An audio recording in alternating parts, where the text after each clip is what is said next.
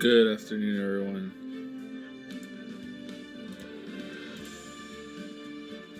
Good afternoon.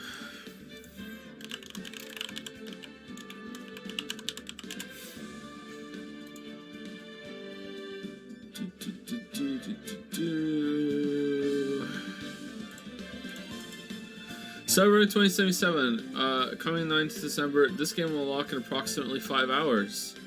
5 hours? Doubt. Really?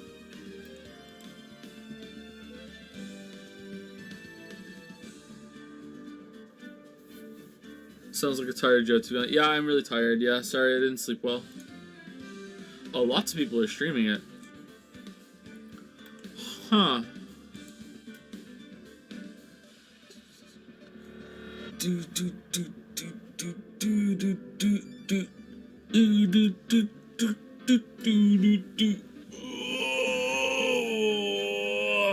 So because it's a midnight release in Europe, it gets released worldwide at the same time.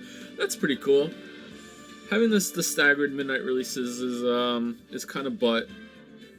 It kind of feels bad, but I understand why they do it.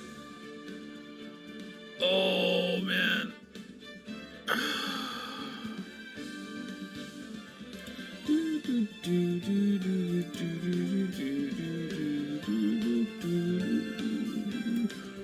Alright, well thank you for joining me today, considering you could be watching some other streamer play Cyberpunk.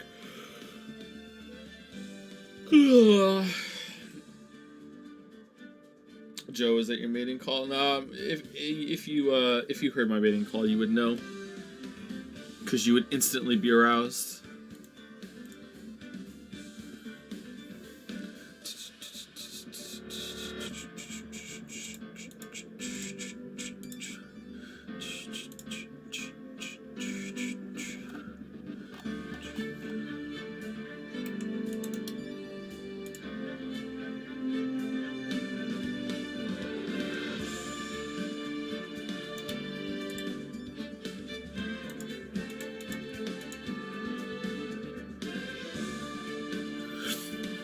So, yesterday, I received an email, during stream actually, I didn't answer it until the stream's over. I received an email from Ubisoft saying, you know, I'm gonna paraphrase the email. This isn't exactly what they said, but this will be like my dramatic recreation. Dear Joseph Anderson, our records show that you received a review key for Immortals Phoenix Rising featuring Devil May Cry, but yet you have not made a video nor streamed the game. Keys were very limited, so please let us know your plans to stream or make a video on our game. Quarterly Ubisoft team. And I emailed back and said, I didn't receive a review copy. Your records they're not right. And, you know, like within an hour I get an email back. And they say, so you are correct. We apologize for the confusion. You were put in the wrong box. And that was it.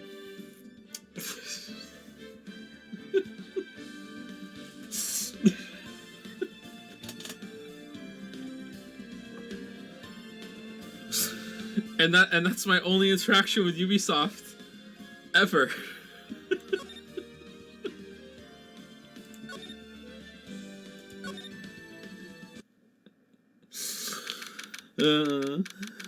February 9, 3:43 a.m. Hottie Clinic, intensive care unit.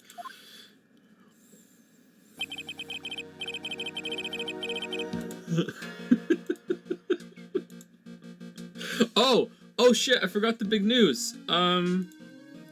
It's about a 3. A 3. I know you've all been waiting for more information about this 3. It's the third something. It's the third something, alright?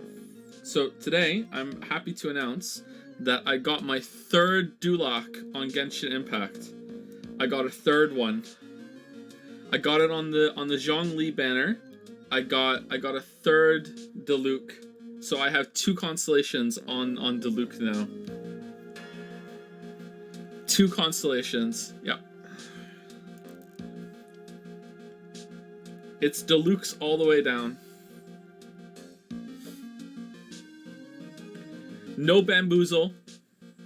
Legitimately did get a third Diluc. Pretty upset.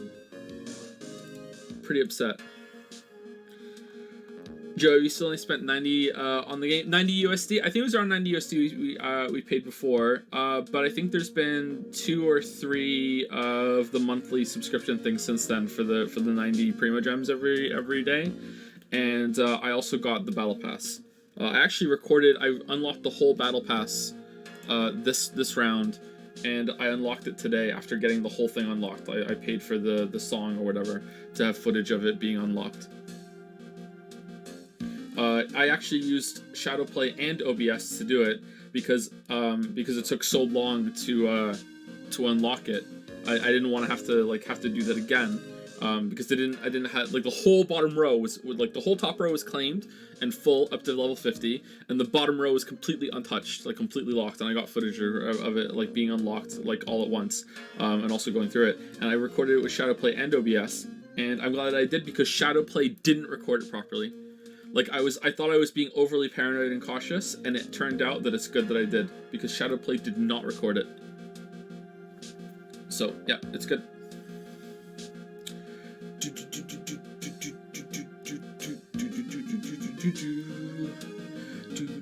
What do you think of being Choworth and battling Francesca? It was pretty good. Yeah, it was a good investigation yesterday, and a pretty good trial as well. Yeah, this has been an interesting episode so far. If there's a really good payoff for it, then I would might take the top spot over 1-4 for me, but we'll see.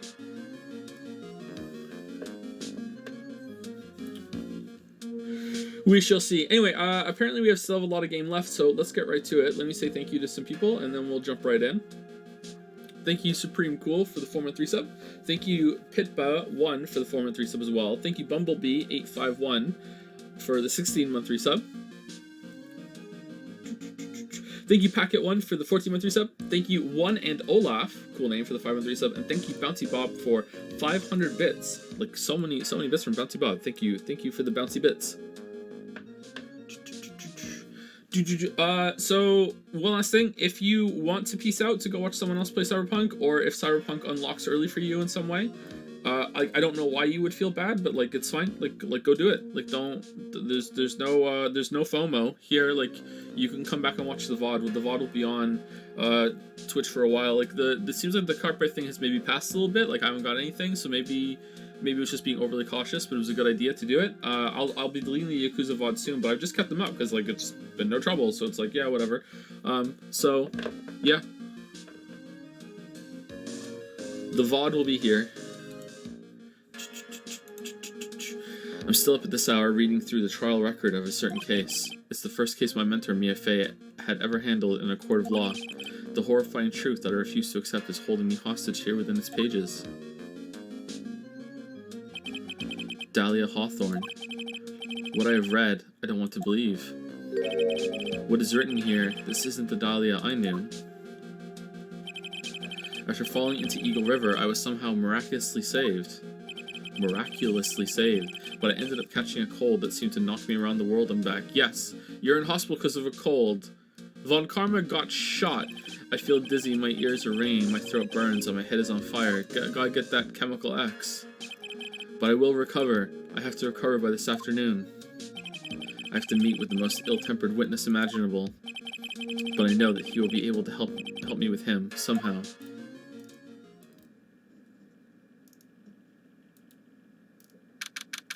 Whoa. February 9, 2:43 p.m., Dusky Bridge.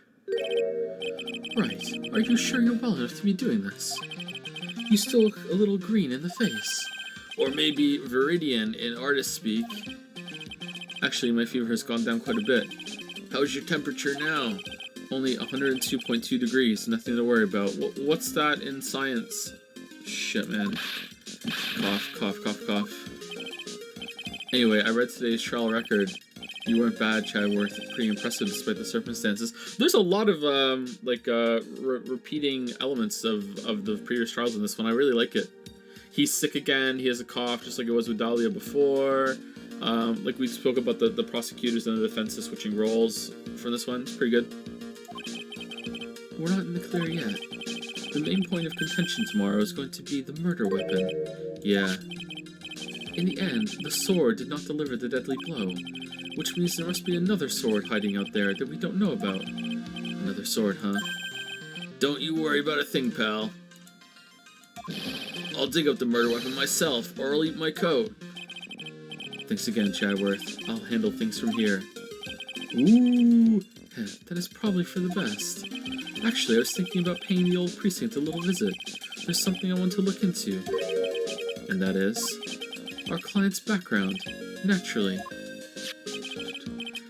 You mean Iris, sir? Damn, we're all on the same team now. I like this. I like all on the same team. Everyone be friends, work together. I have the feeling that we've met before. All I want is confirmation, one way or the other. And since I probably won't be getting that from you... I'm sorry, Chadworth. I bid you adieu, Wright. Take care. Guess I should get moving too. Why? Do you need to be somewhere? Yeah, I've got to get to work on this bridge, pal. I'm rigging something up so we can get across the other side. What do you mean you're rigging something? What? That's right. Maya's still stuck over the end of town. Yeah, Phoenix, what the fuck? But don't you worry, pal. As soon as it's all set, you'll be the first to know. Thank you, Gumshoe. Cough, cough. Cough, cough, cough. No problem, pal. Just try not to give me that cough of yours, okay? Alright, I'm off. Gumshoe out. Hang in there, Maya. We'll get you out, I promise. But in the meantime, I've got to continue collecting evidence. Now it really is more of a dusty bridge than a dusky bridge. Oh, I was foreshadowing that kidnapping incident happened here 11 years ago, so maybe it's cursed too. Hazakura Temple doesn't have a single private phone line, and there aren't any houses in the area, so I guess Bikini is the only one who uses this. I really wish I had brought my cell phone with me. Would you get reception out here? There's a narrow path going off in a different direction than that of the main hall. Listen to someone's post. Okay. That thing looks like it's ready to collapse, at least more than it did before. According to Bikini, Eagle Mountain is very prone to earthquakes. Uh-oh, which reminds me, if my memory serves me correctly, Chadworth isn't exactly a fan of earthquakes. Nope, he's not. Looks like it's about 20 yards to that cliff over there, but I can't see the inner temple from here. Why does he keep talking about the distance? I really hope Maya's okay. She's deed. Deed. February 9, Heavenly Hall. How did he see the bridge from lying in there? Is there another door, or was it like artistic license? Looks like no one's here. Larry! Laurice! Bless you, Laurice. I was sure he'd be hiding here. Guess I'll try again later.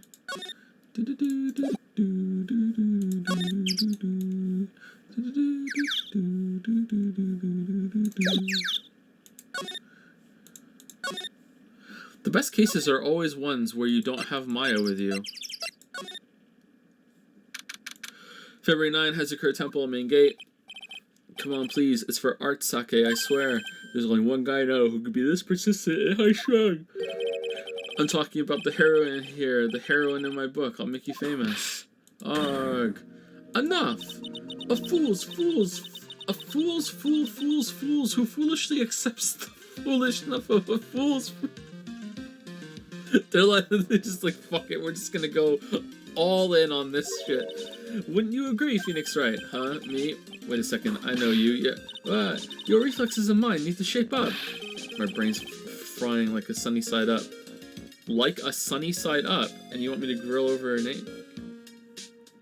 Sunny side up egg? I don't think you can call them just sunny side ups, can you? Franzi, you can't do that. Even as you speak, Nick's on the brink of death, or so I'm told. Whiff a dead horse! Isn't that one of your American sayings? No, it's not. I'm not on the brink of anything. Come on, Nick. Tell her, would you? Tell her she needs to model for my new picture book, Franzi's Whippity Whip Trip. Oh man, what a perfect couple. Before you ask me to model, learn to give at least semi-coherent testimony. And before that, you'll have to learn how to live a semi-coherent life, Larry. I don't care what anyone says, I'm telling the truth. I saw what I saw. She flew, I'm telling you. Whoosh. Just like that dude with the red underwear. I don't think I'm...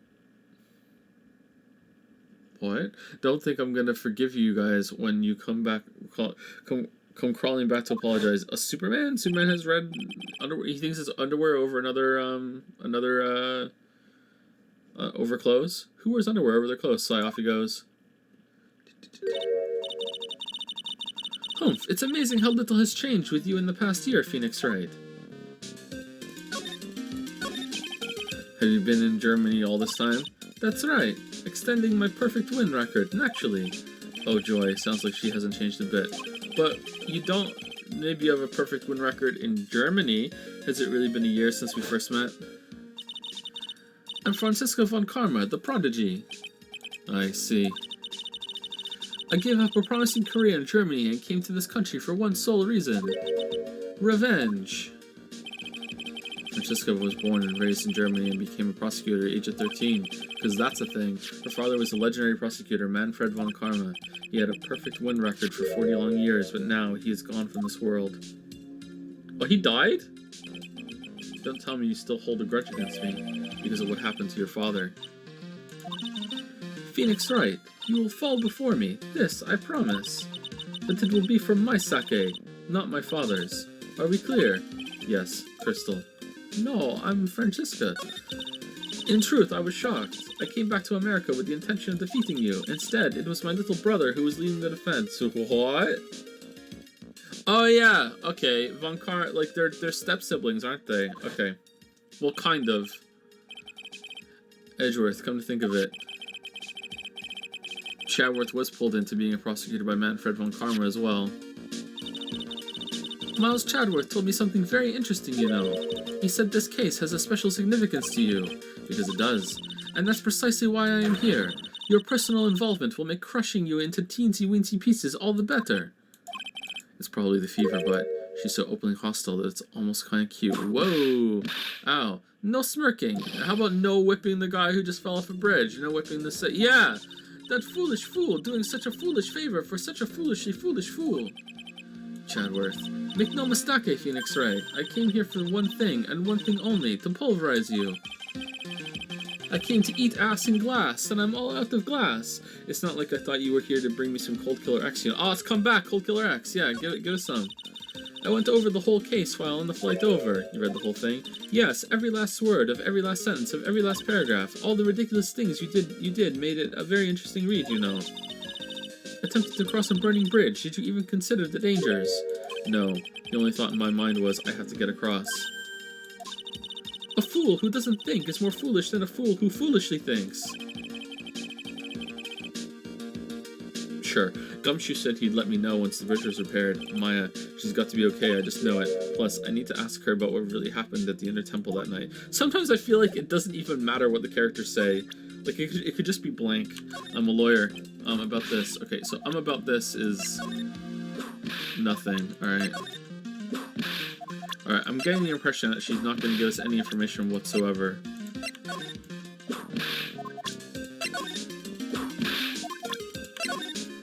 But it will only take 20 seconds to confirm that. And then we don't have to worry about it for the rest of the investigation. Alright, I think maybe 2 more and I'm almost there. Alright, here we go.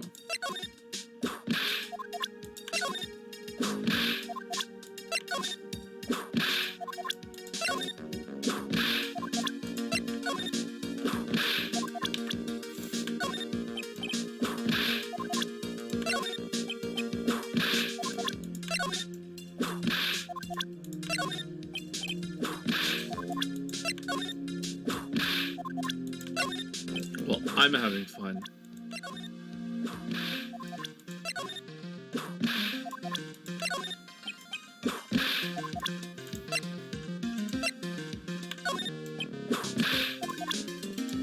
Nah, she'll have nothing to say about Chadworth. Alright,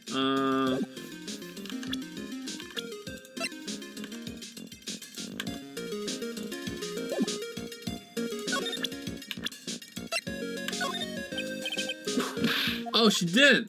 Damn. More fool me. Who's the sunny side up now? February 9, Hezekiah Temple, Main Hall. That was one long sigh. Sister Bikini, my, I didn't know you were here. How are you doing? Waha, ha, waha, ha, ha. You don't have to pretend to be in a good mood for my sake. There's a lot of sake in these games. I suppose I've made a terrible mess of things, haven't I? I let Mystic Elise die, and then there's Iris as well. We mean Mystic Elise! Mystic Elise, now I think about it. There's an acolyte stuck at the inner temple. And that poor little girl has gone missing too. That little girl, you don't mean Pearls, do you? Yes, I'm afraid I do. She hasn't been seen since the morning after the incident. Pearls, she's missing? Why didn't anyone tell me about this? How can we still not get a helicopter over there, Iris? I must be getting old. I think I've seriously lost faith in myself. We could probably send some paper airplanes over there at 20 yards. We could get someone to throw something over there. Are you talking about your performance at the trial today? You believe me, don't you? I'm not a liar. I would never lie. I know what I saw. I saw Iris pull that sword from Miss Elise's body that night. I mean, like, this could be a corpse, but this, like, if she was killed somewhere else and then brought here... Honestly, from this image, like, this is what she sees, right? So this isn't accurate, so it doesn't matter.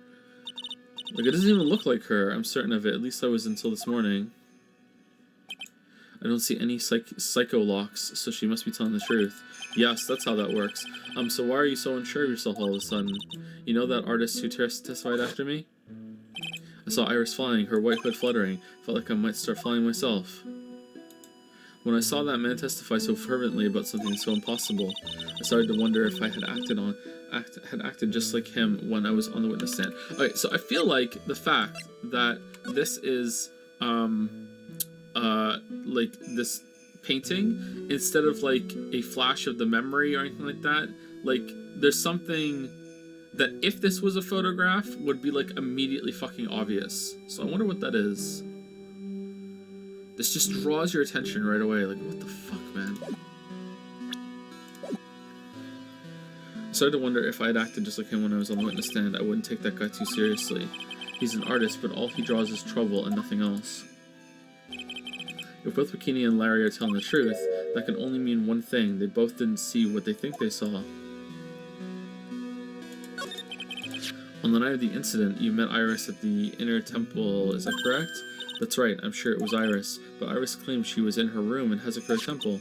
I know I shouldn't have come back here that night, but because you did, Maya is stuck all by herself at the inner temple. No, I'm so sorry. The drafts in that place are nothing to shake a stick at. Winter is especially bad. I'll bet. The training hall looks like it's about to fall down any second. Eagle Mountain has always been prone to earthquakes, just so you know. Earthquakes? Yes, I wouldn't be surprised if the next big one levels the training hall. We've got to get Maya out of there fast, just in case there's a scheduled earthquake. But still, there's really no need to worry. That area on the other side of Dusky Bridge is isolated like an island. If there's an earthquake too, it just brings it all back. There's an earthquake. It's like an island. How so? Well, the only thing on that side of the bridge is the inner temple. No one lives out there, and it's surrounded on all sides by the river or the forest. I see. So a criminal would be trapped should they choose to flee in that direction. And as long as the bridge is out of commission, he or she will have to stay there. Yeah. Okay. That means Maya could be stuck out there with a murderer, and with no way to escape either. Oh dear, yes I suppose it does. Nah, please, Gumshoe, get that bridge up faster.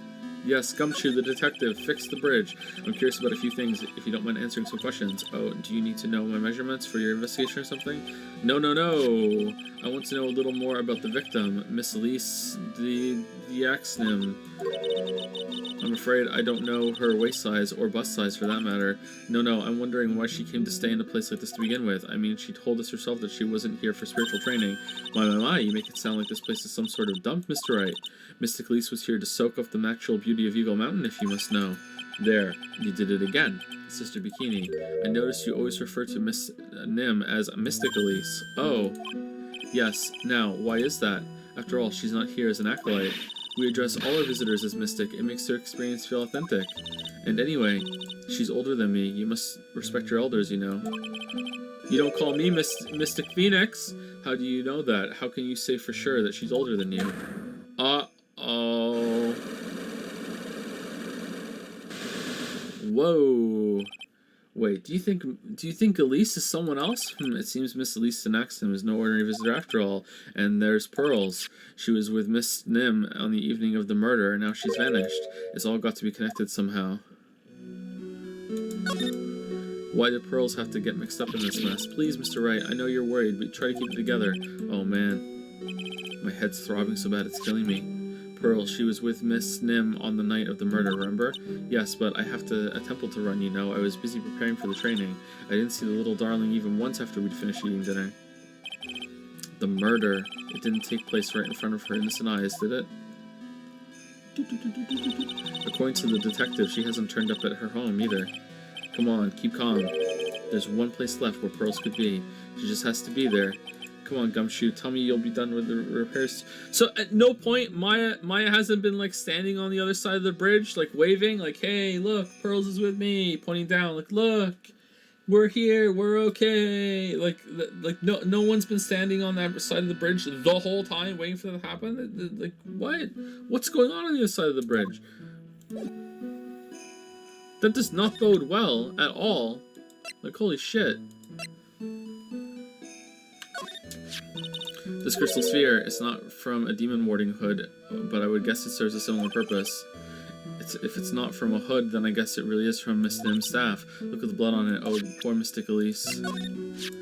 Honestly, it's like the end of the world. It's not a good thing, that's for sure.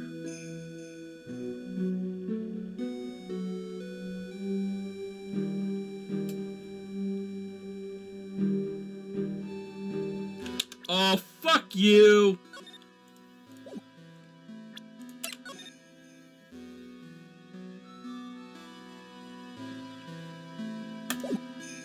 Larry, you dumb fuck!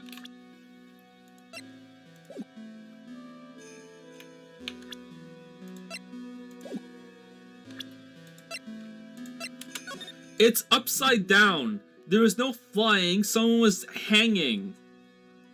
These are the I guess it could still be his bullshit artistic rendition, but he was lying on his back, right?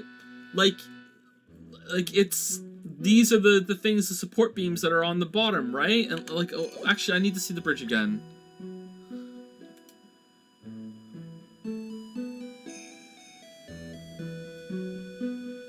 How would she be hanging upside down, but like her hair would be? What? How did that? Okay, maybe I'm wrong. It's a good thing, that's for sure. Oh wait, now we see it. Like that doesn't make sense even upside down. Like. He said she was flying.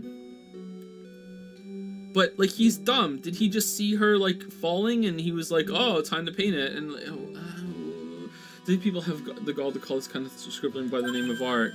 Huh? If that's the sort of standard he needs for the arts these days, I could be a pop diva. I'm sure. Shit, sorry. It's definitely the end of the world.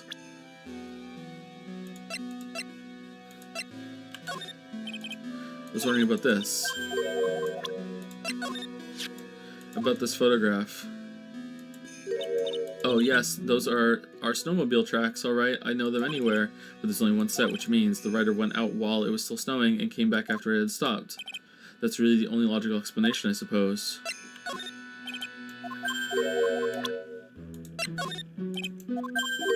Okay, everything else, I believe, we presented to her last time. I don't think there's going to be any new information. Okay, so I don't think we can break the psycho lock yet. Let's go... Oh, let's go looking around and see. February 9, Hazukura Temple Courtyard. This is where Sister Bikini witnessed the incident. It's hard to imagine she was lying on the stand, so maybe there are some clues that have yet to be found. Can we go to the detention center and talk to Iris?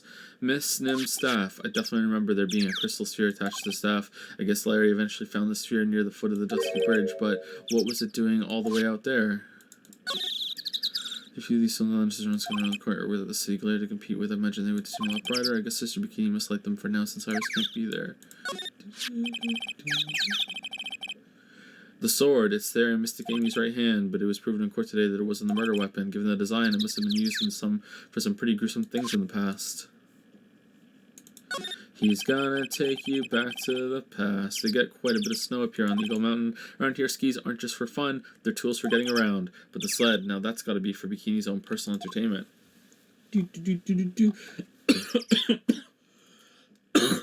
Excuse me. Thank you, Mediocre Limo. That's an interesting name for the new sub. Welcome, Mediocre Limo.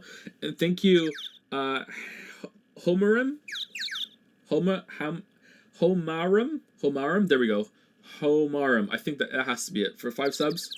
I love how like the third pronunciation. I'm like, yeah, that's got to be it. Thank you for giving us five subs to Ao, Hold Up, Cotton Fluffy, JM, Wolfie36, nice Witcher reference, and Reliable Crates. Thank you very much, Homara. Thank you.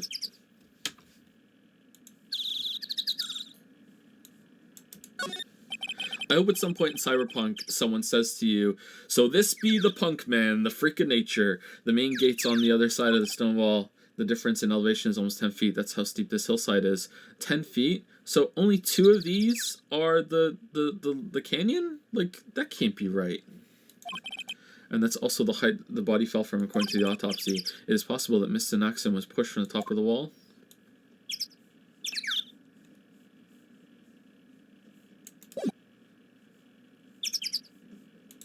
Oh, are we done? Hey, what was that drawing? Considerately loud yell. So this is where you've been. Keep it nice and warm, I see. Detective, have you finished? The bridge? Yeah, I did. I told you I'd let you know. Wow, that was quick. Well, then I'll come along with you and... Sorry, ma'am, no unauthorized entry. Access is restricted to people involved in the case. What was that? I'm involved, aren't I? You couldn't get much more involved than me. Well, yeah, but that's not what I... It's been a while, Scruffy. Scroofy.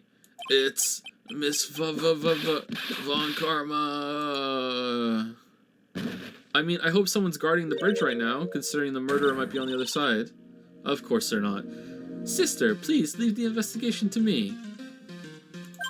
My. Well, you certainly seem to have everything under control. I am on your side. I won't do anything you don't want me to do. As you work to pin the guilt on Iris.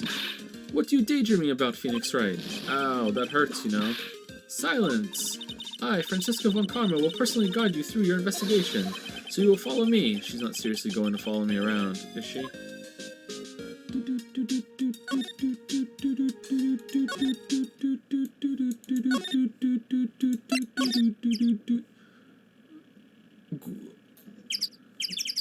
That is just the longest plank of wood ever. That's like what's that, like a 2x20? What the fuck is this shit? Nope. No, I'm good, Gumshoe. I'm good. Like, no.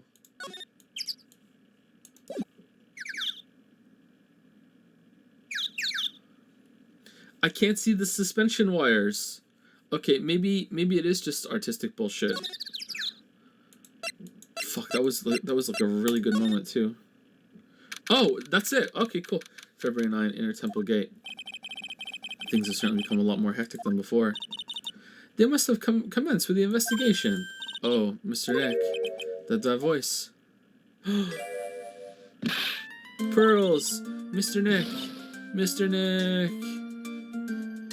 Okay, why weren't you standing at the bridge waving at people, Pearl? So you were here ever since that night. I was so lonely, I thought I was going to die. When I woke up in the morning and saw that dusky bridge was gone, I realized I was all alone. She was all alone. It must have been very tiring for you, little girl. I mean, she's 9. Nah. I am Francisco Von Karma, the prodigy. There's no need to worry that now that I'm here. You're the prosecutor who was so mean to Mrs. Maya last year. Well, I mean to everyone, don't worry, but I will take care of you. I don't like you. You're nothing but a little girl without your whip. Mrs. Maya didn't do anything wrong, but you were so mean. I'll never forgive you. When will you learn? When will you learn that your actions have consequences? It looks like Pearl's words are getting under her skin. Yeah, why are you whipping me? I didn't even say anything. You didn't have to. The smile on your lips gave you away. Anyway, Pearls. Weren't you with Maya? I'm sorry. It's all my fault. Huh? What are you talking about, Pearls? Mystic Maya. Hey, wait, Pearls. Are all the statues here? She just ran off. Oh, that's open. That wasn't open before. That was cruel, Phoenix Wright. To make a little girl cry like that is inexcusable. What was all that about? Pearl's acting like that. It's giving me the creeps.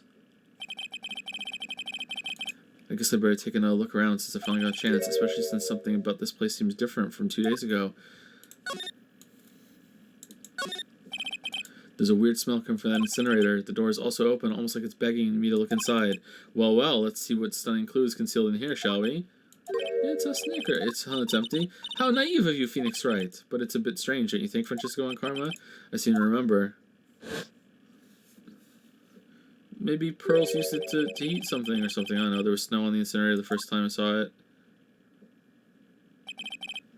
In other words, someone's been using it to burn something recently. Listen, Phoenix Wright. It's important to call people by their full name. I was only copying you. A lot of snow has been cleared from that. What? Phoenix Wright. I made a sword out of chocolate to stab the victim, but then I was going to eat it. But after I stabbed the victim, I realized that now the chocolate's covered in blood and I couldn't eat it anymore. My plan was gone. I could have thrown it in the river, but you know what? I decided to melt the chocolate in the incinerator. All according to Kotaku. It's done, Phoenix Wright. What? Would you stop calling me by my first name like that? I think there was an episode of CSI where someone made a bullet out of frozen meat.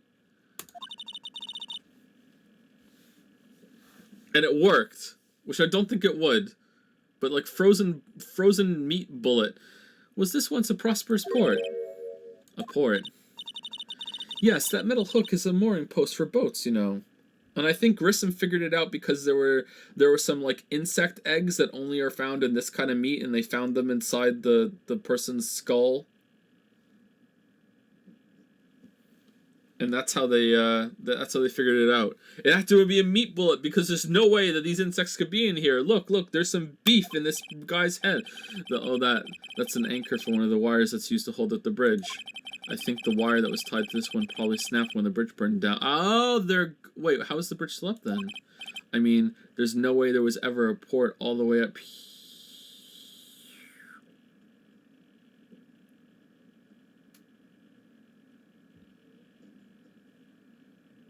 Oh no.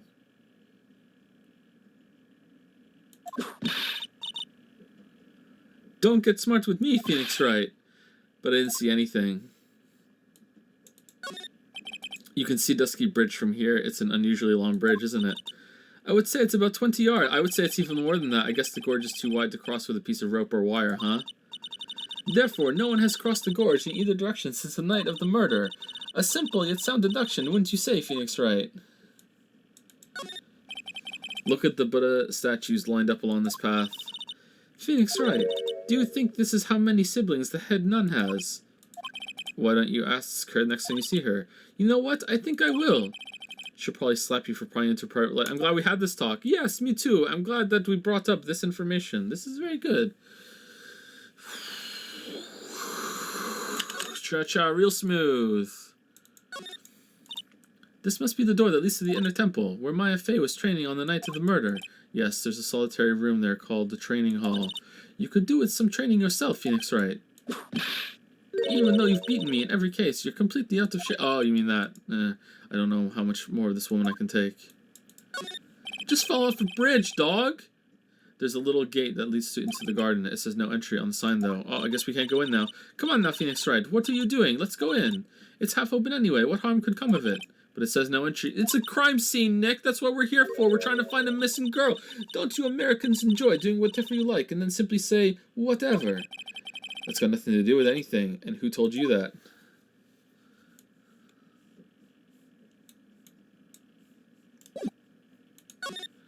Okay, training hall.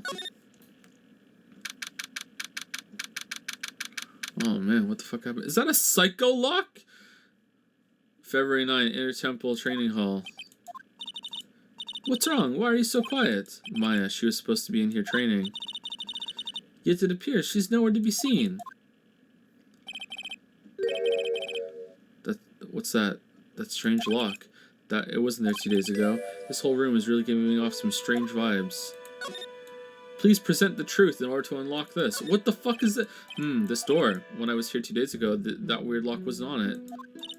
Those chains, it's almost as if they're guarding something inside that cavern. I've never seen a lock quite like this before. I have. I've seen locks and chains just like this before. They look just like the ones that guard a person's secrets during a psycho lock. I wonder if this lock is guarding something too. Dark secrets in a dark cavern. Alright. It's an antique dresser. Don't you dare open it, Phoenix Wright. Now I know how Maya feels when I tell her not to touch things. What a pity, it's full of nothing but old clothes from the acolytes. I thought we weren't opening it. I'm from the prosecutor's office. I can do whatever the fuck I want. Yeah, you can do anything except stand up to a 9-year-old girl. Got her. Damn. Alright, what the fuck is this shit? What do you think this yellowish poster is, Phoenix Wright? It's a scroll, not a poster. It's a picture of a woman who's actually... Is it shit? A woman! I don't see any woman here. There's a different atmosphere in this room since the last time I was here. No, it's not a different atmosphere. It's a different smell. It's grave...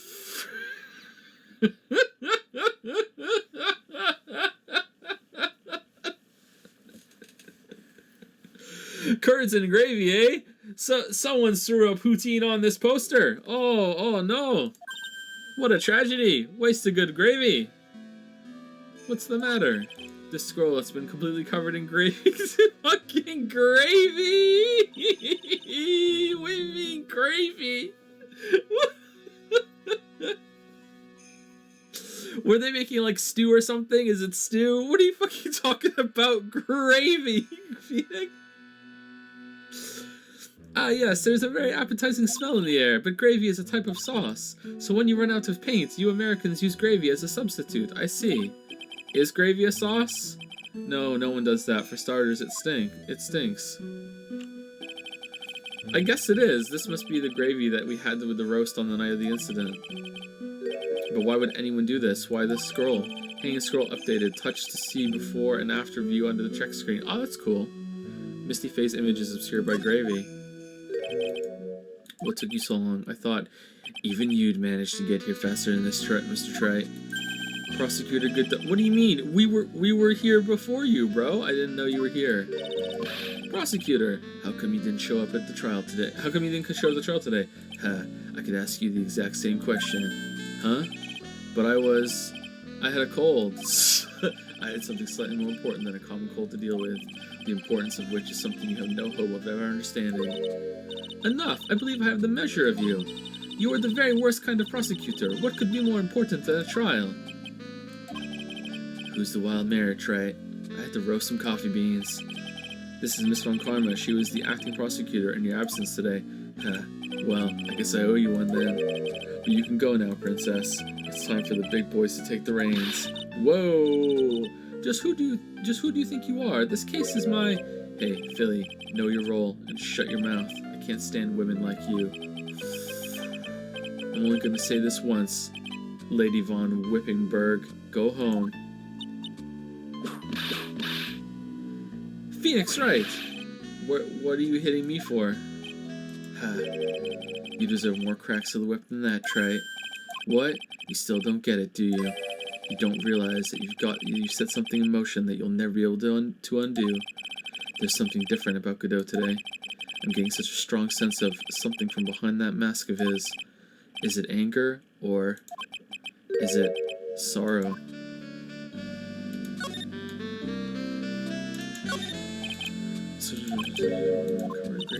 I can't make out what's drawn on the scroll at all. I'll never understand you Americans and your so-called artists. Yeah. Okay. What's going on with you, Godot? You had some important business and that's why you were in court, huh? So what was it? I told you once before, but perhaps you don't remember. I've returned from the depths of hell to do battle with you.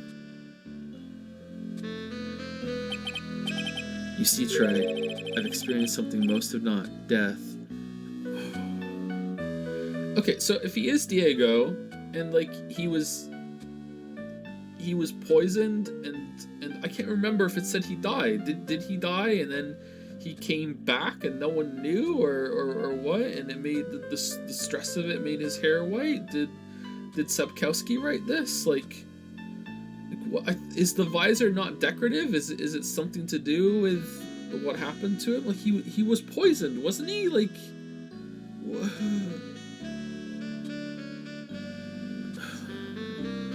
You see, Trey, I've experienced something most have not. Death.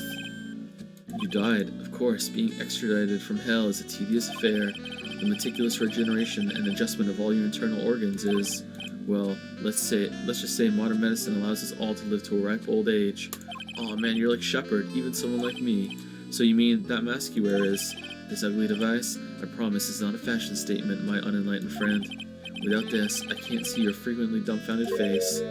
I didn't know. My eyesight is pretty messed up. Even with these huge goggles on my head, I still can't see everything. Still, I keep this worn-out piece of junk of a body going with regular servicing. Okay, so his eyesight really is fucked up, and so he has assisted eyesight, and that's why he couldn't see the ketchup, right? So he can't see red? Is that because his visor is red? He can't see red at all? I'm sorry, but you say you experienced death. How is that possible? What happened? Why don't you ask him? Huh? Me? Yeah, try it. You. You should know all about it. You know when my life ended, and who ended it for me. Well, Phoenix Wright, do you? No, I don't know what he's talking about. Although, to be honest, I do feel a little tug at the corner of my memory. I think I do know about how Godot was killed. It'll all become clear in due time. Isn't that right, Trey? How is it Phoenix's fault?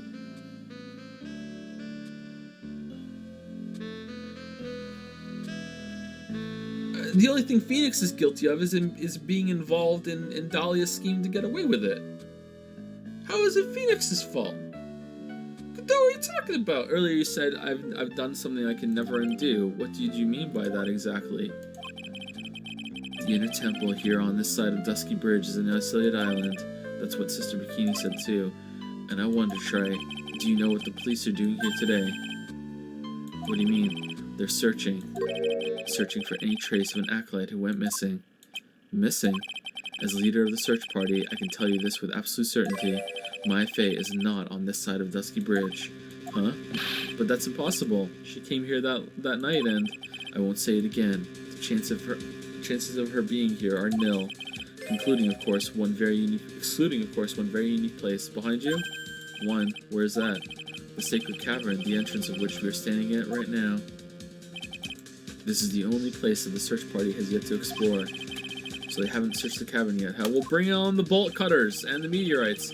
Be aware, though, that the temperature inside frequently falls below freezing. Even if she were in there, the chances of her being found alive are slim at best. No, which means, Trite, that you sent my Faye to her death. You fool! If that's the situation, why aren't you in there with the search party right now? You must have blinders on, my equestrian angel. Don't you see the big lock and chains? It's a trick lock. I'm making preparations to open it as we speak. Well, Trent, once again, a woman dies because of you. Once again? What are you talking about? Oh, wait. That wasn't his fault either. Don't tell me you've forgotten. It was only 2 years ago, after all, when the last unfortunate woman died because of you. Because of me? And how'd you know who that was? Did you know who that was? It was my Faye's sister. That's right, Mia Faye. Mia? You killed her. No, that's not how it was. It was 2 years ago. Mia Faye was pursuing someone, a man, but she bit off more than she could chew, so she made a very dangerous enemy. Yeah, that's one case I'll never forget. Damn, Coggers, but I got that guy personally. Sure, Miss Faye's murderer was caught. 1 second.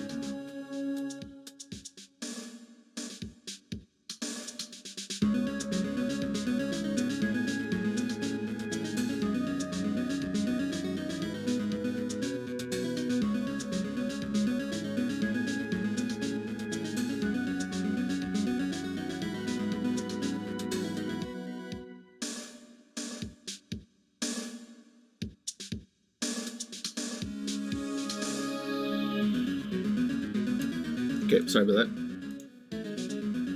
Explain Coggers. Coggers is Poggers, but instead of Poggers being exciting, Coggers is when you're aware of something. Coggers. Yeah, there you go. Now you understand. Coggers comes from, I can't even say what the word was now. Cogniferous. There we go. In the first real case of the game, the guy that you see in the Coggers emote, the purple-haired guy, said cogniferous instead of cognizant. It was a made-up word, and it became a meme. And then we had the emote PogChamp, which is a global emote on Twitch, and it's often shorted to Poggers, so we went with Coggers. So Coggers. There you go. Yeah, Coggers. It's Coggers. Thank you, JSL, for the 27-month resub. Thank you, Sacrix, for the 28-month resub. Sorry, 29-month resub. It's 28 months in a row with 29 total, and we go with total here. Thank you for a 29-month resub. And thank you, Manly Mailman, damn, for the 2-month resub. It's the worst season for mailmen, manly or not. Good luck. Good luck.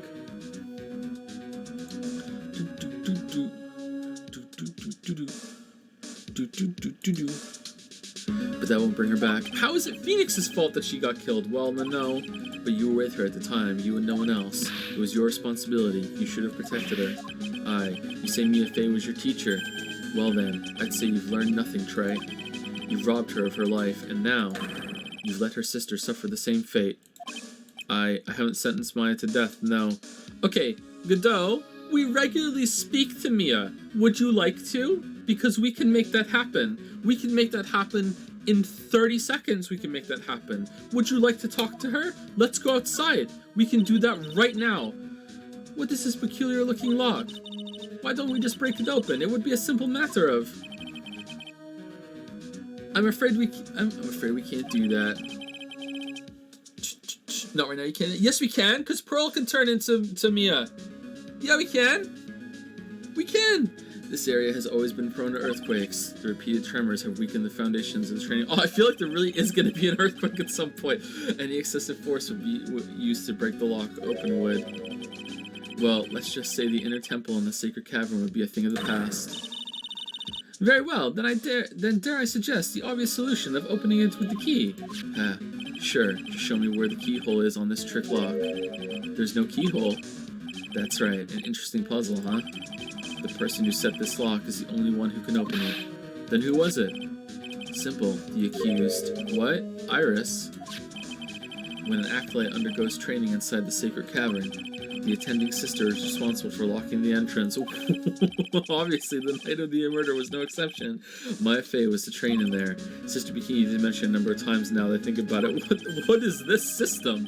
I'm pretty sure Bikini could open it. She said that Iris was left in charge of supervising the early stages of the training. I wish she had come over now. So Iris, the accused, is the only one who can open this lock. I've arranged for her to be brought here now. Iris is the only person who can open this lock. I hope she gets here soon. Hang on in there, Maya. We'll get you out. So, I should be getting back to work. Wait, Godot, how sure about Maya are you? Sure as sunshine, there's no doubt in my mind. She's in the sacred cavern somewhere. It's the only place she could be. You better start praying. You better pray that friend of yours brings the accused back here soon. Chadworth, listen up, Trite. There's only one thing I want to say to you before I go. I'll never accept you. Never.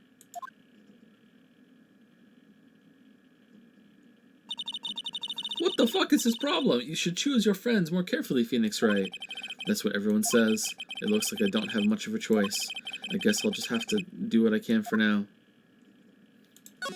I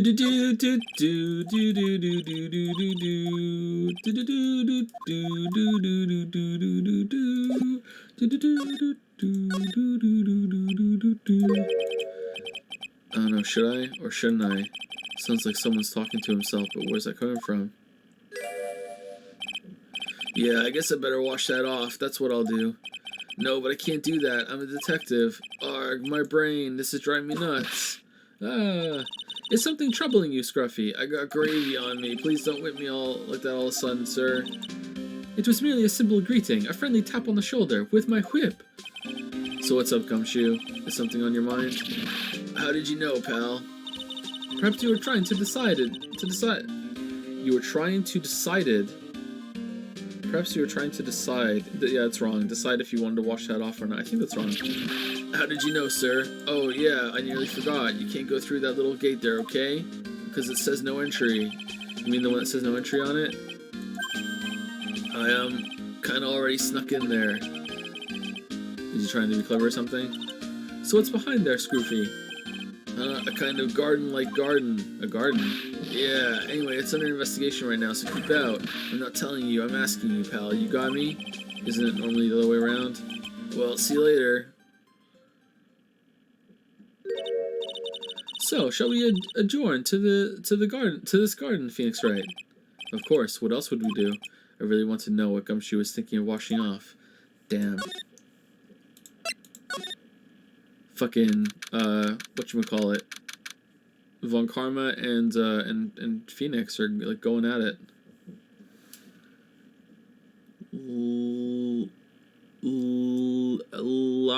Law.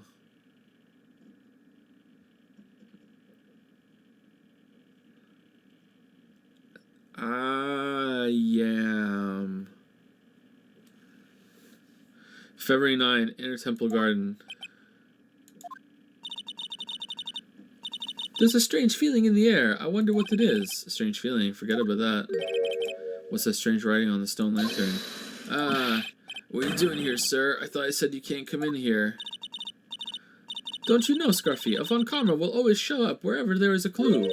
And there are plenty of clues to be found here. I can smell them. But...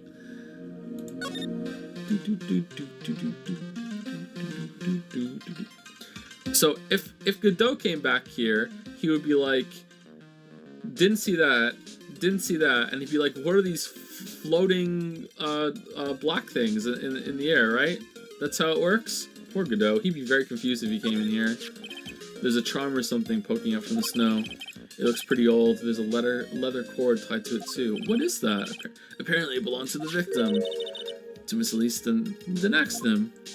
Yeah, there was a broken leather cord around the lady's neck. The ends of the cords found on both the victim and on this charm match exactly. I don't remember her wearing that. Sounds to me, this little, I just don't remember. This little trinket is going to be my ticket to getting some very big answers. Crane Master Talisman adds to the court record. Warned by the songs falling to the victims.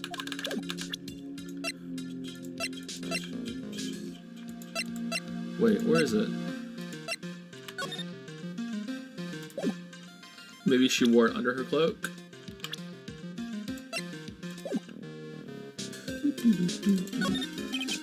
There are a couple of torches here. I guess you need all the light you can get up here in the mountains. Yeah, I was looking at those things, pal. It looks like they've been lit pretty recently. Recently? How recent are we talking about? As recent as the night of the murder. Maya was training here on the night of the murder. It's not unreasonable to think these things were lit up at the time, I guess. Okay. Gumshoe, did you fall and trip on this or some shit? And that's why this is fucked up? Gumshoe, you need to come clean, man. So how's the Inner Temple investigation going? We have the best forensic team in the world working the place. Forensic team? And what was the outcome of this scientific study? Nothing. Scientifically speaking, the place is as clean as a whistle. That's simply not good enough, Scroofy. Do you think I'll let you get away with that? Uh-oh. Well, there were a couple of things that bothered me when I first got here, sir. That stone lantern and the surrounding area that's not covered in snow, correct? They look kind of fishy to me, you know, scientifically speaking. So I got the lab boys to look them over. The results were... It's kind of hard to say, actually. We're in a bit of a pickle. I guess I better look into them myself. About Maya. Oh, did Mr. Godot tell you yet? Yes, we heard. He's got a search party out looking for her, but there's nowhere else she could have disappeared to on this side of the Dusky Bridge. All we can do is wait for Mr. Chadworth to get here, pal. Chadworth? He's escorting Iris, the defendant, over here. We'll have to wait, since she is the only one who can open the door to the Sacred Cavern. Oh, I think Mr. Chandler wants to talk to you about something too, pal. Huh? I wonder what it is. It's a proposal, just don't be expecting any good news when you talk to him. When I spoke to him, Mr. Chadworth sounded so down, I felt like I was drowning. Sounds pleasant. Okay, this looks like, was this used to sweep the snow away? Is this dirt or is it stone? It looks like dirt. What the fuck's that? A little lantern, a little statue. It certainly is it is certainly a quaint little garden. Oh, it's got a little shop. I love a little shop. What is this huge bowl there for? Oh, I know this one. It's a water bowl, isn't it? Everything else is completely frozen over, but the ice in this bowl has been broken. That's true. I wonder if this has any impact on the case. Well, maybe Pearl got thirsty while she was here by herself in the wilderness for 2 days. I doused my face earlier with the water in this. I was getting kind of sleepy.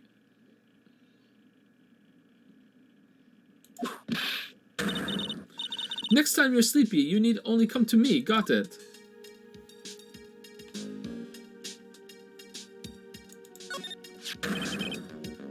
What the heck is that? Uh-oh. You spotted it, huh, pal? I mean, that's clearly Maya, right? It's gotta be Maya. M-A, like Y or an R. Like, it's smudged the shit A, right? It's gotta be. Like, there's nothing else it could be. I hope to God that they point that out right now. Are you kidding me? It couldn't be more obvious. It says Maya. Yeah, okay, good. And before you ask, it's written in blood. You'll answer all our questions now, Scroofy, without exception. Yes, sir. What happened here? And there's no blood. Okay, was there blood in the snow around here, and the snow was swept away because of the blood, the bleeding, or like? I mean, I think that we would still. Would you actually? I don't know. Well, this is odd. There's no snow on the ground here. It's an almost perfect rectangle. It couldn't have happened naturally. Yes, it appears as though someone has carefully cleared away the snow.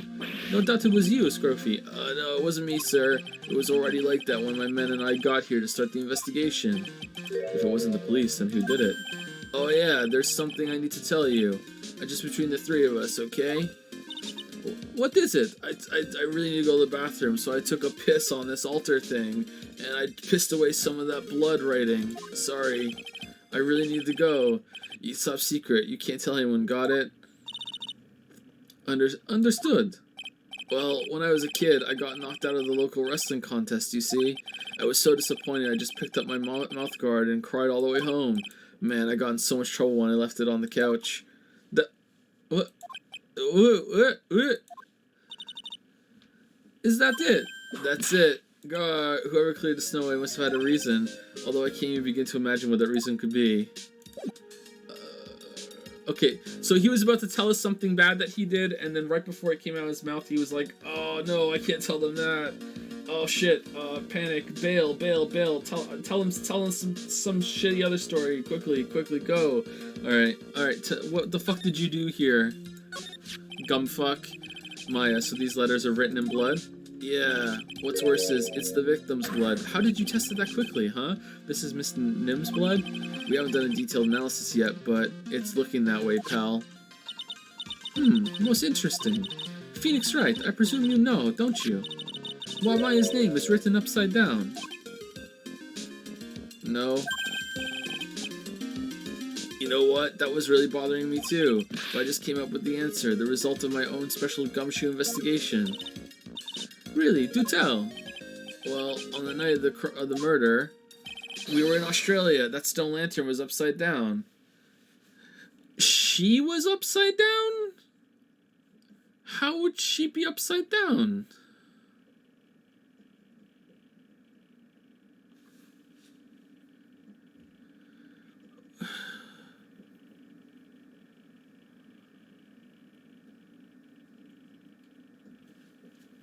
Maybe there's gonna be some flying after all. Ahem, anyway, there's really only one logical explanation to this mystery. Miss Elisa Naxon wrote these letters herself, in her own blood. You must be joking, that's impossible. From the writing in the victim's blood and the other clues left behind, it seems pretty likely that this garden was the scene of Miss Elisa Nim's murder. At least, that's our current theory on how the events took place, pal. What? True crime scene. So Miss Nim was killed here? However you want to look at it, that's what people are saying now. Then what Sister Bikini saw in the courtyard at the main temple was... Well, what was it? If that wasn't the scene of the crime, what did she see? What do you think, Miss Von Karma? Surely a special gumshoe investigation will reveal the answer.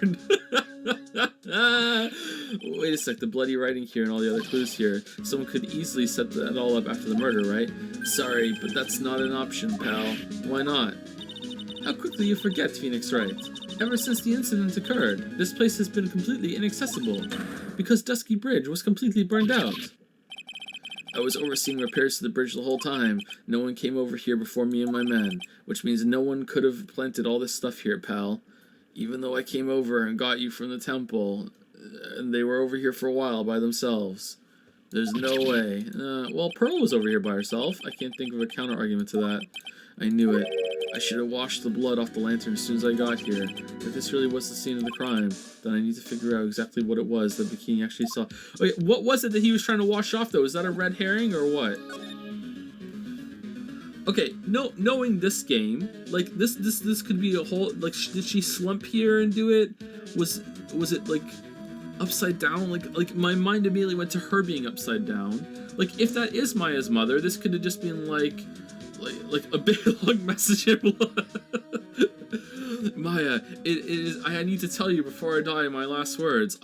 Me, at least the next to them. I am actually not the artist and author that did the magic bottle. I am actually your mother. I'm so sorry that I didn't tell you. I now in my last moments I need to explain everything. Goes on for some more paragraphs. I love you. And then how to cap this off this letter to make sure she knows it's for her. I know, in gigantic letters after all this small. My slam dunk. All right, time to die. And then Gumfuck comes in here and is like, time to piss all over that. Like what the?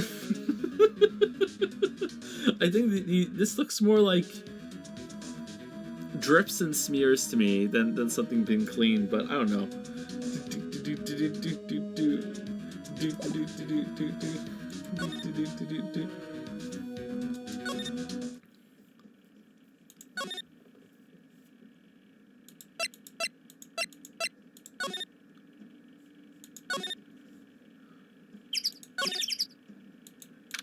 February 9, Hezekiah Temple, main gate. It seems you have a visitor.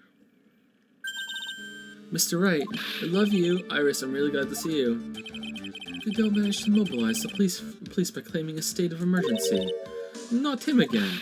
Never mind him, we gotta hurry and unlock the sacred cavern. I'm sorry, Mr. Wright. It's my fault someone so important to you is locked in there. Mr. Chadworth, can we finish our conversation later?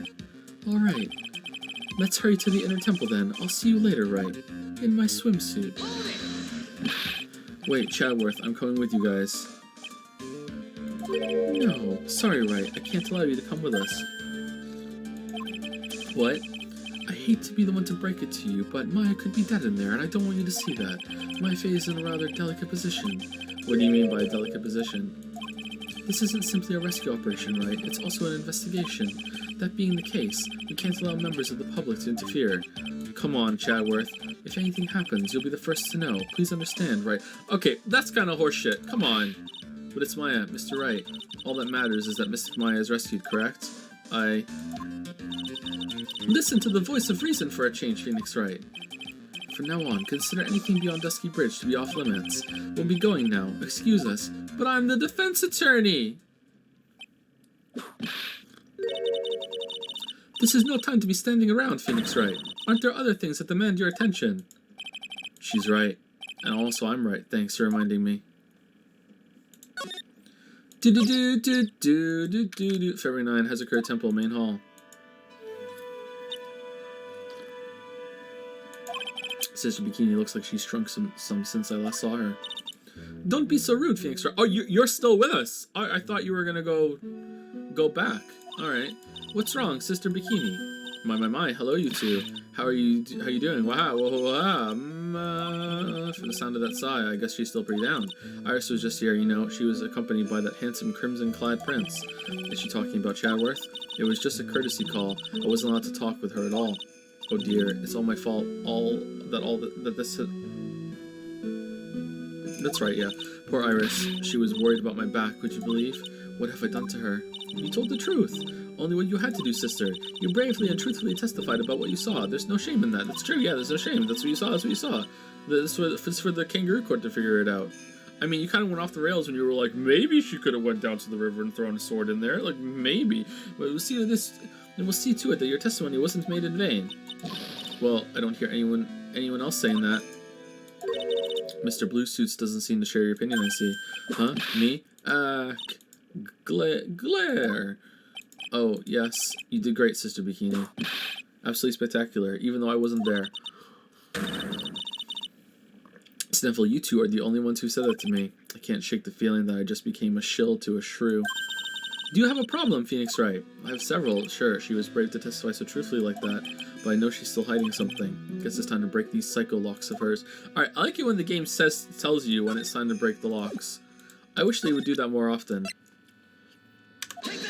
Or just glowed when it tells you have it, at least.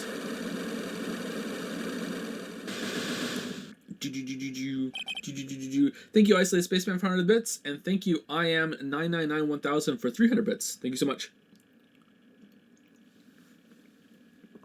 Oh, this is a good coffee. Holy shit. At least the next one. Sister Bikini, the truth is becoming increasingly clear to me. I'm convinced that Miss Elise Anaxum had a special significance to this temple. As to why she had a special significance, I believe it has to do with her true identity. What on earth are you talking about? She was... Mystic Elise was an author, just an author of picture books. To be clear, I had my suspicions almost immediately after I met her. Suspicions? Yes, but I didn't have any evidence to support my theory, though. Yeah, I think it's pretty obvious. I think everyone who plays this game, as soon as she shows up, is going to be like, yeah, that's Maya's mom. And then after it's like, I'm an author, it's like, oh, I guess not. And then you go to over and you're like, oh yeah, it's Maya's mom. But now this piece of evidence proves Miss Anaxum's true identity. Oh shit, what proves it? This? That she had a Magatama thing? Cream. Oh, it's just as there. Crane Master Talisman. Yeah, there you go.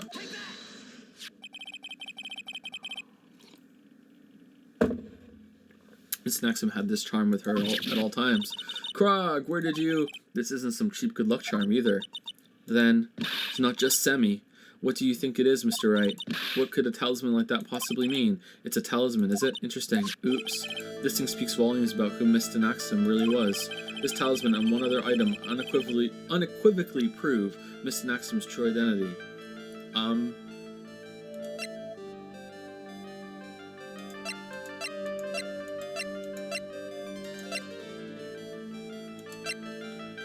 The Misty Fae image? Hold on, how do I change it?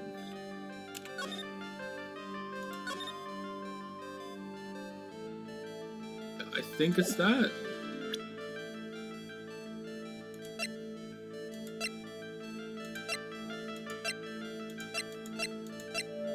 Yeah, it's gotta be. The painting is obscured by this gravy stain at the moment. But the scroll shows the master of the crane channeling technique. The crest at the top is a sign of that honorable title. The very same crest that adorns the talisman the victim carried with her. Ah, this crest is reserved for the master of crane. Who on earth told you that nonsense? I've got no idea what you're talking about. The new master, Maya Fey, told me. What? What? You mean that acolyte is Misty Faye's daughter? Yes. You didn't know that? Are you sure? Yes. In fact, since her eldest daughter passed away, Maya is Misty Faye's sole successor. What a shit mom. What the fuck? Mystic Misty. Oh, done. Okay, cool.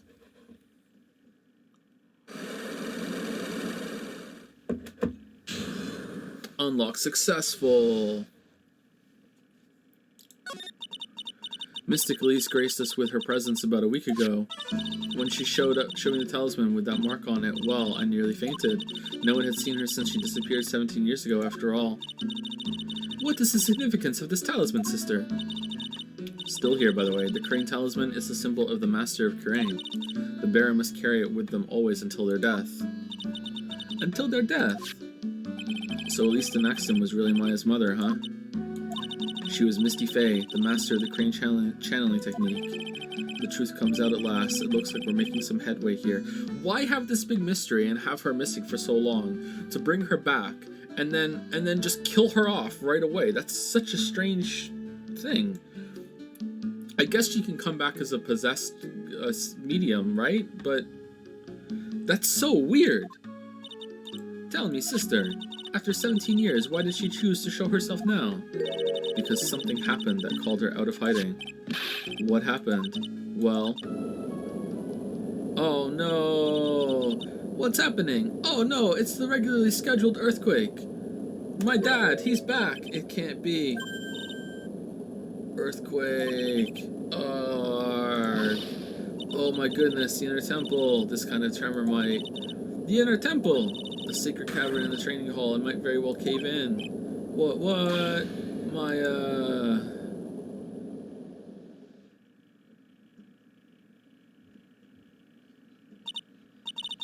It seems to have passed. Well, we can't just stand here and do nothing. Let's go. What? Where? To the inner temple, of course. Where else? Sister Bikini, we'll finish this later, alright? Of course, you run along now. People may have been hurt. I must get some first aid kits ready. Okay. If Gumshoe's rickety-ass bridge survived that earthquake, come on then, Phoenix Wright. They won't bar you from entering as long as I'm with you. Thank you. Right at that moment, I had the worst feeling in my gut. We just had an earthquake. Yeah, I just had an earthquake. People might be dying. It's collapsed. We need help to the rubble. No, you must stay back. You're just a member of the public, Phoenix. You can't be in here. Fuck off. Stay away. It's too important. People are dying, but no. You must stay back. No, you're not involved in this, Phoenix.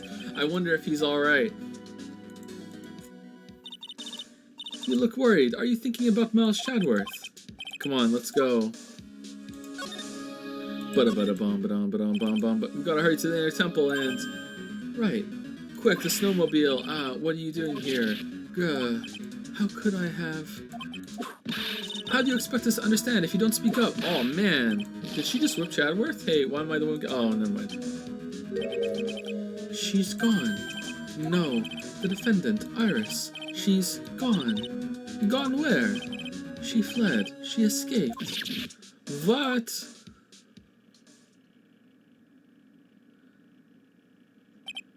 So, it was just now during the... It's easy to see Chadworth's one and only weakness. His fear of earthquake. He used to have two weaknesses. One, a fear of earthquakes, and that he was terrible at origami. But through many years of practice and study, he got over his inability to fold paper. But now, his only weakness left, earthquakes. Who isn't afraid of earthquakes? I should have known better than to escort the defendant alone.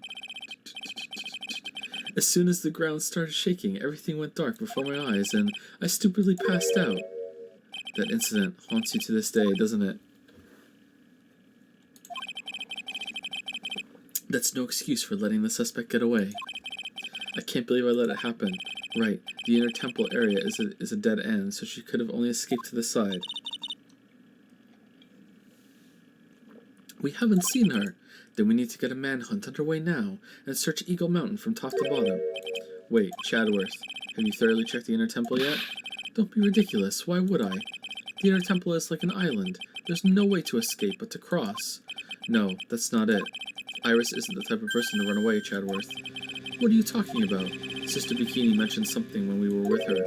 She said that the sacred cavern might have caved in because of the quake. Then you think Iris might have gone to the inner temple to check on the situation? Listen, Chadworth, I'm sure she's at the inner temple. A manhunt is not necessary. Right, let's not waste any more time. We need to get to the training hall's secret cavern now. Alright, let's go. So that like line about 20 minutes ago about no, this isn't open to the public. You have to stay here. Was literally just so we weren't present when this earthquake happened. And this shit went down and she got away. Just like why not have just instead Phoenix say I have something really pressing to talk to Bikini about, you know? It's really important to me that I find out that if this is Maya's real mother or not. I have an inkling, I have a hunch. Like, that was kind of shit. That could have been done better. February night, Inner Temple, Training Hall. Fortunately, the Sacred Cavern hadn't caved in, but what we found was something none of us could have ever expected.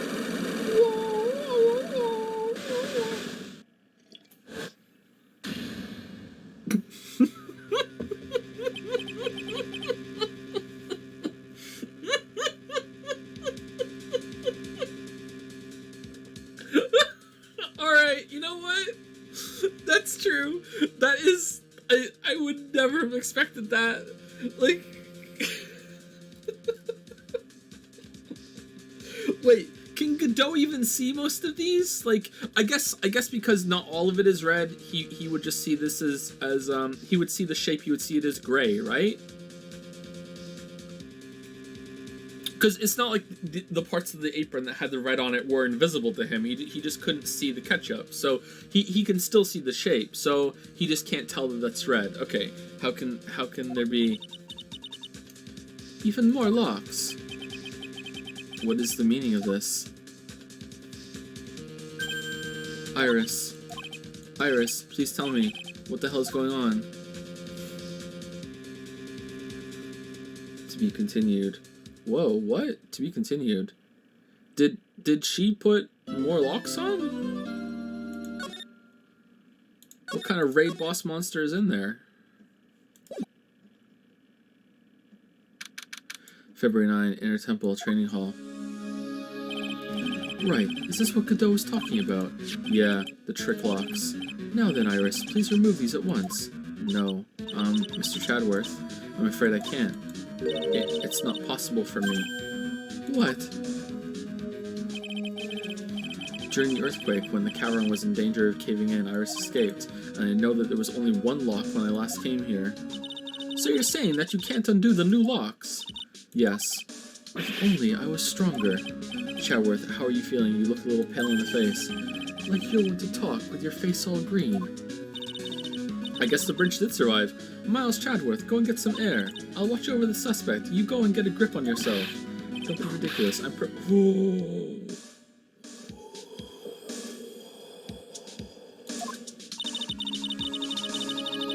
There's no telling what sorts of mistakes you could make in your current status. Nailed it. Go and get some rest. That's your only concern now, Miles Chadworth. Understood. I'll handle the investigation in the garden. You take care of things here. Chadworth. He's got so much pride that he's probably off crying in a corner of the garden. Pride is simply another trap that hinders us in our lives. That said, one must have pride to be effective on the job. At any rate, it seems that this is where we part ways, Phoenix Wright. I'm going to stay here and see if I can't help solve these bothersome puzzles. I see. Well, thanks for your help. Now then, do you mind if I ask you a few things, Iris? No, not at all. I love you. Escape. Why did you make a run for it, Iris? I'm sorry. I heard the Inner Temple had been severely shaken by the strong earthquake we had. I was so worried. I just had to come and see. In other words, you didn't run away to escape the law. At least we're clear on that. I can't tell you how relieved I was when I saw the sacred cavern was all right, but... But what? Then I saw these chains here, and I just had to add more locks. I saw all these extra locks that someone had put on the sacred cavern's door, and... How the it wasn't her? Who the I guess technically she didn't lie just then, so... Someone being her. What the fuck is going on? Who in the world would do something like this? Once again, still hasn't lied. These trick locks are a sacred treasure of the Crane tradition. There are hundreds of ways to set them. That's why only the person who set the lock can open it. Damn, what if you forgot? And you aren't the one who set these locks? I don't think it's that simple, Francisco von Karma. When we were here the first time, there was only one lock. Where did the chains come from, too? And now, somehow, there's 5 of them. What does that mean? It means that someone wanted to secure the place even more, and they wanted to secure it before you got here, Iris, presumably because they wanted to make sure Maya couldn't get out. This means that Iris can only open one of these locks, the first one. Yes, that's correct. What? Iris, try to think, please. Isn't there any way around this? Well, like I said, there are hundreds of different ways to set these locks. I suppose if I went through every combination with each one, I could remove them, but... It will take time, won't it? Yes, about a day, if I had to guess. That's actually not that bad. A whole day? Well, that's better than leaving the locks in place. Will you do this for us? Sure, I'll do whatever I can. We've got to wait another day? Hang in there, Maya. You're going to have to call on your inner strength now. Is there 3 trials for this one? Shit. You know what, Iris? There's still one thing I don't quite get. And what that might be, Phoenix Wright. I think it's obvious. Iris, on the night of the murder, where were you? Please, Iris, don't give me that look. You told us that you were in your room at the Hazakura Temple at the time of the incident, but you were seen that same evening at the Inner Temple, and then you were spotted at the scene of the crime in Hazakura Temple too. Being spotted at both Hazakura Temple and the Inner Temple. It's as if you were... Well, Iris, I think it's about time you told us the truth. Great. I knew it. There's something going on here that we don't know about.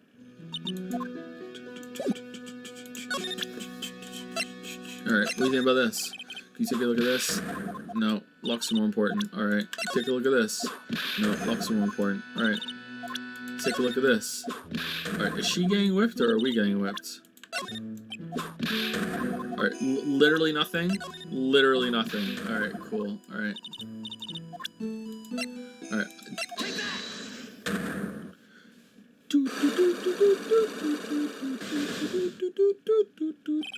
The night of the crime. I think it's time you told the truth about what you were doing on that night. You said you were in your room at Hezekiah Temple the entire time. Do you still claim that to be true? The truth? Yes, that's where I was. Iris, I believe you're innocent. That's why I want to believe what you're telling me too, but I can't. Because this person saw you somewhere else on the night of the murder. Bikini, right? I'm talking about Sister Bikini, of course. Sister Bikini, her testimony in court today was very clear. Then I was helping an acolyte with her training by the near temple, but as you can see, my back likes to act up violently, so I left Iris to help the acolyte and returned to the Hezekiah Temple. Sister Bikini didn't just see you, she spoke with you. You two talked about Maya's training that night. So you see, Iris, you were there at the inner temple on the night of the murder. That's very impressive, Mr. Wright.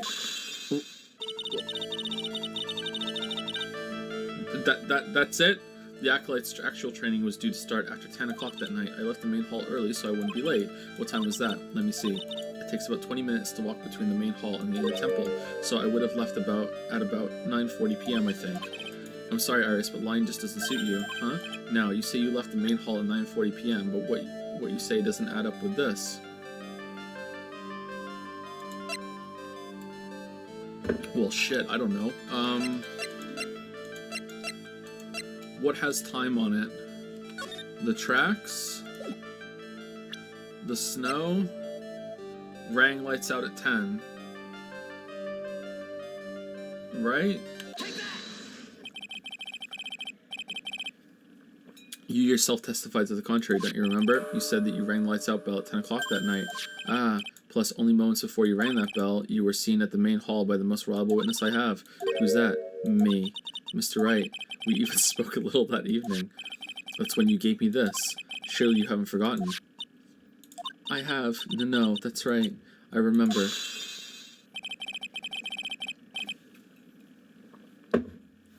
And that brings us to another puzzling fact, Iris. At 10 o'clock on the night of the murder, you were seen in 2 different places at the same time. It's time you told me exactly what's been going on, Iris. So far, I've managed to prove 2 things. First, on the night of the incident, you were at the inner temple, and second, at the exact same time, you were ringing the bell at Hezekiah Temple. There's only one possible explanation for this apparent impossibility. You were at Hezekiah Temple, you were at the inner temple, there were 2 of you. On the night of the incident, you were seen in 2 different places at the same time. Which means there must have been 2 of you. Alright, here we go. Twin bullshit. Twin bullshit. Twin bullshit. Twin bullshit. I can't think of any other explanation, Iris. But that's crazy. How could that be? There's only one of me. It's impossible. Or giant mirror. Giant mirror. Holographic projection. R2D2. R2D2. Impossible, I wonder. The way you're trembling certainly seems to suggest otherwise. Gulp, you're seriously trying to suggest there's more than one of me. Then show me the evidence. Show me something that proves there is more than one of me. I don't fucking know. Well, what kind of evidence do I have for that? Chadworth.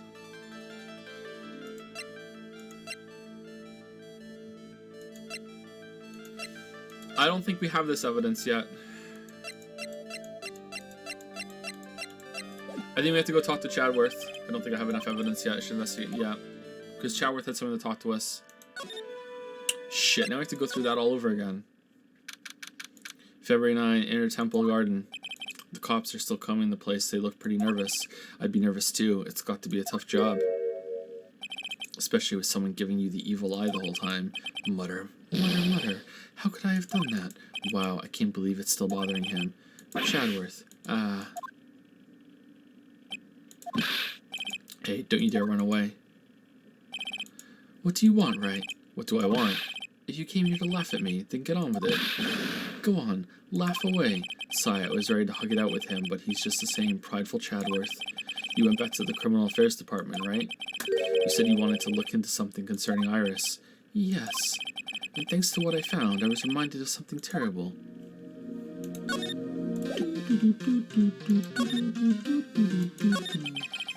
You guys are putting a lot of effort into into the investigation of the garden here, huh? There's a high chance this is the actual scene of the crime, that's why. You mean because of the writing in blood and the talisman in the snow? Exactly. As you know, those things couldn't have been planted here after the murder. But surely, you don't suspect Maya, do you? We have to treat everyone as a suspect, Maya as well as Iris. It's our job, right? So, I guess you still haven't gotten over your fear of earthquakes.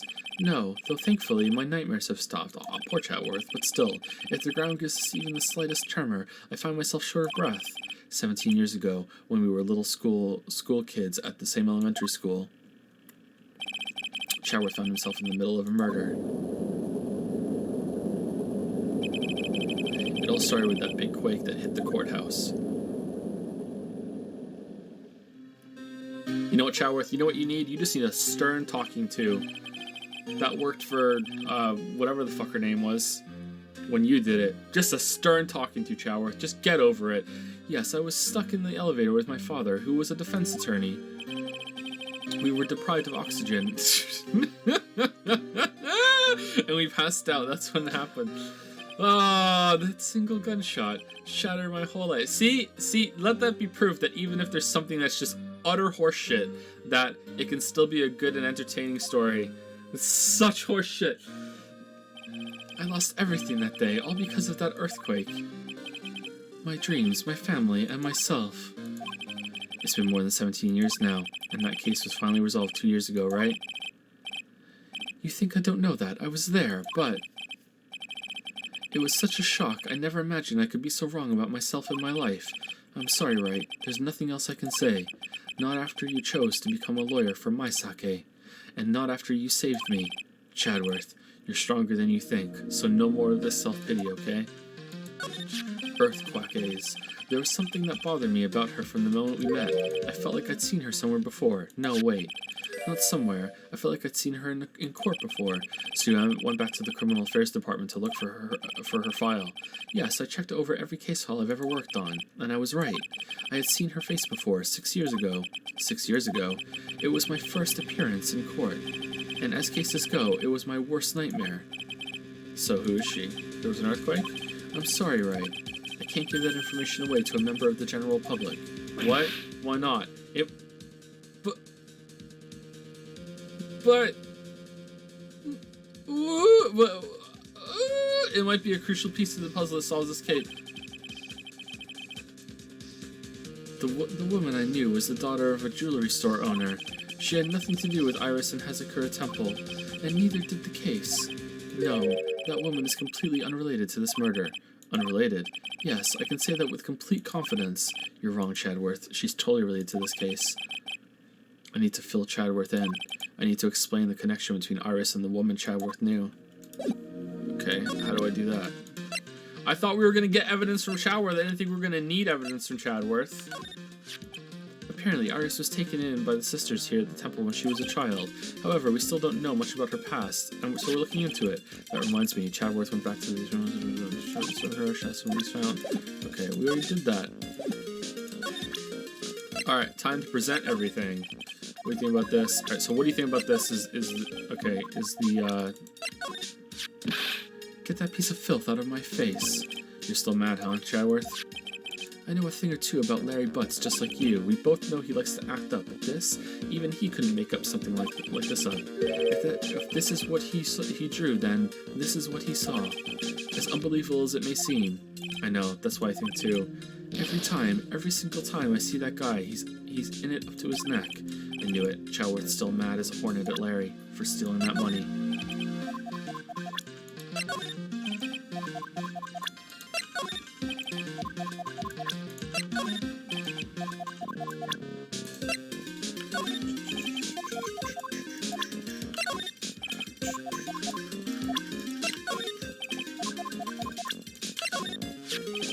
Iris gave that to you, didn't she? Yes, and it really works. It helped my fever go down quicker, I'm sure of it. So you say, but your face is as white as a sheet, and sweat is running down your cheek. Anyway, it seems to me like there's something going on between the two of you. Actually, I don't know exactly why, but there's something about Iris that just tugs at me. I can't figure out whether I feel like I know her or I don't know her at all. It's really weird. Another victim we know nothing about. Same as always. I hope you'll tell me if you know something about our mystery woman, Ray. I know that Elisa Naxton was no ordinary visitor to the temple, but her true identity could be a useful weapon for the defense, and I can't give that away just like that. Whoa! Hey, Wright, you work together, bros! What's going on? You're putting holes in the ship, man! Stop putting holes in the ship! The ship is gonna sink! God damn it! Is that your attorney's badge? Interesting. I never imagined I'd ever see you wearing one of these, right? It's because of you that I became one, Chadworth. Not that I have any regrets, I really don't. If you're trying to say thanks, you can start by saying it a bit louder. I don't know Maya Fey very well, but it seems to me that the girl's always landing herself in trouble. It seems to me that you know her better than you think. I do sincerely hope she's going to be alright. One of the biggest names in the world of law, as I'm sure you'll agree. For better or for worse, we were only destined to meet once in the courtroom. I know, I read all about it. Really? Only once? Huh. It was the first time for the both of us, two novices, head to head. I can still remember how downhearted I felt after that trial ended the way it did. I wonder if Mia felt the same way too. It seems Pearl was trapped on this side of the river on the night of the murder. Did she tell you anything? Listen, Wright. She's just a kid. I can't force things out of her. You'll have to be the one to find out what she knows. Where is she? He's something of a legend, I hear. Don't say it like you don't know anything about him. Tell me what you know. It's a bit strange, actually. If he really was anything special, I should have heard about him by now. I'm always well informed about the rookies coming into the prosecutor's office, you know. Then you mean he isn't anything special? Humph. You should already know the answer to that. Although, there is one other possibility. What's that? He could have come into the profession from a different channel. What different channel?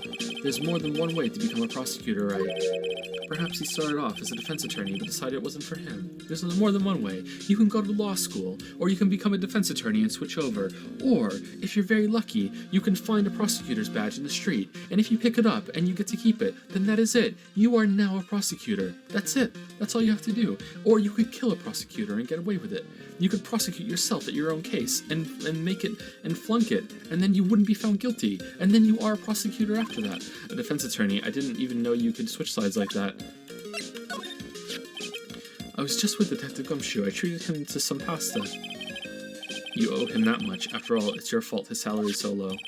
How's it my fault? And look, if you're going to buy the guy lunch, at least get him something decent, okay? Gumshoe practically lives on pasta and noodles already. Well, I did order some extra Parmesan cheese on top. He was crying tears of joy as he dug into it. It was quite moving. All you had to do is get the poor guy right. It's crossed my mind once or twice that her testimony might be a bunch of lies. There certainly are a lot of problems with it. The thing is, as far as I can tell, she has no reason to deceive us. I believe she did meet the defendant at the Inner Temple and witnessed the murder too. The one in the Hazakura Temple courtyard in any case. Alright. Another victim. Oh, we did this one already. Shit. We did this one already too. Apparently, he had become something of an apprentice to Elisa Naxton. Yeah, something like that. There's so many coincidences here. He did this portrait for me earlier. That's great. Let's just leave it at that about Larry, alright? Looks like someone's still mad at Butts for his performance in court today. Can we see your portrait to see if it's upside down or not? It's been more than a year since I last saw Francesca myself. Oh man, I thought you guys were all having like lawyer adventures in the undercourt. Like for real. Oh, okay. But it seems that she's been dying to see you again. What the fuck were you doing, Chadworth? She really said that?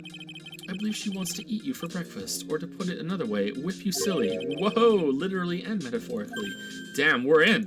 Oh, go on, let her have her way. It would make for a great anecdote about my trip. Forget it, Chadworth. If you want to know how to run the perfect trial, there's a lot to study and learn. Oh, is that what you're studying about right now? I've sat at the prosecutor's bench for trials in 5 different countries now. The first thing you must do is gain complete mastery of the language. It's quite a task. You have to understand, Phoenix, that the undercourt is vast and spreads out under every country. Every country has an undercourt, but not every undercourt has a country.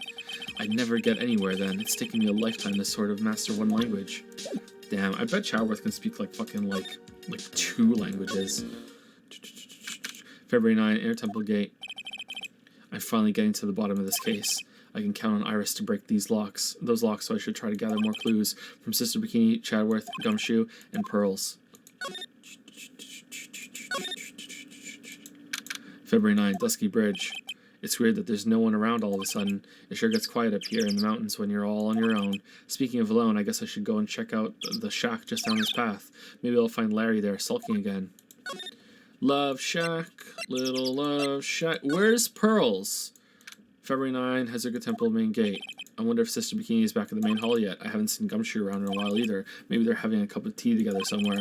I bet Gumshoe is Sister Bikini's type.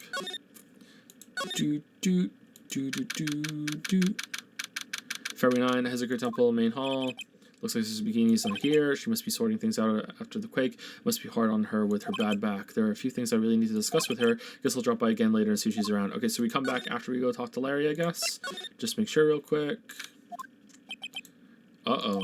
Sounds like someone's happy. What tune is that they're humming?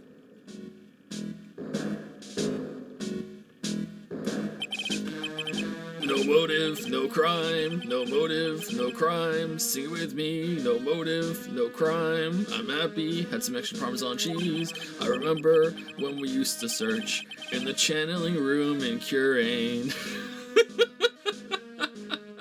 No motive, no crime. It's no woman, no cry. Holy shit. Holy shit. I remember when we used to search in the channeling room in Curane. No motive, no crime. No motive, no crime. Oof, I love my job. Who cares if the clues I find are no good? That's not what investigating is all about. The investigator investigates for the love of investigating. It's a passion. Good cases we have, good cases we lost along the way. I would have never guessed that Gumshoe was into reggae. Damn, who isn't? Every case is gonna be all airtight. Every case is gonna be airtight. Hey, pal. Huh? Who, me? How long have you been there? Long enough. I just got here. Oh, okay. What are you up to, detective? I'm investigating, pal. No motive, no crime. I made a promise to Mr. J. He's adorable, man. I promised I would find the real murder weapon. The real murder weapon. That barbed sword thing turned out to be a false lead, right? I'm giving it my best shot here, but I still haven't turned up any clues. I just found these weird scraps of paper. It looks like a letter or something. Doesn't seem to have anything to do with the case, though. A letter. So how's the investigation going, Detective Gumshoe? I don't know if I should be telling you, pal, but I guess it can't hurt. Looks like the murder took place in the inner temple garden. And they're taking that bloody writing on the lantern pretty seriously back at HQ. What? You mean? I don't have the details, pal. All I know is, if you don't find Maya down in that sacred cavern, we're going to be faced with one ugly situation. What kind of ugly situation are we looking at here? You got me. I don't know. They're not my words, pal. Then who said it? Mr. Godot. Godot? What did he mean by that? No pickle, no jar. No pickle, no jar. About that letter you found. Don't remind me, pal. I'm busting a gut here trying to find the murder weapon, and all I find is some burn-up old letter. Burn-up old letter? Be careful, something once night should, as soon as you heat the light? Something? Out bell. The light out bell. You must channel her. Something spirit. Leave everything up to her. Okay, these were instructions? Yeah, it was in an incinerator outside the inner temple. The incinerator? I knew it. I knew I wasn't imagining it. Are these the instructions for the training but they were fake?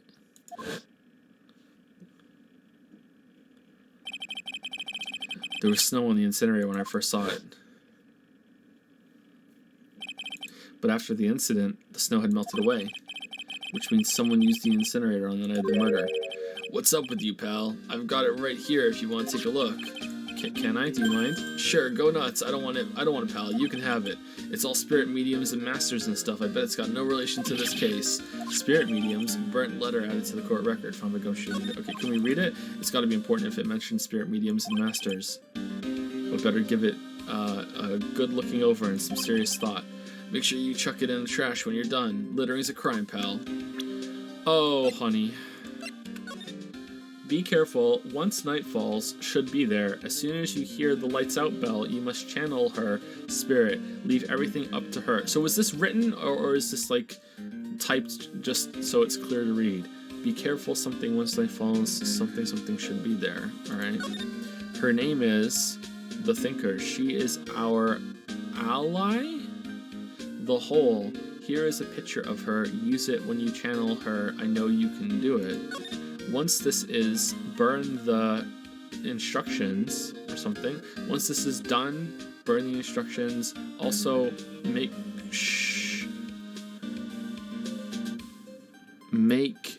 not N-O-T? Make... That looks like an N-O-T, right? Also, make not? That doesn't make sense, though. Make not one word to tell... Not make not one... something tell anyone about this letter?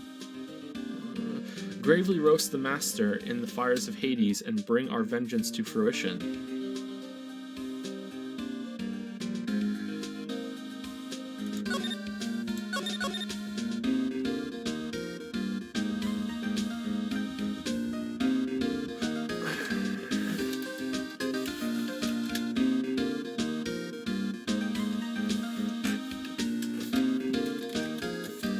Gravy roast. Okay, wait, hold on. So if these are instructions to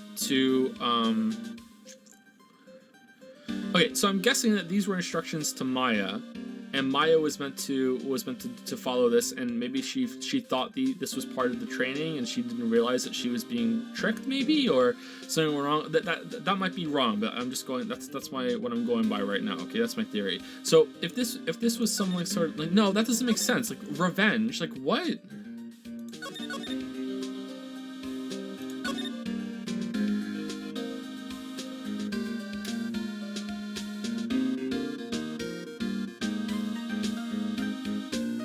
Why would anyone want revenge on Misty Faye?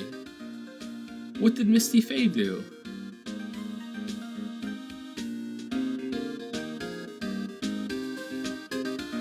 Oh no! Mia wrote this. They're getting revenge on their shitty mother. No, seriously, like my leading theory right now is that Dahlia is dead and is possessing either Pearls or Maya. Or possessed either Pearls or Maya. But like how would this even start before that? Or like I don't think Dahlia is possessing like to be someone to become Iris anymore because of the fingerprints and everything, and yeah, and what she said about Phoenix doesn't know me but I know him. Why would Dahlia want revenge on Misty Faye? All we know about Dahlia is that she was involved in the kidnapping with her sister and Terry Falls. And then...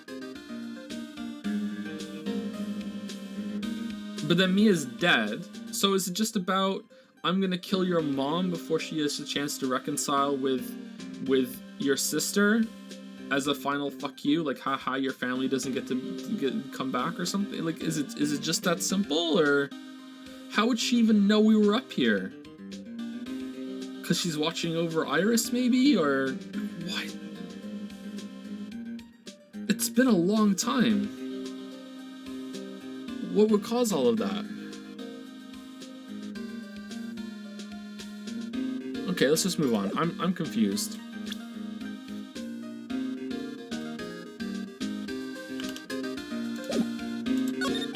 So what do you know about the real murder weapon so far? Well, it wasn't this. It's the sword that we found impaled on the victim's body. Mr. Chadworth proved that in court today. Yes, that's true. In which case, it must have been another blade. And that's what you're running around like a headless chicken looking for now, huh?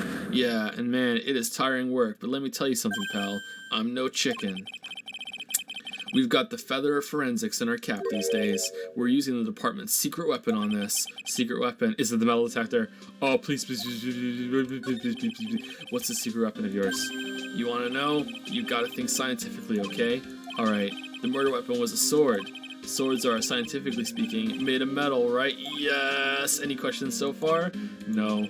I know what he's gonna say, but I'll let him look smart. So what's the perfect tool for the job? Ta-da! A metal detector. Yes! Raise your hand if you didn't see this coming from a mile away.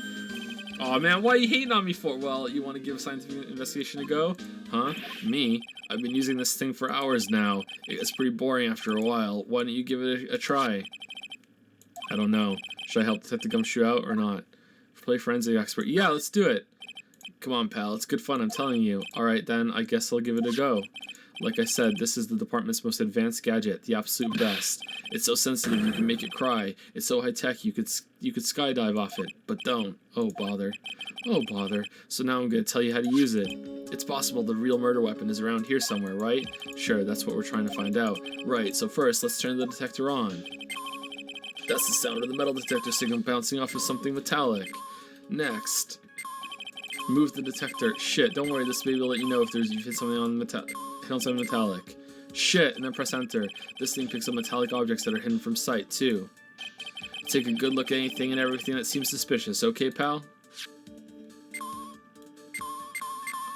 Oh, it's a ladder. Look, a ladder. That's a step ladder.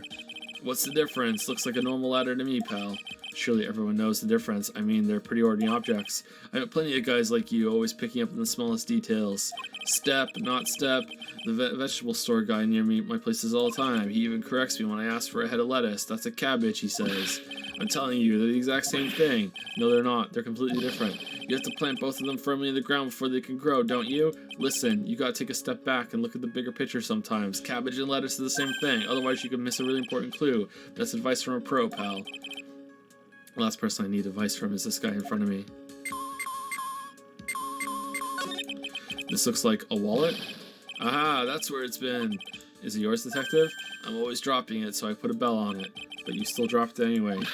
Yeah, but now I found it again, pal. Your wallet is completely empty. Well, I drop it all the time, so I don't put money in it anymore.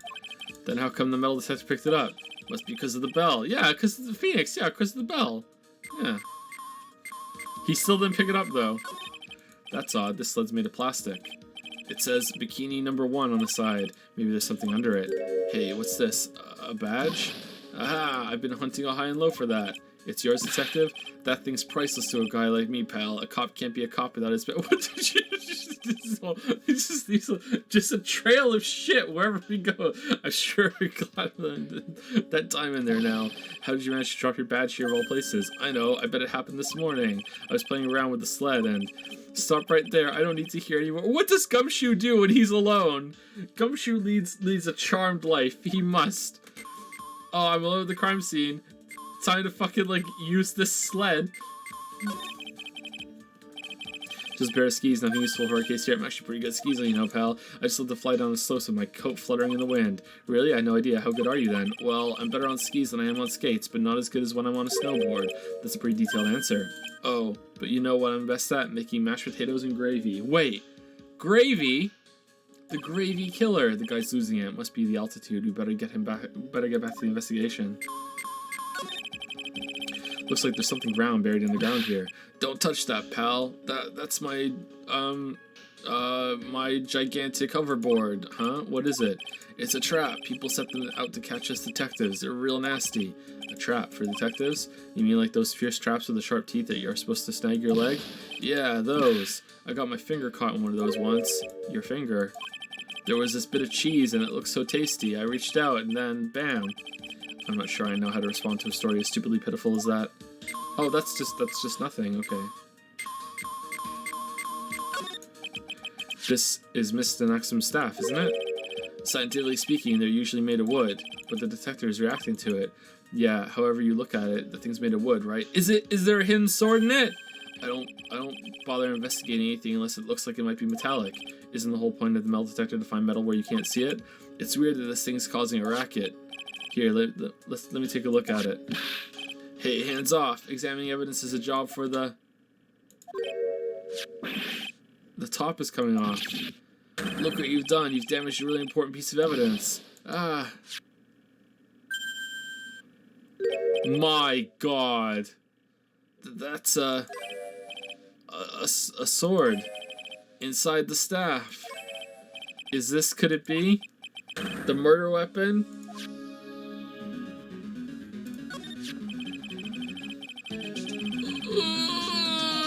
I'd never have guessed there'd be a sword concealed in the victim's staff. They call this kind of thing a sword cane, pal. Did someone else have a sword cane? This one's a real gem. The workmanship is really something else. Did Von Karma have a sword cane or something like that? I can't remember. Or did he had a taser, right? Thank goodness it wasn't a cane sword, or else the victim would have stabbed her own foot. I officially give up on trying to figure out how Gumshoe's mind works.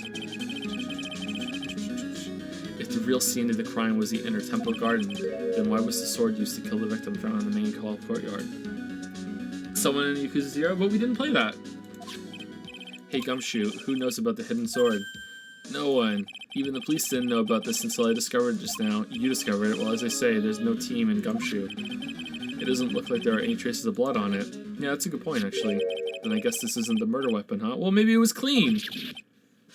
No. I'm sure someone just wiped it off after the murder. You can do that? Yeah, of course. This thing's definitely the murder weapon. Great job, pal. It's about the same length as the sword, too. This must be the murder weapon. Okay, I'm gonna run over to to forensics. There's gotta be some traces of blood left, even if most of it has been wiped off. See you later, pal. Every case gonna be airtight now. Every case is gonna be airtight. Wait up, detective. Huh? What is it, pal? I'm a pretty busy guy right now, you know. You're going to get that stuff analyzed, right? Would you mind holding off for just a while? Huh? What are you talking about, pal? Please, just until we find Maya. Maya? What's this got to do with her? I don't know, but I'm starting to get a really bad feeling in the pit of my stomach. Oh? How so? Look, Maya's trapped inside the sacred cavern right now, and, well, we don't even know if she's okay or not. The more evidence and testimony I hear, the more uneasy I feel. You don't think... Maya's been Please, detective, let's just wait until we can get inside the sacred cavern. You're looking kind of viridian there. Okay, just stop it with that face, pal. One thing, though. This staff's secret trick, let's keep it between you and me, alright? If it gets out that we knew about it and didn't say anything, we're finished. I understand. This is just a regular, run-of-the-mill staff, you got it? Okay, now you take good care of it, pal. Thank you, detective. Don't worry. She'll be fine. Gumshoe, you know, there's a place at the base of this mountain that has some really good pasta. How about I take you there when you find Maya, huh, pal? Sure, thanks. Victim staff received from Detective Gumshoe for safekeeping. I can't help but wonder, though, what was Lisa Maxim doing with a staff like this in the first place? Okay, so the fact that we're the only ones that know that, is that going to be important? Oh, it's break time. It's the most wonderful time of the stream. Not really, though. Alright, where are we going? Where can we get music? Suspension Bridge? No. Inner Temple. Datapon wants music. There you go. Alright, back in 5-10 minutes.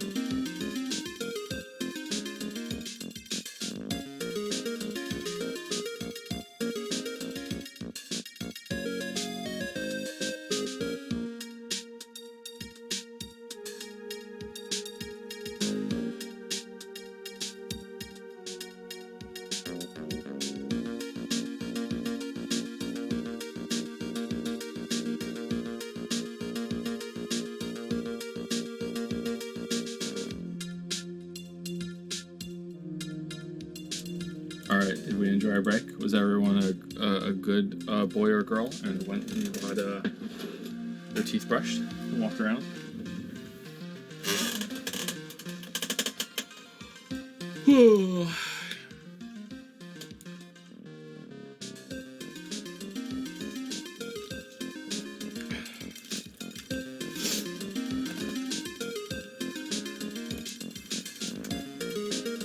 More emails. Oh, that's fine. Okay, that's nothing. Do do do do do do do do do do do.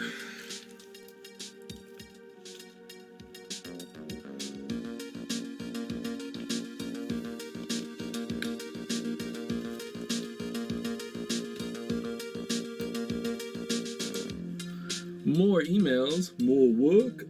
Thank you to Quacken for the 9-month resub, Landcare77 for the 21-month resub. Thank you, Alan the Cavalier for the 4-month resub, Smitty W for the 37-month resub, and Night Puppy for the new sub. Welcome, Night Puppy.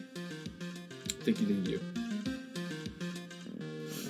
Doing like previous still for about 8 hours a day, house sitting for a couple hours. I don't know. I think when you're laying down, you're spread out. Your blood doesn't pool in your legs the same way as it does when you're prone. Something about how when you're sitting with your legs flat down, or not flat down, straight down, that the blood... Okay, so I'm going to spread some misinformation here because I don't remember exactly how it works, but basically, to get your blood back up from your legs, your body takes advantage of your muscle contractions when you're walking around. So as you take steps, blood is squeezed up of the veins in your legs to go back to your heart. So it uses those contractions to get to it. If you don't do that, then blood tends to kind of pool and can lead to clotting in your legs. That isn't the only way that blood gets back up your legs, of course, or else you just die whenever you're sitting down. But like blood can clot in your legs if you're sitting for too long, and it can lead to something that's called deep vein thrombosis. It's something that they warn you about when you're going on a long flight. I don't know if it's specifically because you're going to be sitting for a long time when you're on the flight, or if there's something about the altitude that also makes it worse when you're on a plane. I think that's what killed In Control, didn't it? Didn't In Control die from some related thing to sitting for too long that made a clot appear in his leg, and then he actually went and got it looked at, and he got it treated, but it was like he died from some related effect from that or something. I think, I'm not sure. So I try not to sit for a long time. It's good to walk around. I try to remind people to do it too. Yeah.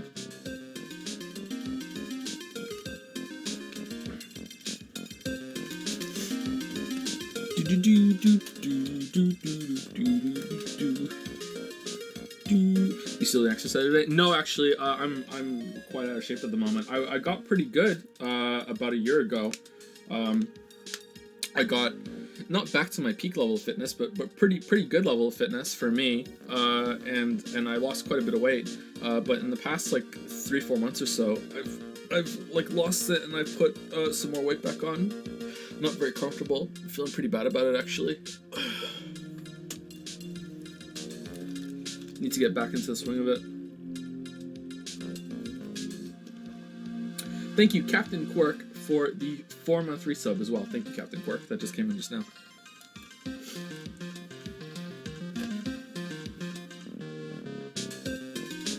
Okay, so I came back here just for the music, right? So we don't need to be here.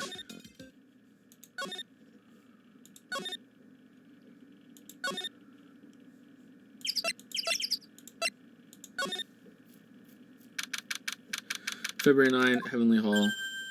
Oh, Mr. Nick. Pearls, what are you doing here? Nothing. What about Mystic Maya? Is she alright? After being alone on the mountain for 2 days, I ran away and needed to be alone for even longer down here at Heavenly Hall. Pearls, come on, man. Well, we don't know yet. Oh, I see. Hey, what do you think you're doing here, Nick? Larry, this is the Loser's Shack, where losers get together and lose themselves. This is the what? Hey, we find comfort in each other's failures, okay? You got a problem with that? Look, Mr. Nick, Mr. Larice did a picture of me. That's, great, Pearls. We're going to gather firewood now. We'll be cooking some half-rotten potatoes over a miserable little campfire.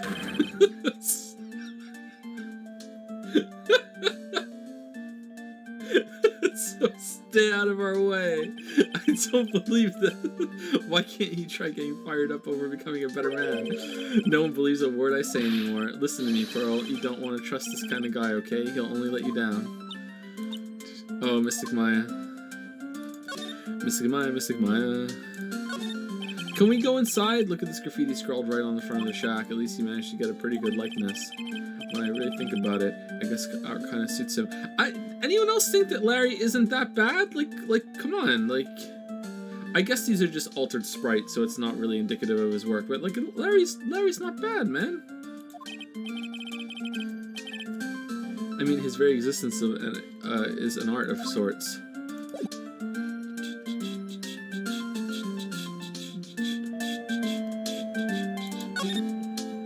Larice's sketch. Larry, is there something you want to tell me about this picture? That's pretty bad. Yeah, I got nothing to say to you, Nick. My life's here now with Pearl, two losers cooking potatoes together forevermore. What am I going to do with him? Alright then, what do you think about this picture, Pearls? I think it's really well drawn. I can't draw at all, so I think it's really amazing. See, someone appreciates it. It's tough getting the flames to look like that, you know. It's supposed to be Sister Iris flying through the air, isn't it? I love it. It's like a dream, a wonderful fantasy. No, it wasn't a dream. She really flew. I'm telling you, Iris really flew that night. But, Mr. Larice, people can't fly. Sigh. Not you too. Please don't look at me like that, Pearl. Don't look at me like I'm some kind of nutcase, I beg of you. I guess this picture really is a representation of what Larry thinks he saw. Okay, so I was half asleep when I was here that night. But I was wide awake after the lightning struck, and I just didn't move. I just stayed here and just, like, leaned over and grabbed my paintbrushes and my paper, and without getting up, I just kept looking back over there and being like, oh, yeah, I see that. Yeah, all right, here you go. Here I go painting. All right. And I saw what I saw. It was exactly like I drew in the picture, and it looks like I don't have any choice but to take the sketches at face value. Hey, what's with the look of doubt on your face? Pearls, yes, Mr. Nick? I've been meaning to ask you about the night of the murder. But, like, how did he see her flying? Like, how... she must have just fallen from the bridge, but then... But if it was... Like, no one fell in the river, right? Like, all the bodies are accounted for, but...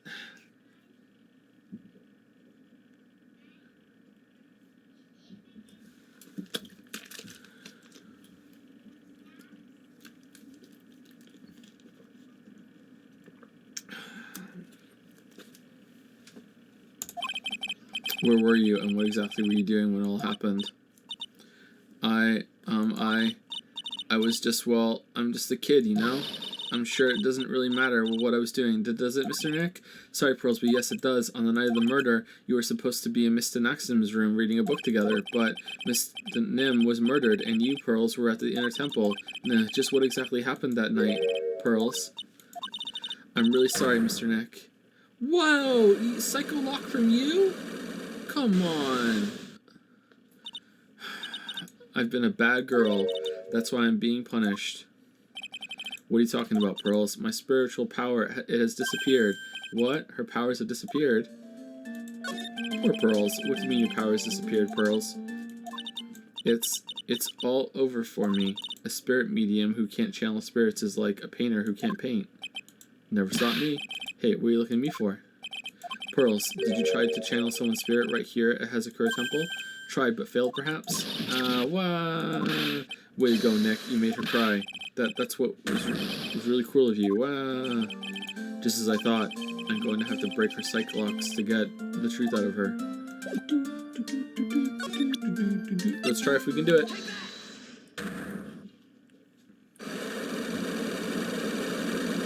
God damn, man. The night of the crime. After dinner on the night of the murder, you were supposed to be in Lisa Naxum's room reading a book together, correct? Yes, I was so happy when she invited me, but I didn't go in the end. You didn't go? No, there was somewhere else I had to go instead. I was so worried, I had to go. I didn't know what to do with myself. I was so nervous. So Pearls never went to Mr. Naxum's room because she was too worried about something or someone else. Pearls. On the night of the murder, you went to this place, didn't you? You went here, didn't you, Pearls? Looks like she's still not going to open up to me. This is where you went because you were so worried, right? Then the next question is, who or what were you so worried about? Now, I'm going to take a guess, and you can tell me if I'm right or wrong, okay? You mean you know? If I'm right, will you tell me the whole truth? Okay. You went to this place for one very simple reason, and that is this. You were worried about Maya, right? Is it this? Burnt letter? I think you were worried. Okay, hold on. Is there something about the spiritual channeling? Cult magazine.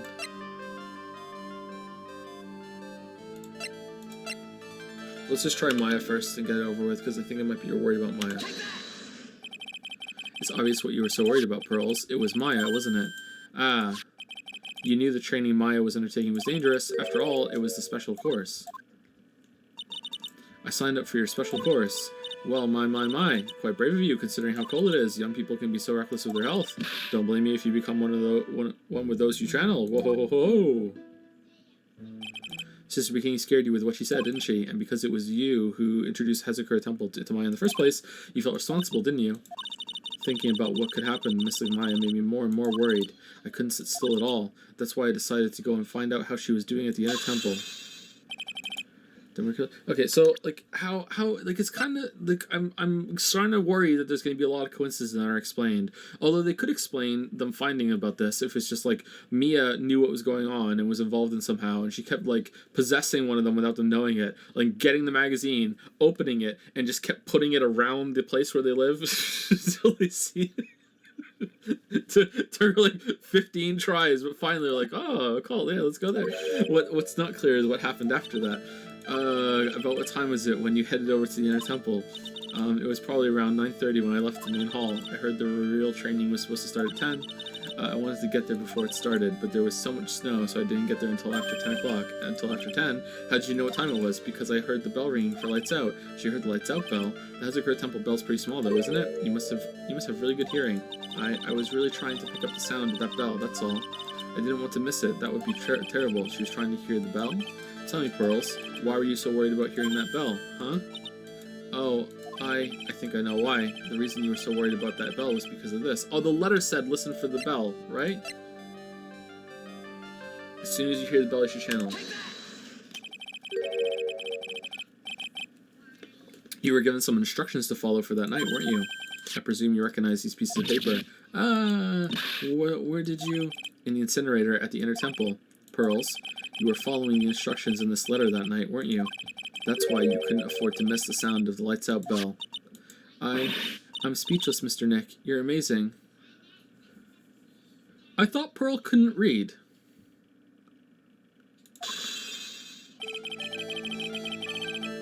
These instructions that were found in the incinerator, I believe they were written for you, Pearls. For me, I know. As you can see, a large portion has been burnt, but the last section is still fairly legible. As soon as you hear the lights out bell, you must channel her spirit. Who was it, Pearls? Whose spirit were you supposed to be channeling? Taking into account the author of the note and their purpose for writing it, whose spirit would Pearls have been trying to channel? Don't overthink it, Phoenix. It's pretty obvious who Pearls was supposed to channel. The person you were trying to channel that night, Pearls, was... Leon. Okay, well, I guess it had to be Mia, right?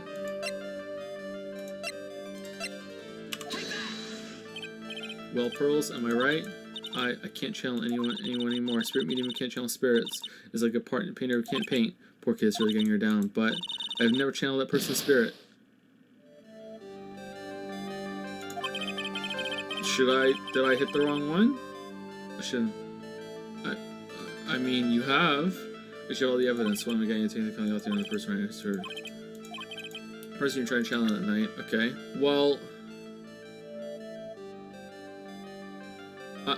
I'm sorry, but no one else here is dead. So, is it in here?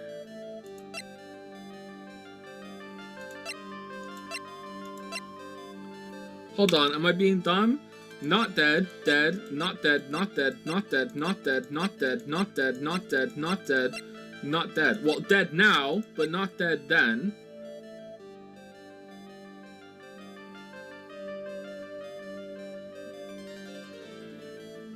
Hold on. Well, pearls, am I right? Yeah, okay. No. Shit, I don't have enough evidence yet. Oh, do I not have enough evidence yet? Okay, did I hit the wrong one here? I'm pretty sure I did, didn't I?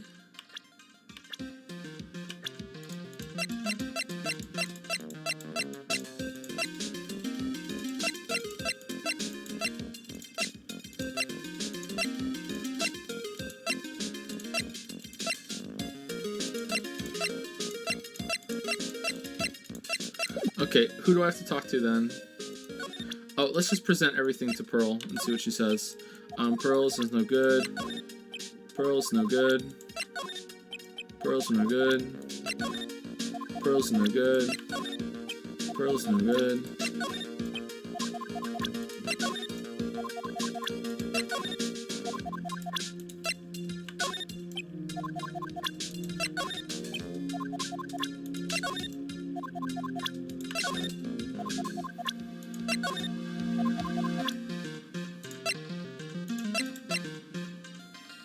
It looks like a ball gag, doesn't it? Not that I would know what that is.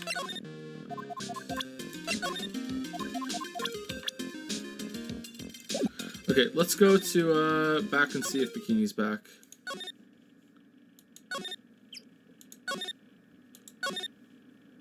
She's back! February 9, Hezekiah Temple, main hall. Well, what's the damage? How's the sacred cavern? It looks like it survived, but we have a bigger problem now. I told Sister Bikini all about it, about the 5 locks that were stopping us from getting inside the sacred cavern. Who the fuck put the locks on? But who? Who could have done that?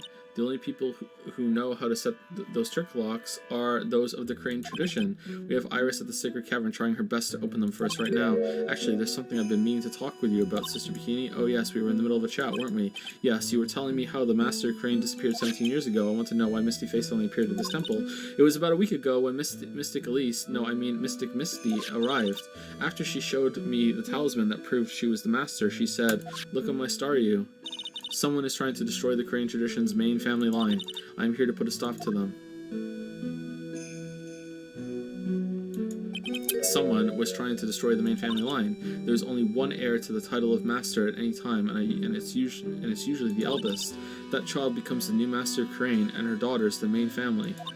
All other mediums become branch family members with no hope of controlling the clan. That's why nothing has changed throughout the history of the clan. The branch families always have and always will plot to erase those of the main family line. Is the power of the Master worth this much bloodshed? Damn, this got real. Holy shit! You believe in the technique, don't you? I'm sorry. You believe in the technique, don't you, Mr. Wright? You know its power is real. Yes, I do. It's been 2 years since I first met Maya. In that time, I've seen her channel the spirits of the dead plenty of times. During the Mask case, and during Maggie Bird's trial, too. Yeah, she just showed up whenever we needed her, but now when we really need her, and it's important and relevant to her, she's nowhere to be found. Thanks to Maya, Mia's always on hand to help me out when I need her the most. No! Talk to your mom, Mia. The Crane technique has made a huge difference to the world, you know. I mean, the ability to commune with the dead, that's true psychic power, you know. Members of the tradition have always been there, behind every important leader. Just gonna suddenly just take over Maya in order to flirt with this old man in a park in this waitress uniform to help you out about Phoenix. But no, you've encountered my long-lost mother for 17 years? Nah, I'm good, fam. I'm just gonna stay in the netherworld and not come through. Nah, fuck that shit. fuck that noise. Oh, you're interacting with Godot, my boyfriend? Nah, you know what? Nah, fuck that. I'm just gonna stay here. No, we're good. No, old man in a park needs to be, like, get flirty. I'm in. Tap me in, coach. But anything else? Nah, who wouldn't expect such a tremendous skill? I suppose so, but with all the power and influence, I kind of expected you to be really rich by now. Are you saying we're poor, Mr. Wright? Ho, ho, ho. You're very direct, aren't you? People don't believe in it anymore, you see, all because of one little mistake. A mistake? What mistake? It was 17 years ago. That's when everything came crashing down. All because of that incident. That incident? Is she talking about what I think she is? The DL9 or whatever. I'm sure the records still exist if you're interested. Locked up, of course. It was called the DL6 incident. That's the name of the file. The DL6 incident. I knew it. DL6 incident. The DL6 incident. I know it well. I handled a related case just 2 years ago. Ah, that's right. So it was you who was the defense attorney on that case.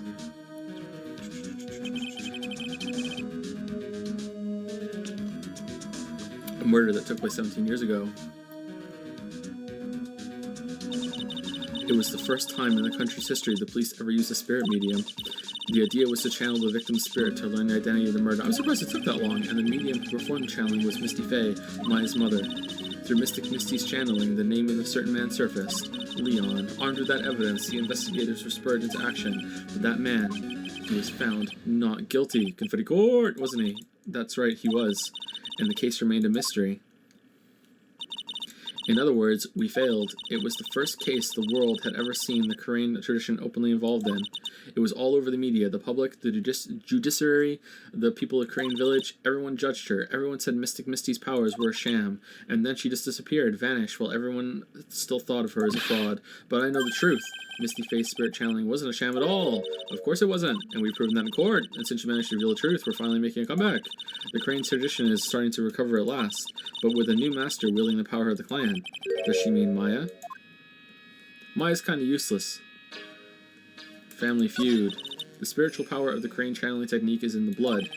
But you didn't recognize Maya? Like, surely, like... does no one talk to each other in this world? Maya's told me the exact same thing before. Was she just pretending not to know her? We, the women of the Fae clan, have always been spirit mediums. Was she lying? It's because the power to communicate with spirits flows strongly through us. According to Maya, only the one... No, if she was lying, the Magatama would have set off. The Magatama is just... The Magatama has to go. It just makes too many narrative problems. According to Maya, only the women in the family can inherit that power. I'm gonna pay for dinner tonight, pal. The main family bloodline stems directly from Mystic Amy, but with each new generation, only one daughter becomes the new master, and the ones who don't become branch families, right? That's right, and it's always the cause of tragedy. You know, Maya had a sister too, an older sister named Mia. Oh yes, I've heard of her. What? You know about Mia? Of course. I'm a part of this family, Nick. Of course I do. She became a lawyer in the hopes of discovering what happened to her mother, and lost her life as a result. Do you know what Mystic Mia is rumored to have said? She said it wasn't only because of her mother that she became a lawyer. She also didn't want to fight with her sister over the leadership of the tradition. Really? Well, she saw what happened to her own mother, Mystic Misty, as she grew up. I guess Mystic Mia got tired of seeing all the rivalry between her mom and her aunt. That's right. Misty Faye had an elder sister too, and Misty, having superior powers, managed to usurp the master seat from her. Mystic Misty's sister is Mystic Morgan, as you probably know. Yeah. Is she involved in this? Morgan, there's a name I know well. It was a year ago at Maya's home, Korean Village. I could believe that Morgan could fly. For sure. Who's this? And what she did was terrible. It was also she could make her own daughter the next master. I suppose if you know about Mystic Morgan's daughter, then you must have already realized that Iris... Huh? Iris? What's Iris got to do with any of this? That Iris is...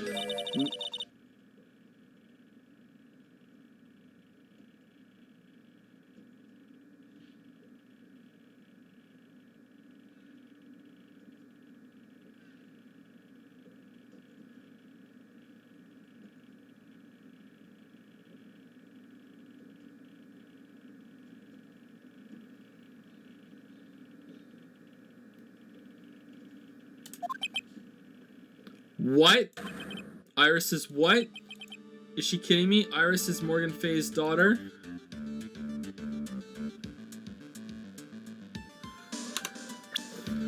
Ooh.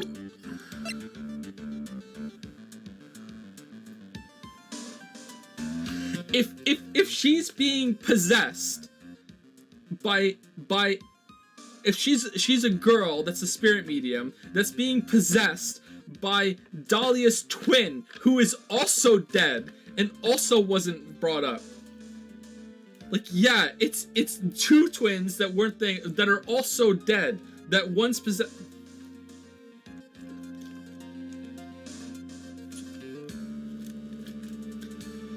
What?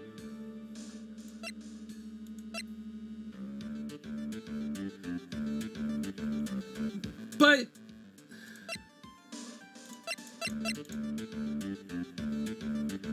is it just a coincidence that she looks exactly like Dahlia?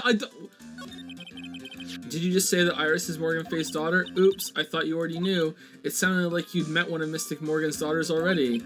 I have, I know her very well. Oh, yes, Pearl Fay. But I always thought she was an only child. You jest, that child, she's Mystic Morgan's... I had no idea. Mystic Morgan, she's in prison now, isn't she? Yes, ever since she was found to be a co-conspirator in a murder case last year.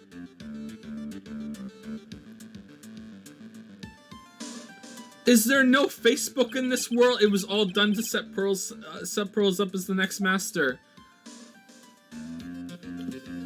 Actually, this game probably predates Facebook, doesn't it? I see, so I've been wrong all this time. Is there no yellow pages in this world? Morgan had 3 daughters, not 2. 3? Wait, what? 3? Yes. Iris, her twin... How what the fuck? What do you mean? What about... What's her nuts? Fucking Jill Valentine. What? She was her sister too. Yes, Iris, her twin sister, and Mystic Pearl. What? Her twin sister? Oh, didn't you know? It all happened 20 years ago. After the clan leadership was taken from her by her sister, Mystic Morgan's life crumbled. It wasn't many years later that Crane's reputation hit an all-time low. When Mystic Morgan's husband realized his wife would never become the master, he left her and the village, taking their twin daughters with him. How awful. He was a jeweler, you know. In the end, he remarried, and that's when it happened. He decided to give one of his girls up, to be looked after by us here at the temple. That was Iris, you see. It's unbelievable. If Iris has a twin sister... So Mia's first case, the guilty party was her fucking niece that she didn't even know it was her niece, who was involved in some like death thing early. Oh god. Oh my god. Oh my god. Not her niece, her cousin. Shit. God, no. Oh, this is bad. Oh, this is bad. I hope they bring this back around. I hope that they fucking swing this back around with some good shit. This is bad. It's unbelievable if Iris has a twin sister. Could it be? Could you tell me one more thing, Sister Bikini? What was the name of Iris' sister? I'm sorry, Mr. Wright. I just can't remember. All I can recall is that her father was a jeweler. Well, that's a clue, I guess. A jeweler. Thank you very much. You've helped clear up a lot of details. Pearl's... There's only 20 people in this world. Pearl's had 2 older sisters, huh? Yes, that's right. No doubt it was all because of Mystic Morgan's anger toward their main family.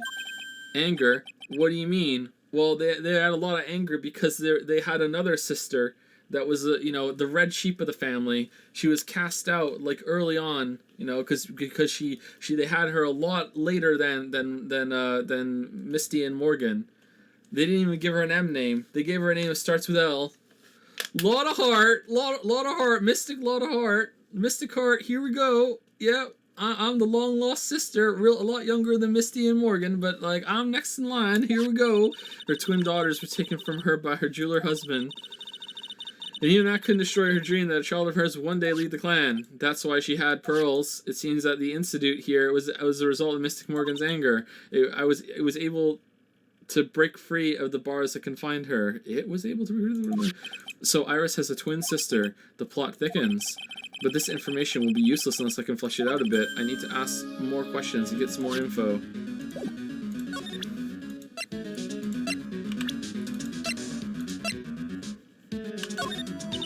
Iris had a twin sister. That's really all I know about her. Okay, so...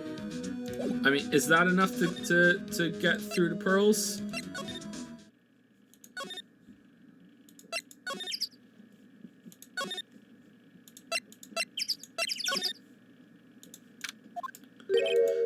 I was expecting Larry and Pearls to be here. I guess they must have gone to collect firewood. I suppose I'll have to check back. I mean, I guess that's helping you out. You're like, you're not ready for this. Come back later. Alright, so now we go across the rickety bridge that Phoenix has now mastered. Alright, hey, let's talk to someone about this shit now. What did he have? I don't think he had a psych lock, did he? Hey, Chadworth, you know that Iris had a twin sister? What? A twin? You can't be serious, Sister Bikini told me, but the problem is she didn't know the name of this twin. There was nothing about Iris having a sister in the files I checked. Well, Iris was taken in by the temple when she was really young. Apparently her sister was raised by her father, a jeweler, I think. A jeweler? Right, I just might know who this twin sister of hers is. I had a feeling you'd say that. Let me guess. Her name is Dahlia Hawthorne, right? Yes, exactly. Please tell me what you know about her, Chadworth. Please. It was my first court case 6 years ago. I was a greenhorn, and due to my inexperience, the defendant died. You're talking about Terry Falls, right? You know about that case. You're not the only one who noticed something about Iris and Dahlia Hawthorne. I checked one of Mia's old files from 6 years ago. Just coincidentally, the guy I went to school with was also the prosecutor in that case against Mia, who's the cousin of the girl that I ended up being in a relationship with when I was in the courthouse at the right time to get her fucking alibi for the poison that I then went into a relationship with, and then I ate it, and then I ended up becoming the apprentice of that same person who was the cousin of the girl that I dated, who had a twin sister who I was also dating. I didn't even realize I was dating two girls at the same time. I'm a Chad, I didn't even know it, and then I became her apprentice, and then she died, and now I'm stuck with Maya, who's her sister, who's also the cousin of my ex-girlfriends, who I didn't know were ex-girlfriend.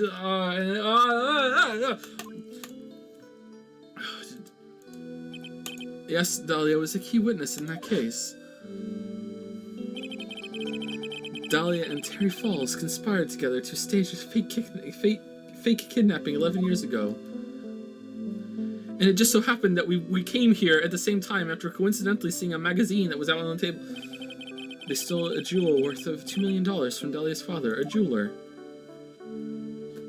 What color was it? It was red, wasn't it? Was it a red diamond? What was it? Fuck, what? And 5 years after that. Was it purple, like one of the things that Misty has? She murdered her own sister, Valerie Hawthorne, to keep her from talking. Still don't know how the body got in the trunk, by the way, but, you know, when you're talking about Phoenix Wright cases and you say, we don't know how the body got in the trunk, that doesn't narrow it down. That's a common problem. Her sister. Well, her stepsister, actually. They weren't blood related. Oh, thanks for just bringing that up right now. Valerie was the only daughter of Dahlia's father's second wife. Oh, and this is when she entered my life. Wait. Okay. The woman who tried to kill me.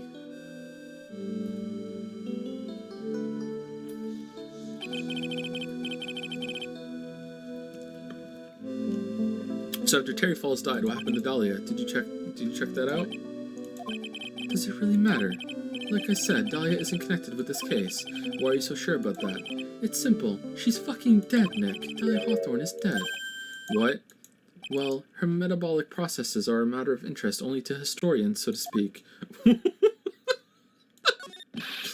do you mean by Dahlia Hawthorne is dead, Chadworth? I mean, she's dead. She's an ex-human. She's deceased. Right, I must confess that in reading her file, I came to know the murder case you were involved in during your college years. Did you really eat some glass? You're a fucking maniac. Dahlia Hawthorne was found guilty, thanks to the persistence of Mia Fey, her cousin, who didn't know that. Mia Fey. Mia Fey.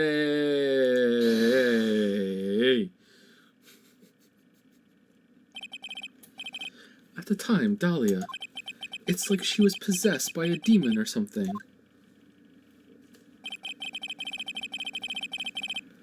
It's been almost 5 years since that guilty verdict was handed down, and her sentence was finally carried out. She was executed. Oh, shit, last month. Executed. I'm sure that's a bit of a shock for you, Wright, and for more reasons than one. I mean, I'm guessing it was more of a shock for her. And when she died, she crawled through hell. She killed the ghost of Mia. You'll never see her again. And now that Misty was killed in the real world, she also killed her in the spirit world as well. All dead.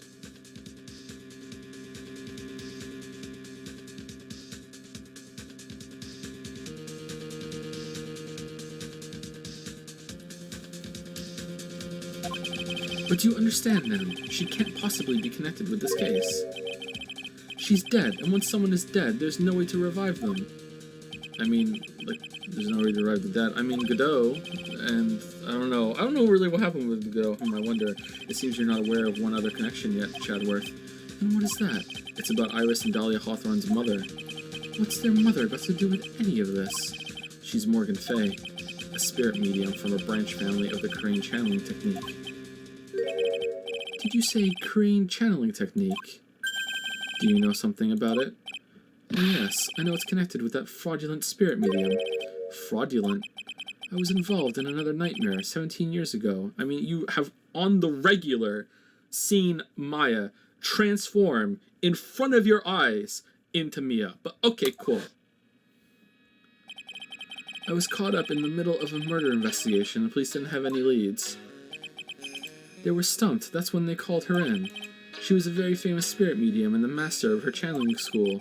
But you know what happened? As a result of her efforts, an innocent man was accused of murder. She and her powers, they were all fraudulent. Chadworth, go to the police records room. It's all in there. All you have to do is check the DL6 incident case file, and you'll know. Do we actually have to go and do that? I hope not. Of course, how could I forget? Chadworth was the victim in that case. Chadworth, you'll understand someday.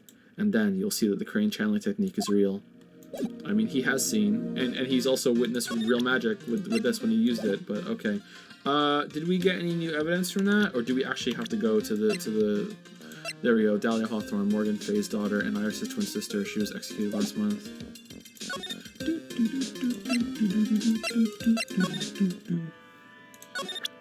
Hey, take a look at this, yo hoser. Can you take a look at this from that? Von Karma, this is kind of important. Okay, whatever.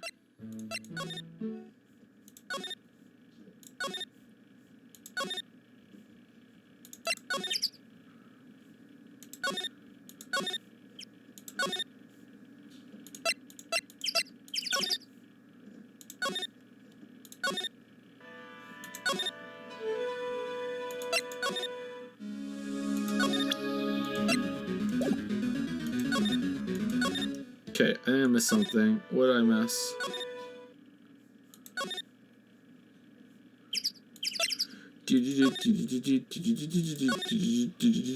Okay, so what is there left to do? I guess we can't go to the police records.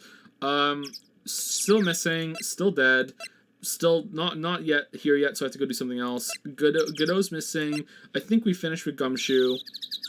I think we're finished with Bikini. Still dead. We can go and do her Magatama lock thing, I think, but I thought we had to do that last with Pearl first, but I guess not. Larry's missing with Pearl. Von Karma is whipping Iris. I think we're done with you. I don't know where you are. Is in solitary confinement. Okay. And you're dead. All right, cool.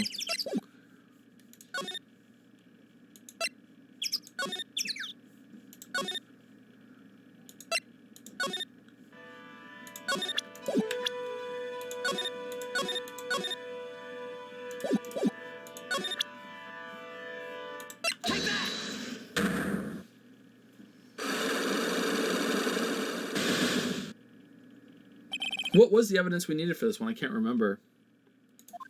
Thank you, Real Said, for the 15-month resub. Thank you, Real Said, or Real Said, not sure. One of those two. I think it's Real Said.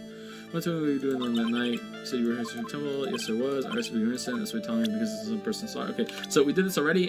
So Bikini saw, and then it was like the lights out thing on her own testimony with the bell.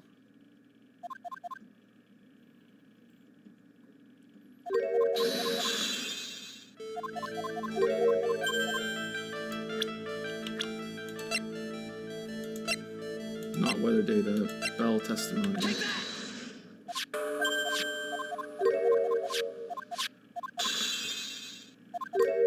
Two different places at the same time. Oh, right. Okay, there's two of you. There were two of you. On the night of the incident, you were seen in two different places at the same time, which means there must have been two of you. I can't think of any other explanation, Iris. But that's crazy. How could that be? There's only one of me. It's impossible. Impossible? I wonder. Madness. The way you're trembling certainly seems to suggest otherwise. Gulp. Your sister's trying to suggest there's more than one of me. Then show me the evidence. Show me something that proves there's more than one of me. You're a twin. What? No, I'm not. Yes, you are. Oh, I guess you're right. I have a firm grasp of the situation now, Iris. You have a sister, don't you? A twin sister, perhaps. Ah, that's right. Dahlia Hawthorne, a woman I know only too well. Nick, if they, like, does she dye her hair now? Or was she dyeing her hair? Like, if you kept switching, did you not realize that their hair was, or was I wrong about that? Because, like, were you just watching from afar or something? Like, I had no idea you knew of her. Very impressive, Mr. Wright. But she's no longer... Damn, my girlfriend's hair changes color every time I see her. She's so cool. What a cool girlfriend. Yes, I know. Her sentence was carried out recently, wasn't it? This is the coolest girlfriend. I'm sorry. Thank you. There's no need to explain now, is there? And when she has dark hair, she's really nice to me. When she has red hair, she's really mean. She keeps asking for this weird necklace thing back. Just the coolest girlfriend. The second you who was here at the temple on the night of the murder. It was your twin sister, Dahlia Hawthorne. But you just said it yourself a second ago. My sister's dead. Have you forgotten that? Have you forgotten this, Iris? This is a channeling dojo, a training ground of the Korean channeling technique.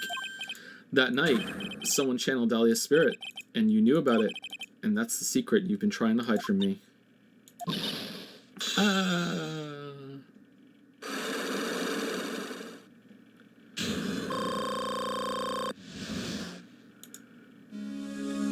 Night of the crime. I was in my room in the main hall that night. As soon as I heard that I'd been spotted at the inner temple, I knew it was my sister, Dahlia, the other half of me, who passed away last month. Just as I suspected, the Iris that Sister Bikini saw at the inner temple the night of the murder. It was Dahlia Hawthorne. Why didn't you tell me this before? Because my sister always does the right thing. Excuse me? And because I mustn't get in the way of what she's trying to do. I already betrayed her once before. I can't do it again. You betrayed her? What do you mean? That's why I have to accept I may be found guilty. It's the only way. What is she talking about? Betrayal. You know about it, don't you, Mr. Wright? About the fake kidnapping that took place here on Eagle Mountain 11 years ago. That was the start of it all. That's what started her down that twisted path.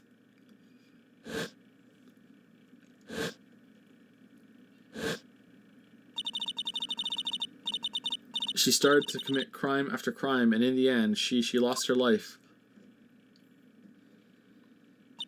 It's all because I betrayed her. How did you betray her, Iris? It was no coincidence that Eagle Mountain is where the exchange was to take place. After all, I helped plan the whole thing. What? But I got scared, so I ran off. What are you talking about? Why would you help her? She's my twin sister, stealing $2 million from your own father. That's awful. But I promised that I'd help. And she didn't do it for the money. She did it for the thrill, huh? It was revenge on our father. Revenge? Revenge?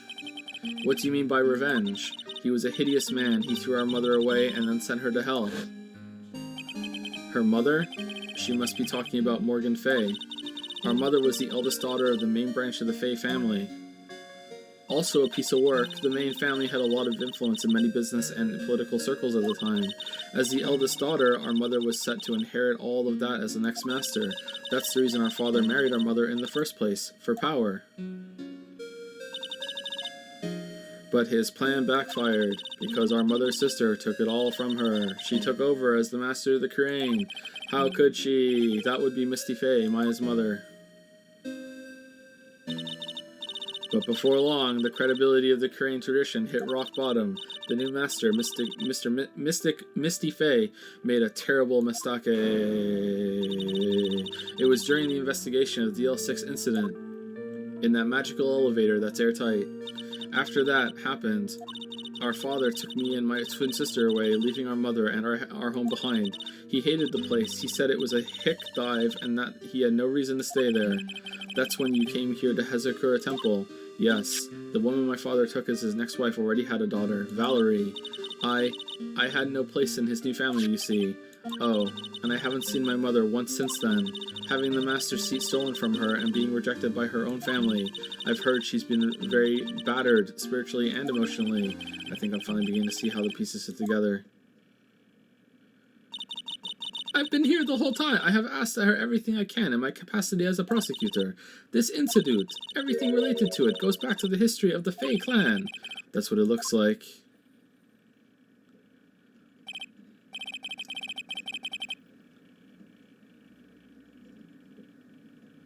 Iris, there's just one more thing I wanted you to tell me.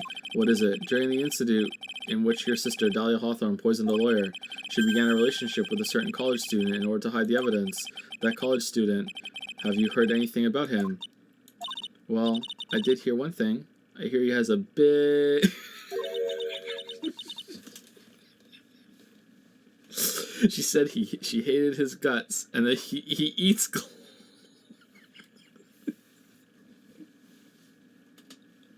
He eats glass. I see. Thank you for your help. You're welcome. Hurry up, Phoenix Wright. There is still much to investigate. Fucking kiss her already. Leave these locks to me. I'll open them for you, I promise. Thank you. I suppose I'd better continue my investigation. There's still one giant secret left to unlock. Pearl's psych lock.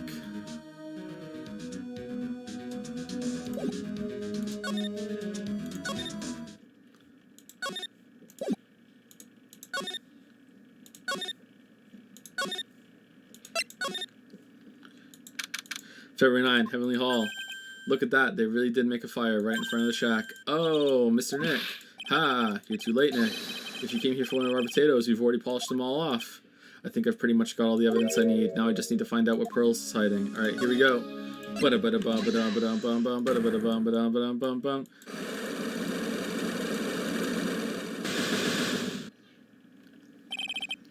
Deny the crime. After dinner on the night of the murder, you were supposed to be in the... Okay, so here we go. So you didn't go. You were worried about... you were here because you were worried about Maya. We did half of this already.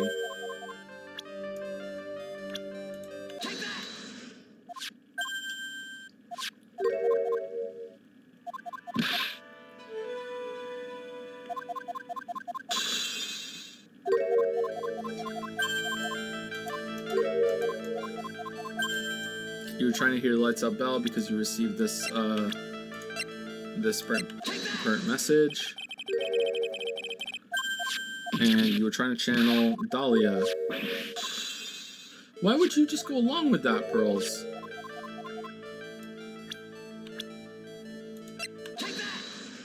Okay, this is all new. It was Dahlia Hawthorne, wasn't it? That was the name that was in the letter.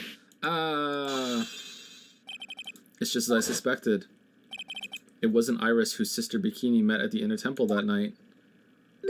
It was Dahlia Hawthorne. Do you know anything about her, Pearls? Do you know what kind of woman Dahlia Hawthorne was? No.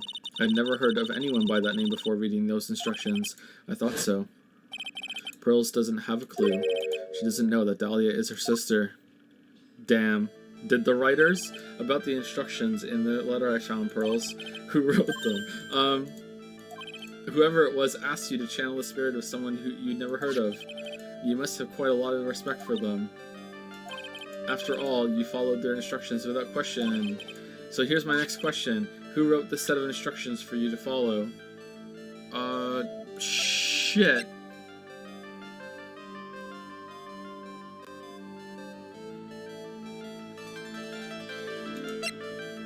Nim?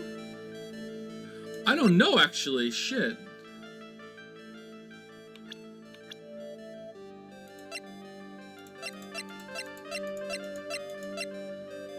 Nim... Iris? I don't think so. I don't think it was Iris.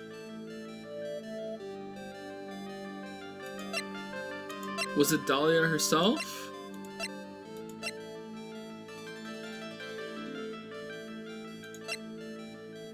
Why would Nim want Pearls to go and channel the sister?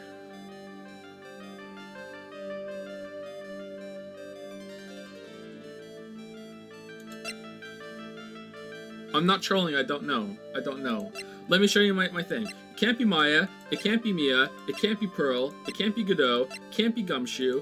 It could be Bikini, I don't know why. It could be Denaxim, I don't know why. Could be Iris, but I don't think she's guilty. I mean, technically it could be Larry, but that's just nuts. It can't be Von Karma, it can't be Chadworth, it can't be Morgan Fay, she's in prison, and it could be Dahlia Hawthorne if she possessed someone else and then wrote the instructions.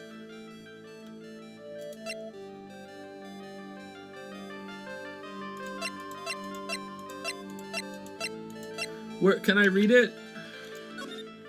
Be careful, once night falls, you should be there as soon as you hear the lights up. Belly must channel her spirit, leave everything up to her. Her name is, she is our ally, the whole something. Here is a picture of her, use it when you channel her, and know you can do it. Once this is, burn the, also make her name into the letter, gravely roast the master in the higher city and bring our vengeance to fruition. Now that we know that it's involved with a family, that does sound like something that Morgan would say about revenge, I guess. But like, I don't understand how the letter got here.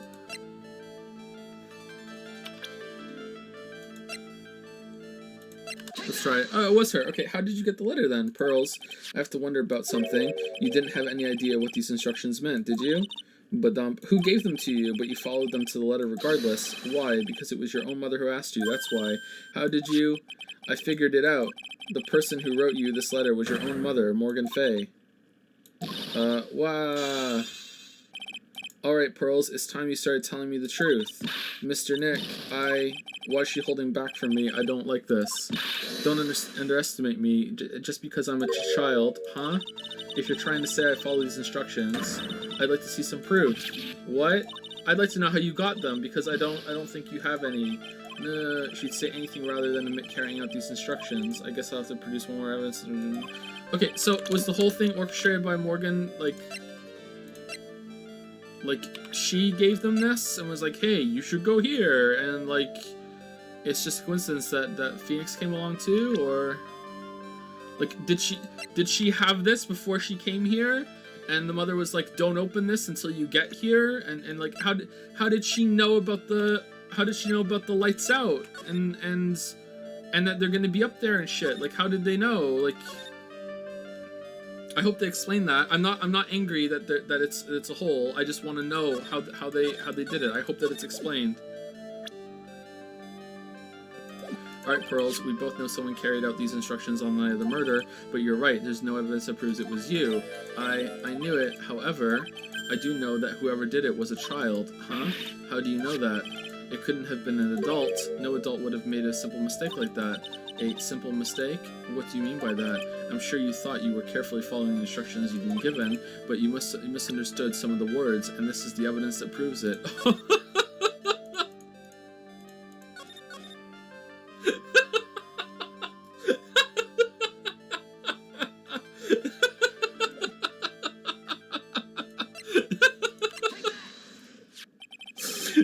You splattered gravy on this hanging scroll, wasn't it?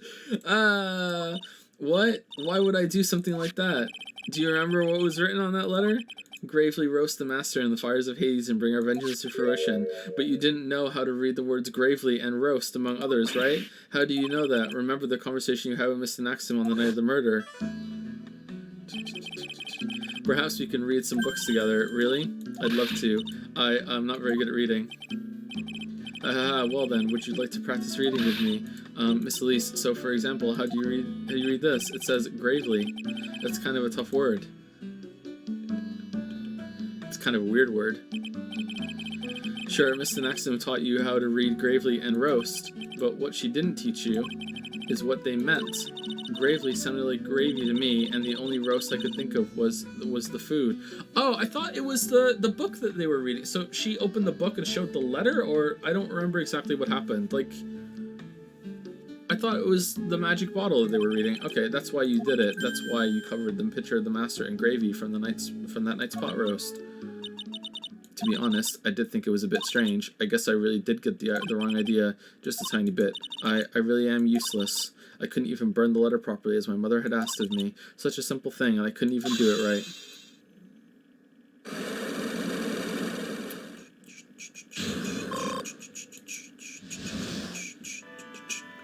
The night of the crime. After dinner that night, I did go to the inner temple with a pot full of leftover gravy. The gravy? I saw the picture on the hanging scroll near the sacred cavern. I was sure it was the Master of Crane, like it said in the letter. I see, and then? Well, it was already way past 10 when I got there because of all the snow, so I went to the inner temple guest area.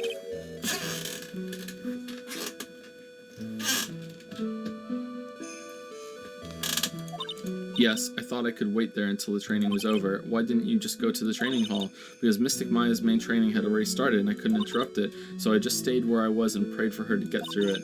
But then Pearls, did you fall asleep? I'm sorry, I didn't mean to, I just couldn't help it. Hey, don't worry about it, Pearl, who cares if you fell asleep? I fell asleep waiting for Iris too, it happens. Anyway, then you found yourself trapped at the inner temple. Yes, when I woke up, it was morning. I tried not to cry, but Dusky Bridge wasn't there anymore, and there was no one in the training hall. I thought everyone had left me because I overslept. I threw the letter into the incinerator, and then I heated up the leftover gravy, and I let off some steam by chucking the gravy on the scroll while you cried. Poor Pearls. I mean, she's kind of a traitor, but you know, she's just a kid. And it must have been pretty scary for you, Pearl. I know what it's like, Nick.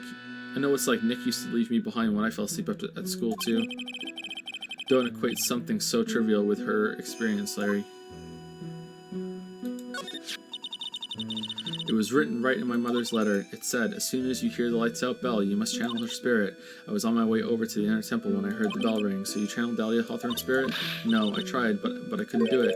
You couldn't do it? I've never failed at channeling someone. This is the first time it's happened. I tried and I tried and I tried. Yesterday, this morning, the whole time, but I just couldn't do it. Don't let it get you down, Pearl. It'll all work out. If you want, I'll come flying through the sky for you. Whoosh, just like that. So she never managed to channel the spirit. Is that why you think your spiritual powers are gone? Yes, I don't know what to do. Isn't there any other explanation for why you couldn't channel a spirit?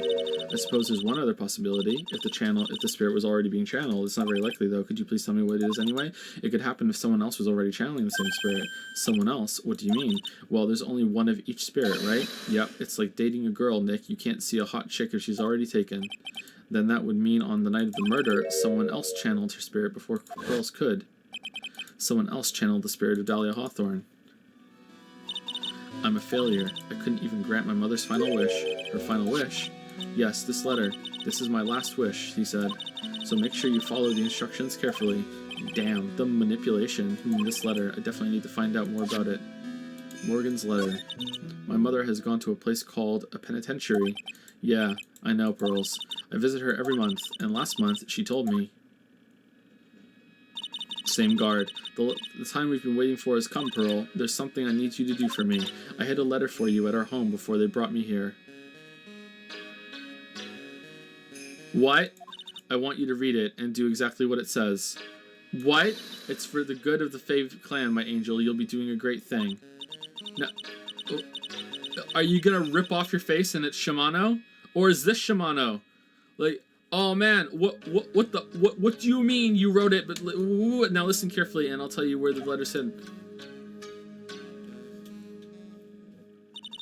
My mother is always nice to me. I love her very much. Yeah, moms will do anything for their kids, right? They're also tough. She said it was for the good of the Fae clan, so I knew I had to help her. I mean, Mystic Maya is part of the Fae clan, so it had to be good for her too. You know what? Someone flying is suddenly looking pretty fucking plausible. That's right, isn't it, Mr. Nick? I guess so, yeah. There was a picture with her letter too. Invisible jetpack, a picture of Miss Dahlia Hawthorne. Usually a picture is enough to channel someone's spirit, but this time, pretty weird, huh? Like Larry knows anything about this stuff. There's something else that was strange about my mother's letter. Maybe Dahlia's not dead. Maybe that's why. She escaped. She snuck out. Also more plausible, the seal on it was broken, as if someone had already opened it once before. That sure is pretty strange. Someone had opened it already. Burnt letter updated in the court record. Opened once before. Thanks, Pearls. You really helped me out. You're very welcome. You noticed that? I don't know if you would notice that, but okay, whatever. My mother is watching over us. I'm sure Mystic Maya will be all right. Okay. Look at the innocent smile on her face. What am I supposed to say to her? Huh. Finally figured it out, have you, Trey? You finally realize how terrible a crime being painfully oblivious is. I mean, considering that whatever. Godot. The entrance to the sacred cavern looks like a freaking puzzle workshop. I guess he's talking about Iris and lock-breaking effort, but it's all a waste of time. Why do you say that? Because my Fae isn't coming back. What? You don't know what you're talking about. How can you say something like that? It was your job to protect her, Trey. Just like it was your job to protect Mia Fae. Two sisters caught up in the worst circumstances. I realized that, and you were the only one who was by their sides. Shit, you were the only one who could have saved them. But I didn't know anything about what was going on. Ha, what did I just say, Trey? Being oblivious is a heinous crime in itself. Tomorrow, we'll settle everything in court tomorrow, once and for all. Mr. Nick. Is what that man just said true? It'll be alright, Pearls. I'm sure Maya's alive. You'll see for yourself tomorrow. Whoa, he said that in front of her too? God damn, Godot, what the fuck's your problem? Yeah, that's right. I know I can trust you, Mr. Nick.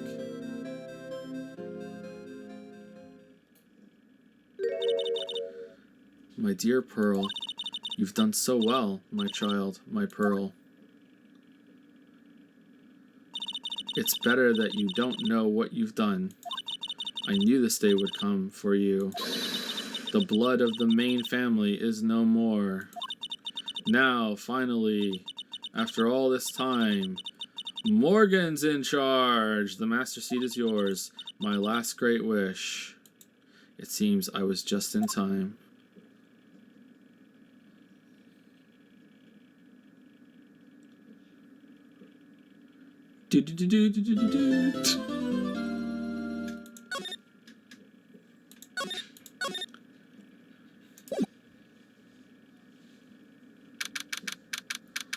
February 10, 9:39 a.m. District Court, Defendant Lobby Number 1.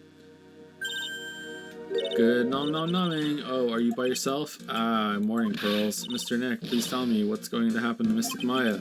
I'm sorry, we don't know yet. The investigation is still going on, so I wasn't allowed into the inner temple. Oh, I see. So is Sister Iris still trying to remove those trick locks in the training hall? No, she's the defendant in this case, so she can't be at the inner temple. Surely Bikini knows how to do it too. She's required to be here in court. Then how come she's not here in the defense lobby? I have to admit, it's kind of strange. Oh, they broke the gate down, and she's here using the locks while she's here, so she can save time and be here as well. And then they'll put the gate back after the locks are gone, and then they'll open it and they'll go in and get her. If you're looking for Iris, she's in the prosecutor's lobby. Damn! Got it wrong. Chadworth. What's Iris doing over there? She's going over today's testimony with the prosecutor as we speak. Today's testimony? You heard me. Iris is going to be testifying as a witness for the prosecution. Wait, what? The prosecutor is squeezing her for a confession, or so I heard. Francesca von Karma, what are you up to? I know what you're thinking, but Francesca isn't going to be the prosecutor today. What? Then who is? Who else would it be but Godot? New day, new prosecutor, new defense attorney, new judge. Here I Godot, Francesca is engaged in some important work at the Sacred Cavern. The Sacred Cavern? You don't mean that she's... Exactly. She has been out there all night, trying to remove those trick locks. With the head nun's assistance, naturally... Yeah, there we go, good. We estimate that the last of the lock should be taken care of in about 3 hours, but we're still not going to delay the trial until then, because it's really important that we do this one day after another. I hope everything continues to go smoothly and we receive some news soon. This courtroom is like one of the biggest Twitch streamers. They have to be there at the same time every day. Yeah, thanks, Chadworth. Prosecutor Godot intends to nail this case shut today. Be prepared to fight like there's no tomorrow. You don't have to tell me that. Touché. I can already see it in your eyes. You're not the same fever-ridden, frantic maniac you were yesterday. It's strange, on the way here I decided today would be the end of all this. Almost immediately after I made the decision, I felt myself getting stronger. Interesting. It has nothing to do with the cold killer X you took. Maybe you passed your cold onto someone else, literally. And with that, I leave the rest in your capable hands, partner. Chadworth, be next to me in court today, please. Because if you're there, then Pearls can't be, and if Pearls isn't there, then she can't turn into Mia. Come on. Next to me. Come on. We can both slam the desk together. It'll break, but it'll be worth it. Come on. I still have answers for most of the riddles plaguing this case. The circumstances around the murder of Miss Lisa Maxim, Miss Misty Fey. The impossible flight Larry claims to have seen. And what that woman is really after. I will solve them all and bring this whole tragedy to an end. February 10, 10 a.m., District Court, Courtroom number 7. Oh, it's one-on-one. Oh, yes! Court is now in session for the trial of Iris of Hazakura Temple. New day, new judge. Your Honor, what are you... Who, me? Well, my little brother came to visit me in my chambers earlier this morning. All of a sudden, in the blink of an eye, he developed a scorching fever and fainted. Therefore, I'll be standing in for him. Nice. I see, Your Honor, so they're brothers. That explains a lot. My poor brother, he looked a bit pale. Not to mention sad that he couldn't be here. I'm also Canadian now. We're twins. It is impossible to predict what the future has in store for any of us. This is precisely why people feel the need to judge the past, and we of the court have been charged with the solemn duty of passing such judgment. Well said, Mr. Godot. I understood exactly what you said, at least up until the end anyway. Now then, Mr. Godot, please proceed with your opening statement. Humans are fragile, but not that fragile. Fickle, but not that fickle beings. Our hearts change with the shifting of the tides. There's only one thing that remains a constant in this crazy world. Coffee. The bitter darkness that lies at the bottom of this mug. So then you mean... Forget it. What do you mean? During yesterday's trial, the accused refused to admit her role in the crime. But today, she's had a change of heart. Sister Iris of Hazakura Temple has a confession to make. Confession? The defendant? Iris, why didn't she discuss this with me first? Why didn't she discuss anything with me first? Very well. This court will now hear the defendant's confession. Upon meeting a beautiful lady, always ask her for her name and profession. That's one of my rules. My name is Iris. I am but a simple nun undergoing training at Hazakura Temple. Witness, is there something that you want to confess to? Yes. But first, I want to apologize to Mr. Wright. I can't continue lying to everyone anymore. It's alright. What is it? Mr. Wright, I have to admit that I did play a part in this terrible incident. Are you actually confessing? Are you saying that you were the one who murdered Miss Elise de Noxton? No, I'm not, Your Honor. But I dealt with the cover-up after the murder took place. After her spirit left, I took the lifeless shell of Mystic Elise and carried it to the Hazakura Temple courtyard where I desecrated it. What? That's a crime. We only find murderers guilty here. Order in the court. Order. Witness, are you saying you were an accomplice to the murder? Yes, that's correct. What? 3 minutes in court and I'm already covered in a cold sweat. Ha. Everyone on the planet is an accomplice to something. It just happens to be that in this case, it's the murder. Isn't that right, Mr. Trite? Grr, that could go. The Trite thing is so petty. Is this the confession they were conferring about? It pains me to say this, but it looks like Iris's testimony was all a lie. Iris's testimony crumpled up and shoved into a pocket, which I will pull out later. Now then, little lady, if you don't mind, I've got a question for you. Whose crime were you trying to cover up by your actions? Iris was covering for someone? Now I'm definitely up the creek without a paddle or a life jacket. I've been at Hazakura Temple ever since I was a little girl. Hazakura Temple is run by one of the branch families of the Korean tradition. One of our missions is to protect the main family. I'm sorry, but main family? Yes, that's why I would dirty myself, if need be, to protect her. The daughter of the master of the Korean channeling technique, Mystic Maya Fey. Huh?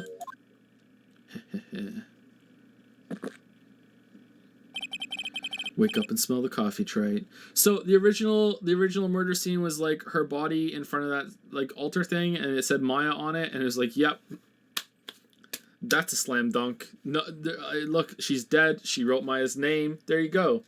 There's no way that anyone could see through this.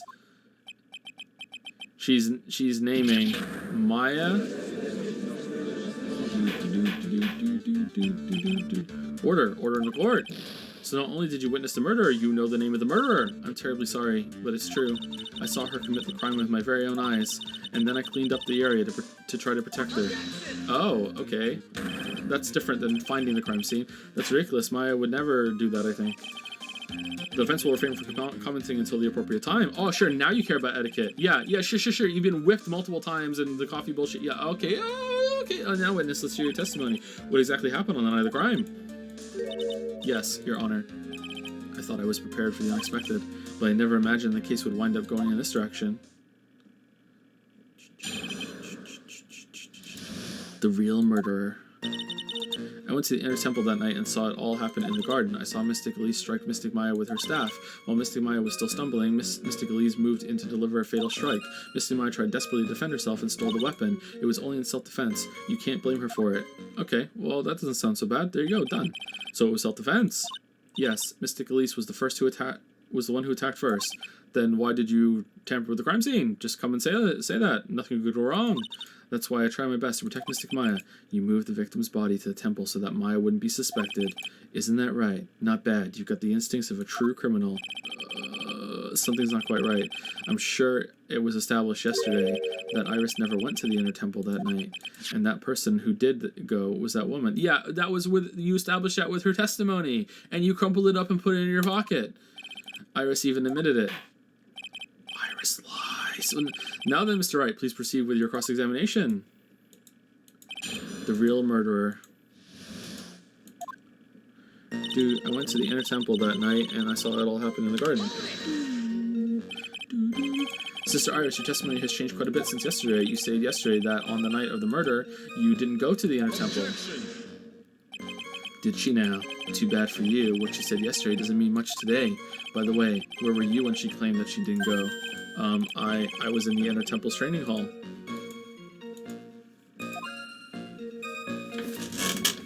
Maybe it was you. A private conversation between the two of you does not constitute testimony. Sorry, I was going to say a different word. That would be properly described as hearsay. Sure. What do you have to say, witness? I just couldn't tell him the truth at the time. Mystic Maya, she's your girlfriend, isn't she? No. I didn't want to be the one to break it to you that I saw her commit murder. There, we all understand how difficult this is for you. Now then, let's continue with the testimony. What did you witness in the temple garden? Well, Your Honor, I saw Mystic Elise strike Mystic Maya with her staff. That staff is a sword, though. You're saying that the victim attacked Maya, I mean Miss Fey.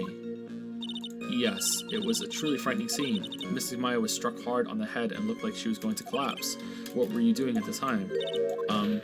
Watching. Why didn't you stop them from fighting? I'm terribly sorry, Mr. Wright. I was frightened. I couldn't move. I couldn't even speak. I was in such shock. That's perfectly understandable, my dear. This doesn't sound right.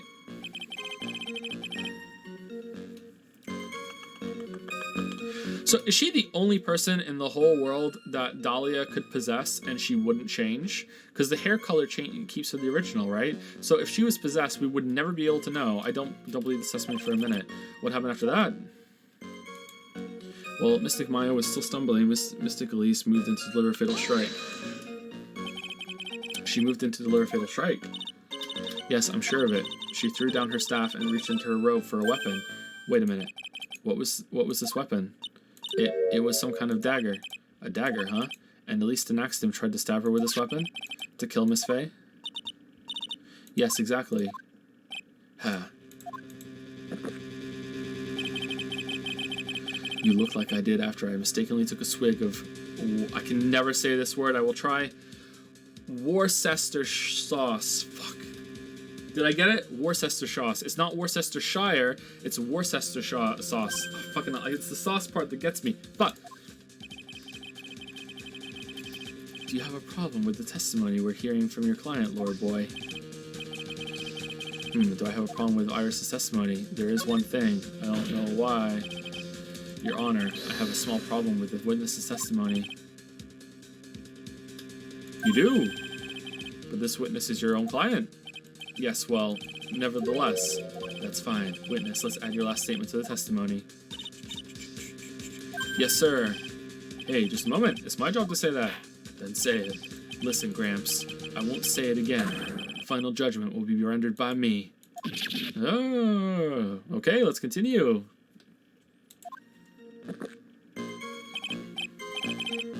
Okay, now, let's continue. She threw her staff away and pulled a dagger from inside her robe. She threw her staff away. Mystic Elise was trying to kill Mystic Maya. I think that's why she wanted a more lethal weapon.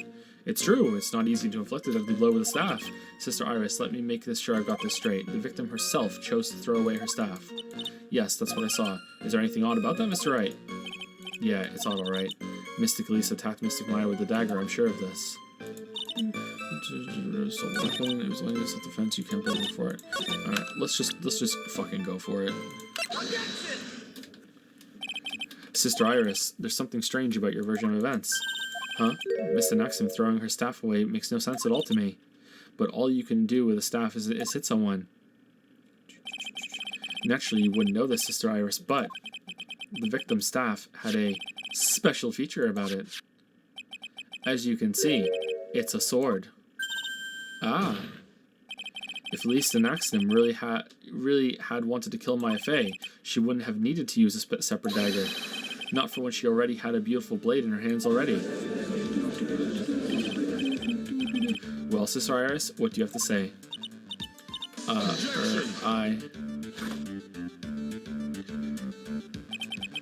That was an impressive bit of investigating, Trey. I never would have thought there was a sword hidden in that staff.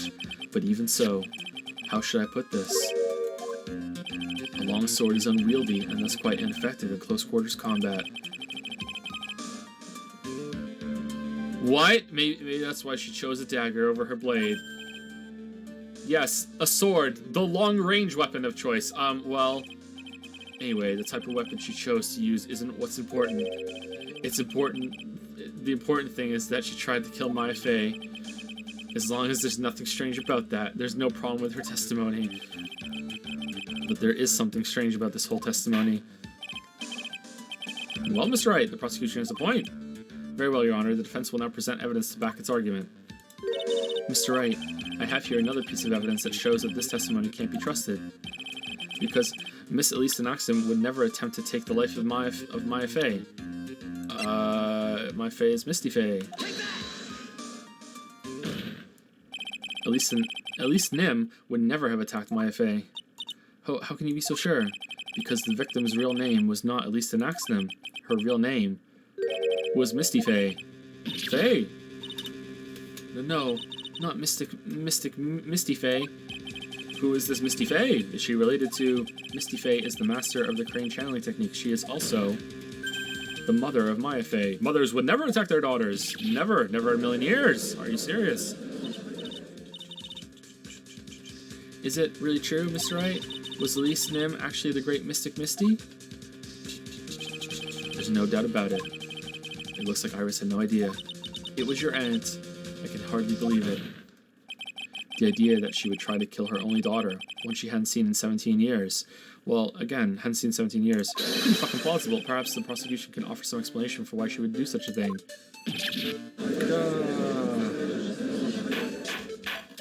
She hadn't seen her in 17 years, try it. Maybe she didn't even know it was her daughter.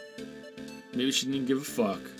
Order in the court. Upon first hearing the witness's testimony, it seemed natural enough. However, in light of some facts that have just been presented, 1, that the victim supposedly threw away a sword during a fight, and 2, that the two people battling to the death were mother and daughter, despite the facts being believable when taken on their own.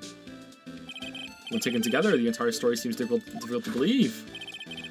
Listen, there's nothing in this world that is impossible, except for one little thing, people flying over bridges. Yes, what is the one little impossible thing? Ha, me having respect for Phoenix. You still don't get it. You think maybe my beans are under-roasted, but you have no idea, Gramps. Could you get to your point? I heard this witness's confession this morning, just as I had taken the first sip of my 8th cup of morning coffee. You're going to ruin your health, my friend. Anyway, after hearing this woman's confession, I had a detective who loves to investigate sent to the scene of the crime, and he discovered this little beauty. Oh, shit! Is that the dagger the witness testified to seeing? Obviously, Your Honor. Planted evidence, but do you not notice anything else? Now that you mention it, if you look closely, there appears to be blood on it. Oh, so he can see it. Or did someone tell him that? Where did you find that? I didn't see that when I investigated the crime scene. Did you investigate the pine tree at the crime scene? Huh? The pine tree? This dagger was stuck in the backside of the pine tree. When the last blow was struck, ending the violent battle between the two women, this little baby was thrown in the direction of the back of the pine tree. Which means the blood on the dagger belongs to the victim, correct? Ha, it must, but we didn't test it. Were you even listening, old man? I first heard this confession this morning, just as I had taken my first sip of my 13th cup of morning coffee. Whoa. Did you say it was your 8th just a few minutes ago? I didn't have enough time to get the blood analyzed on such short notice. In any case, the court will accept the dagger as evidence. But even though you should have that analyzed because it's important, we're going to continue on with this trial. It has to be done today. Let's go. Furthermore, I order that a blood test be performed on it immediately. This is my sweetheart. Make sure you treat her right.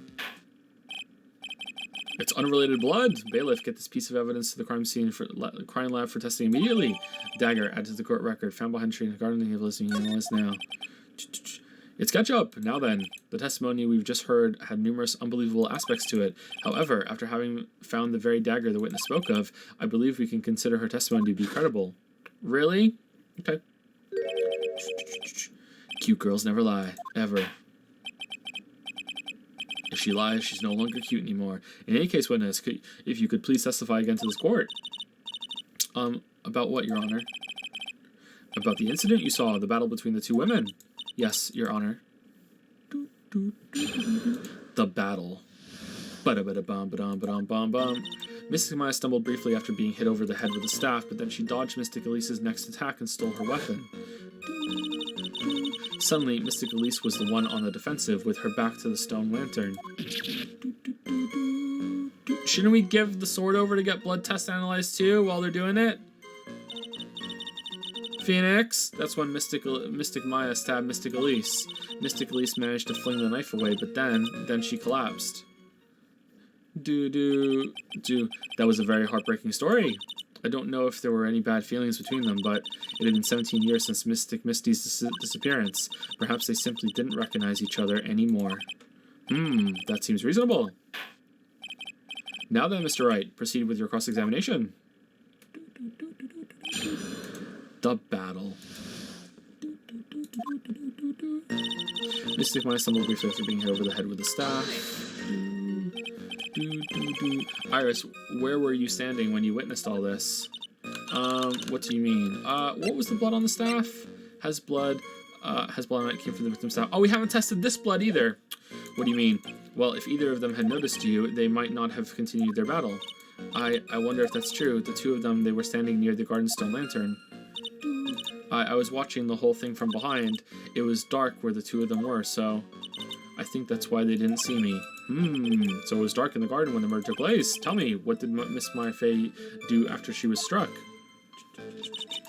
And then she dodged Mystic Elise's next attack and stole her weapon. Nah, Maya could never dodge. No. What happened to the victim's staff then? I'm not sure. The area was very dark, so I really couldn't see. I think it got knocked away somewhere as the fight escalated. That makes sense. That would explain the need for the dagger. Mystic Elise raised the dagger to strike, but Mystic Maya dodged it at the last second. The dagger struck the lantern and fell to the ground. And then at some point, Mystic Maya picked it up. Nothing sounds especially strange yet. What did the victim do when the weapon was stolen from her?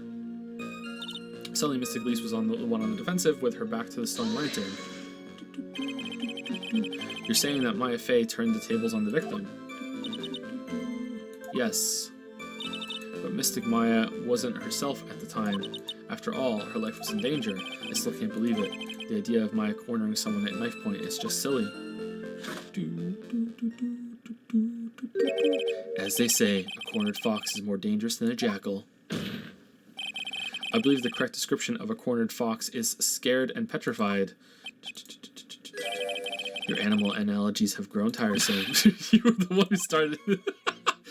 Anyway, so after Maya Fey backed the victim into the stone lantern, what happened next? That's when Mystic Maya stabbed Mystic Elise. Where? Are you absolutely certain that's what you saw? Yes, I'm almost certain. Almost. Almost certain means you're not certain. Okay, but then if the knife was in the tree, but then we have witness from Bikini, eyewitness testimony from Bikini saying the murder weapon was being removed from the corpse. But like, there's no way she could see a knife like that and mistake that for the big sword. So, and then how did it get back to the tree? Like, no, this is bullshit. Almost. The garden was dark. I couldn't really tell who was who. What did she just say? So, in other words, it could have been someone else entirely. We know that Maya Fey was at the inner temple that night, and that the woman that was killed was Elise de Naxnim. No, we don't. No, it wasn't Misty Fey. Isn't it fairly obvious who attacked who? That's not even a real name. No, I don't have anything to counter that yet. Well then, witness, please continue with your testimony. Yes, Your Honor. The two of them faced each other for a moment. Then Mystic Maya rushed straight into Mystic Elise. Then Mystic Elise doubled over and fell to the ground. So she was stabbed in the stomach, huh? Yes. Okay, that was weird. This image was feeling life away, but then she collapsed. Where did that dagger go? I have no idea. It was dark and I couldn't see. According to the detective who found the dagger, it was stuck into the pine tree in the garden. Most likely it was flung towards the tree after the struggle. This is the most likely explanation, yes. After being stabbed in the stomach, did the victim collapse right away? Now that I think of it, she seemed to stare at Mystic Maya for a while, and Mystic Maya stood there not moving an inch. It felt for a moment like time had just stopped. But then, suddenly, as if the spell had worn off, Mystic Elise fell over. It seems like a reasonable story at first, but there's one thing that is completely impossible. The very idea of Maya stabbing someone, that alone is impossible, which means this faulty testimony must contain another contradiction in it somewhere. Well, I can think of 3, I think, but, like, where's the autopsy? Body fell 10 foot... Oh, it's after death. Okay, never mind. When did she do the falling? Mystic Maya stumbled briefly after being hit over the head with a staff, but then she dodged Mystic Elise and his weapon stole her weapon. The other one was, like, about the eyewitness testimony with the sword. How do I do that?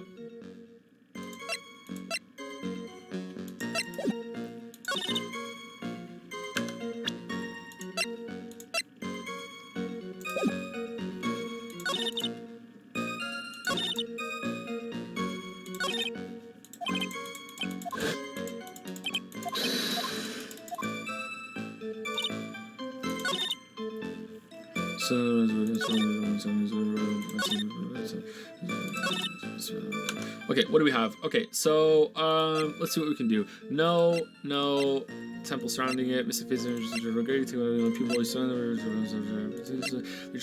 the crime has the victim's blood on his. Okay, so that's not the murder weapon. So I don't think that's it. Do we have a picture of what happened? Has a sword inside. No one knows this except for me and Detective Gumshoe. Stab in the back. Okay, so she was stabbed in the stomach corner. So that's wrong. Taking that night from Mangi to Dusty Bridge. Blood on this instead of the staff, I think. That might be relevant to this testimony, or what follows. Okay, so let's grab you that. So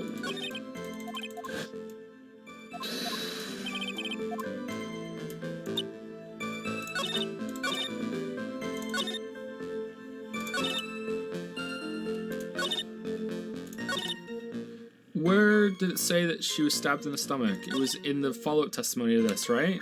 Okay, let's try it and see if it works. Wait, shit, Cyberpunk comes out tomorrow. Oh god, Cyberpunk comes out in 1 hour, I think. Something about you just isn't right today, Iris. Huh? Until now, I didn't think you were the type to make such a careless mistake. However, this testimony you just gave contains quite a few contradictions.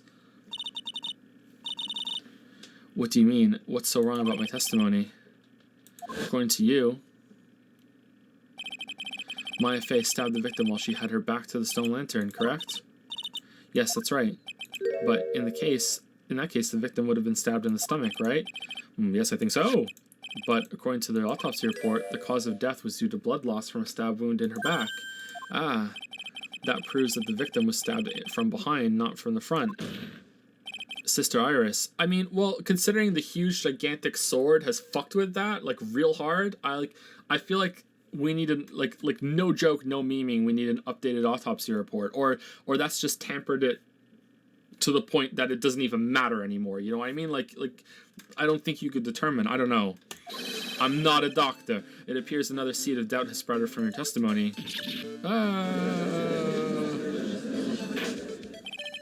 What? What is the meaning of this, Mr. Wright? It's simple. People are like books. We've all got a front and a back. You get my drift? And a spine. Is that all you have to say? I can also say that darkness loves to play with the human mind. Could you please knock it off with the cheesy proverbs and illogical metaphors already? The point is, too much of this testimony just doesn't make sense. Throwing away useful staff, the people fighting being mother and daughter, and now she falsely claims the victim was stabbed in the stomach. There are certainly some inconsistencies. Well, Iris, how about it? Well, it's just, if you ask me, you're just being too naive about the whole thing. What do you mean?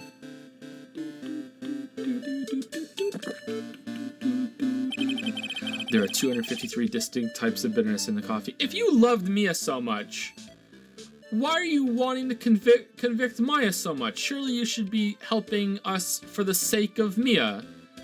Do you hate Phoenix so much for your bullshit reason that your beloved's sister is gonna go down for a murder that she didn't do because you're just that much of a shit?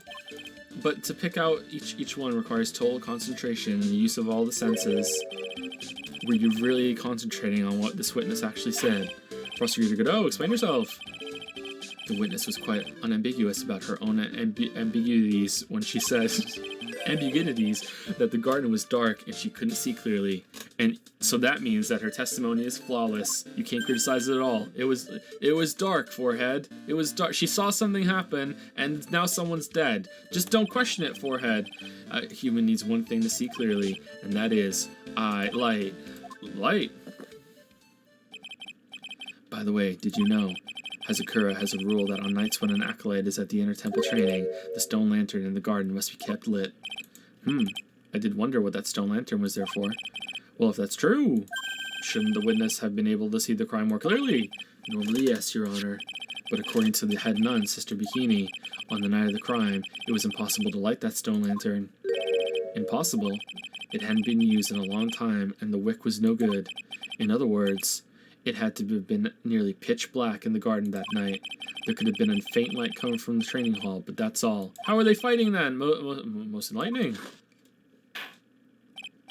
Yes, that illuminating fact has chased all the contradictions away.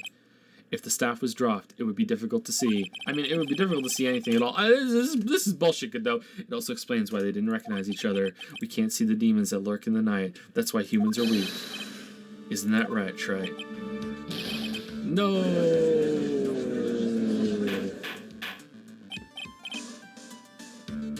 Thank you, Ping Crimson, for the 6.3 sub. Thank you. 8 minutes ago. Now that's a recent thank you from me. That's within the 10-minute window.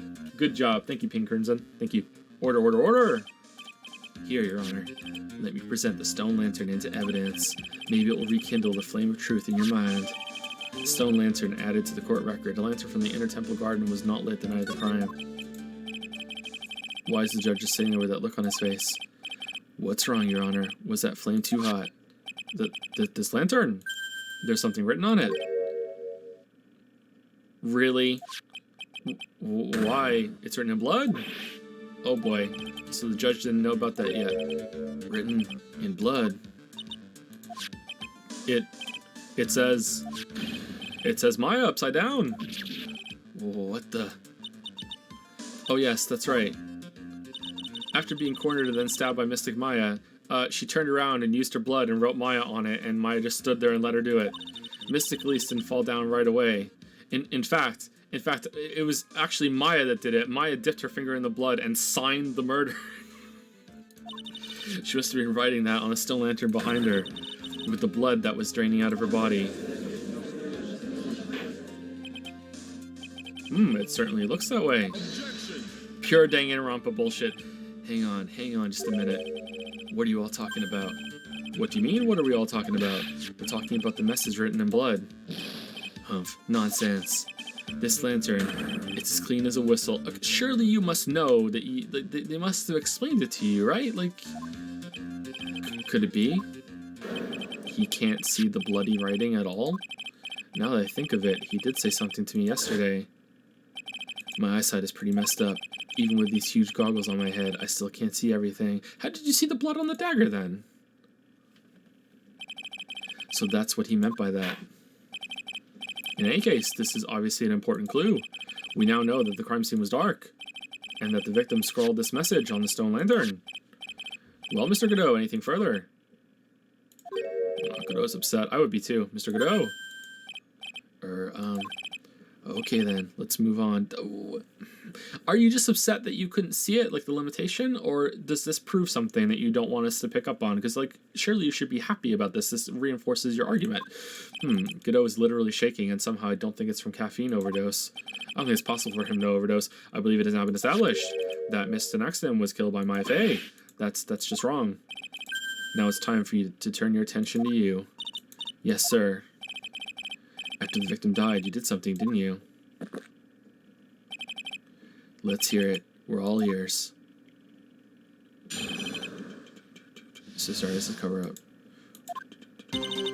After Mystic Elise died, I called out to Mystic Maya. I thought it was my duty to protect the future master of the Crane tradition, so I removed the body from the inner temple myself. I dragged it behind me all the way across the Dusky Bridge. Then I used the snowmobile to carry it back to Hazakura Temple, and... I used the sword after alter the way to alter. Okay, has this case had more typos than usual, or have I just not noticed most of them up until now, the way the wound worked? No, that's right, isn't it? That's alright. Shit. I'm the one who's dumb. I'm dumb. Sorry. Ignore me. So you moved the body. I got mixed up with because it's an altar with a sword. I'm the dumb one. I'm holding my hands. I'm the dumb one. Me dumb. Joe dumb. Joe dumb. There has been more typos this case though, I think, than the other cases. Yes, I was raised at Hazakura Temple. I owe a great deal of thanks to the Fae Clan, but even so, I never imagined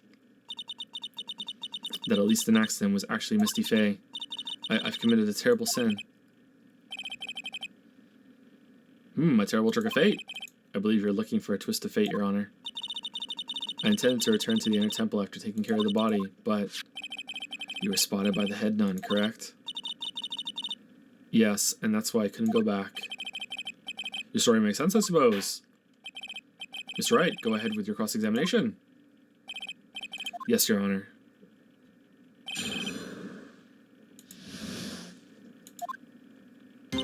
After Mystic Elise died, I called out to Mystic Maya. Mystic Maya.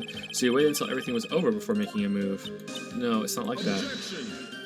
It is like that. She saw someone murdered right in front of her eyes. It's not surprising that she was a little timid. Yes, I suppose that's true. Sometimes when I'm watching lawyers argue back and forth with each other, I feel so helpless that I just sit quietly and wait for them to reach a conclusion. It's very believable that she was timid. And then this very timid girl picked up a body, dragged it across a bridge, put it on a snowmobile, drove it back to her temple, dragged it through the temple, put it into the courtyard, picked up a sword from a statue, positioned the body, and then slammed the sword down in its back, spilling blood everywhere. Isn't it your job as the judge to mediate the argument? It wasn't until Mystic Maya saw me that it finally dawned on her what she had done. I thought it was my duty to protect the future master of the Crane tradition. So then, you knew. You knew the significance of the name Maya Fey. Yes, of course I did. That's odd. I mean, Sister Bikini didn't recognize Maya's name, let alone her position. Anyway, she was a very special person indeed. So I removed the body from the inner temple by myself. Why did you do that?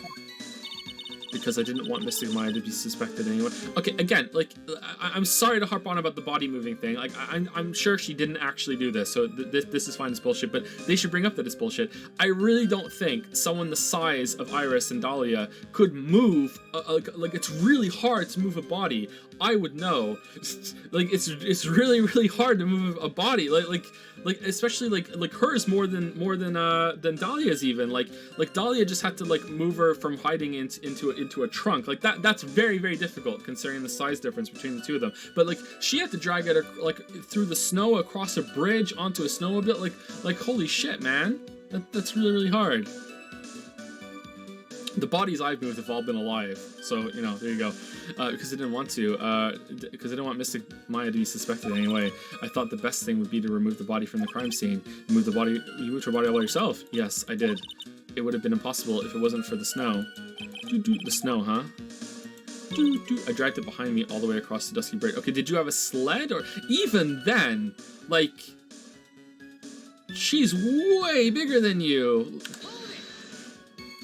It's pretty amazing you could make it all the way across. That's a rickety old bridge. It looks worse than it is. It's surprisingly sturdy despite its age. I mean, it was repaired within the last 5 years, but okay, it's like they say idiots are too stupid to catch even a simple cold. But there's one other thing that bothers me. Why not just throw the body into the Eagle River?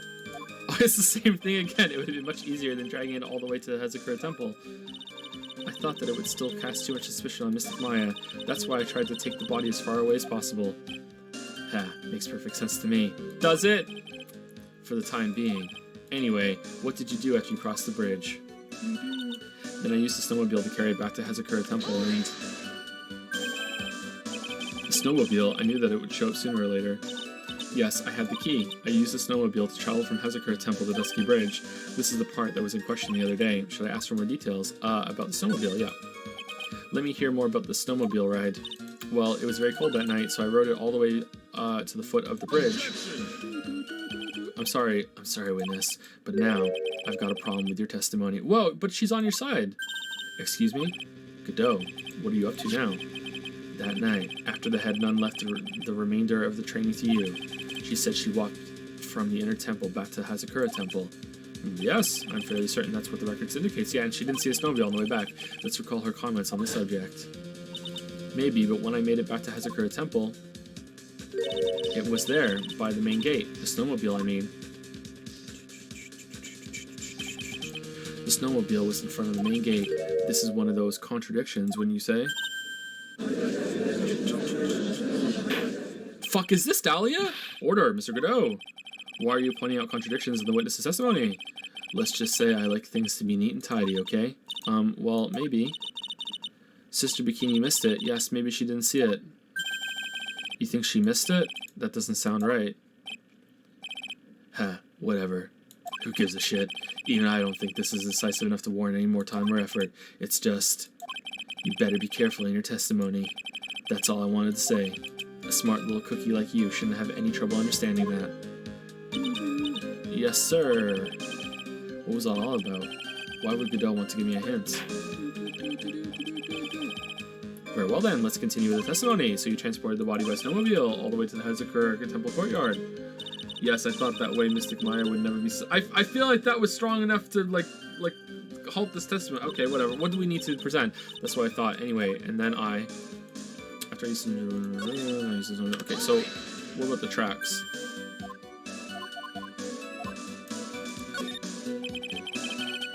If you really did move her body by snowmobile, then there should be tracks left in the snow, right? Well, yes, naturally you would expect tracks. This picture was presented at yesterday's trial. Are these the tracks from the right? Oh, where are the tracks bringing the body in? Yes, I think they are. But I can only see one set of tracks here.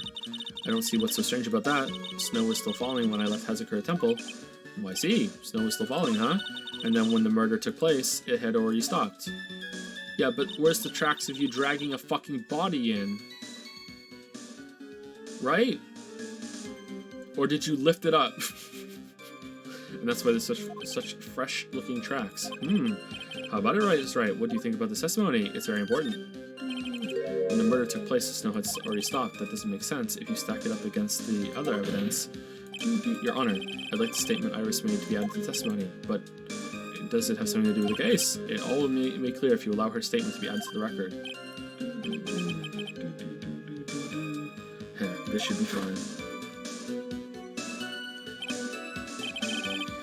Let's get this snow business cleared up, shall we? Yes, sir. By the time the murder took place, the snow had already stopped. Okay, let's press this to see if we get more information. Is that what you were doing when Sister Bikini saw you? Yes, that's right. She probably thought the worst. Probably. More like definitely. I see. So Sister Bikini mistakenly thought you were the one that murdered Miss Nim. I'm so sorry. Please forgive me. It's my fault that this case has gotten so confusing.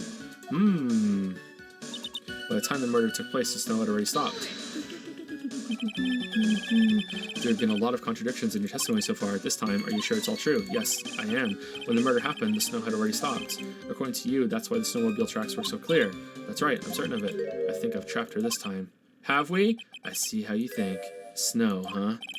What's going on here? If the snow really had stopped by the time of the murder, it means there's a bigger hole in the story than that movie, The Grid Revelation.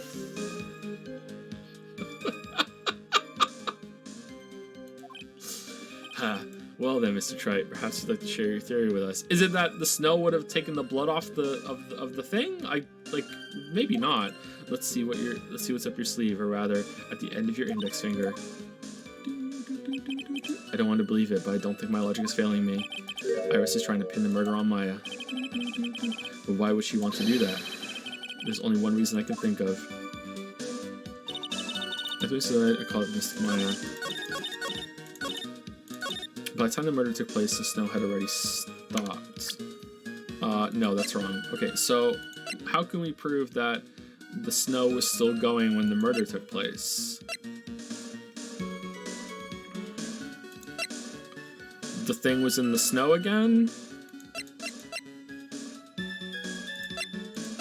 Shit, man. Her time of death, it was still snowing. You didn't have time to get it here, right? Is that it? Is it just that? It's like approximately 7 to 10:50 p.m. and she would need you need more than 5 minutes to do the snowmobile back, and she would need more than 5 minutes to get there, right? I think that has to be it, right? I hope so.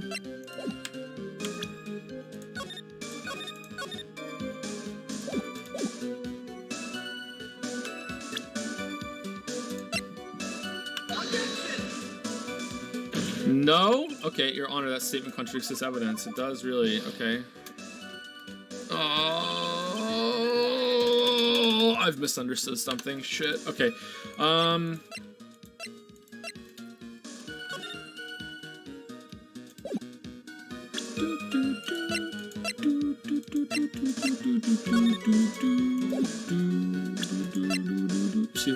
Was there something buried in the snow somewhere?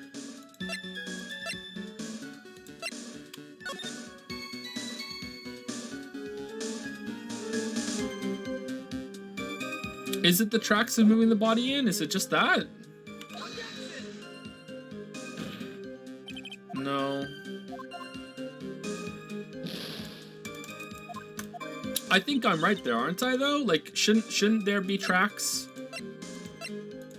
There should be tracks of a body being dragged in here if what she's saying is true, right? Gotta be. Even if she was using a sled. It's gotta be, right? Okay, that's the courtyard, and there's no snow there.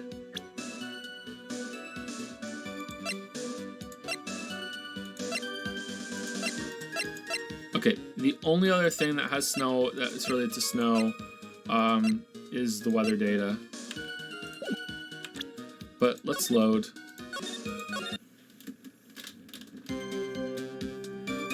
And see if there's anything to do with time here.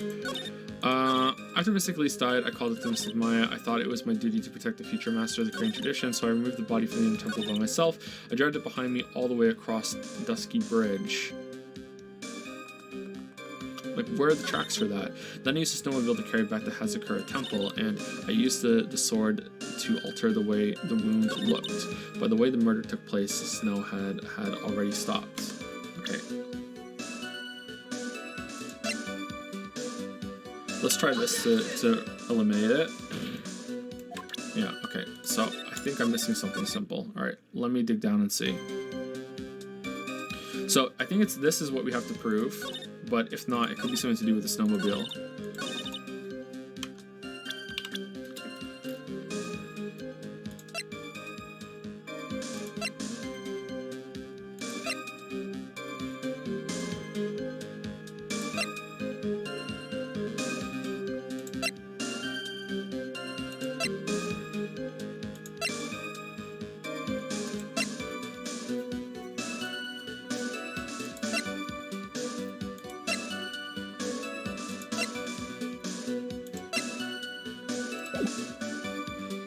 Okay, is it just the thing was found in the snow again?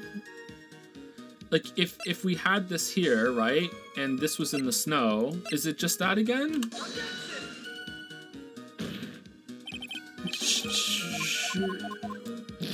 Okay, I feel like we've had a couple of things that should have worked, and they're not working.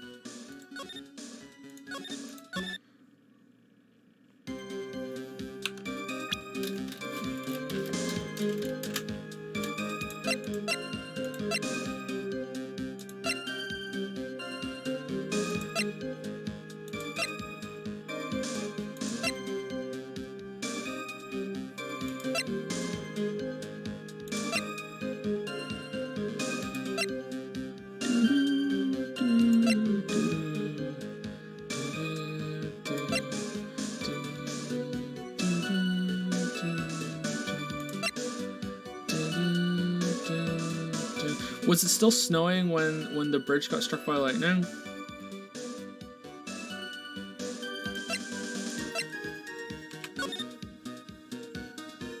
Yeah, it still was when the bridge got struck by lightning. Okay, I feel like that's.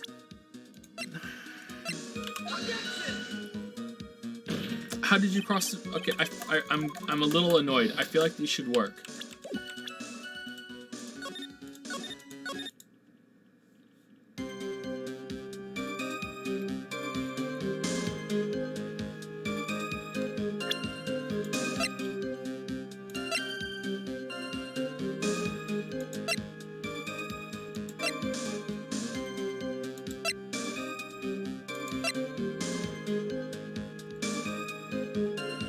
Was this found in snow?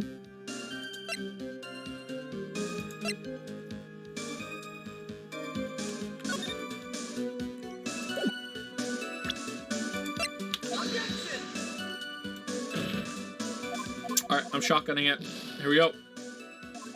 Time to shotgun.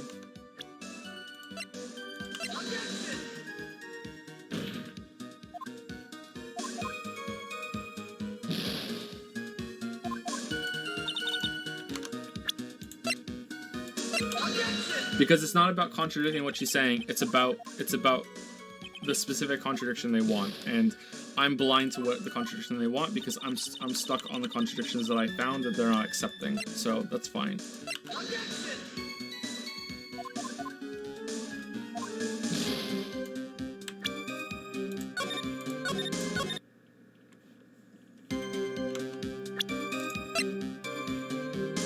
We did that one, these two already, didn't we? I'm pretty sure we did. We didn't do the crime photo, did we?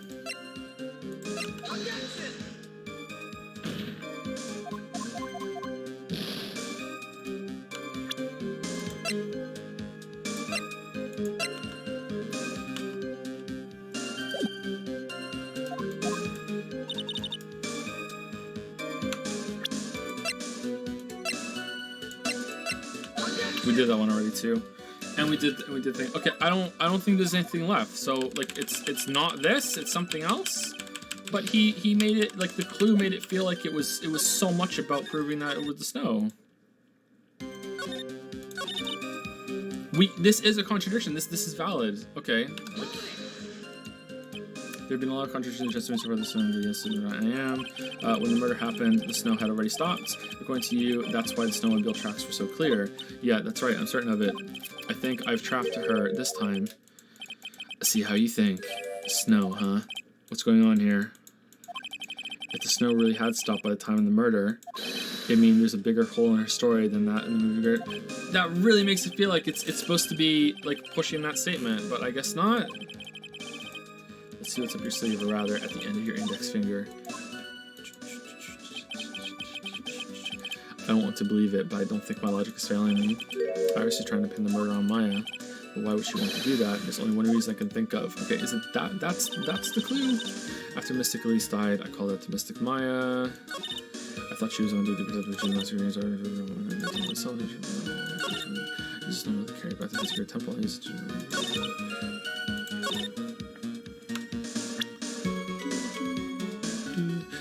If you think that she was stabbed in the stomach, why would you stab her in the back? That's another one, isn't it? Maybe?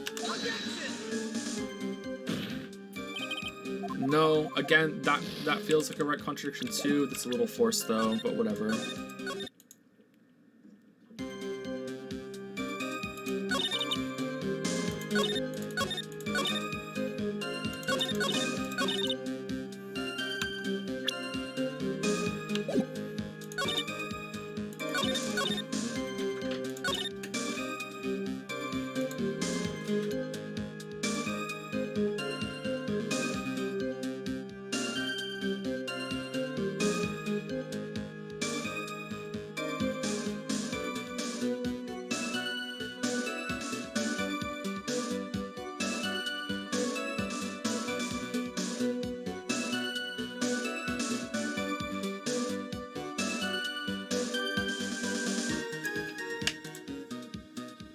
Okay, sorry, I'm back.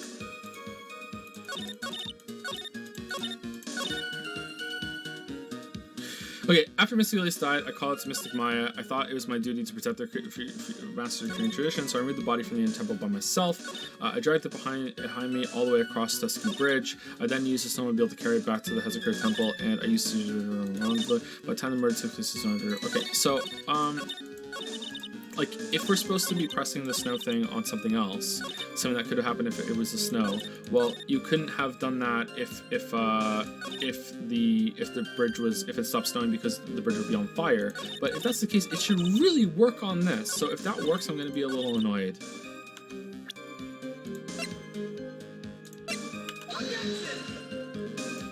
No, it's not that.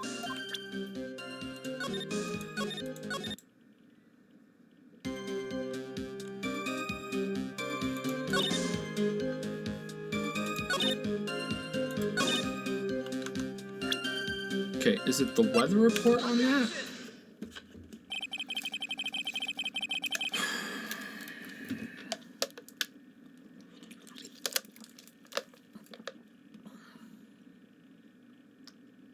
Really?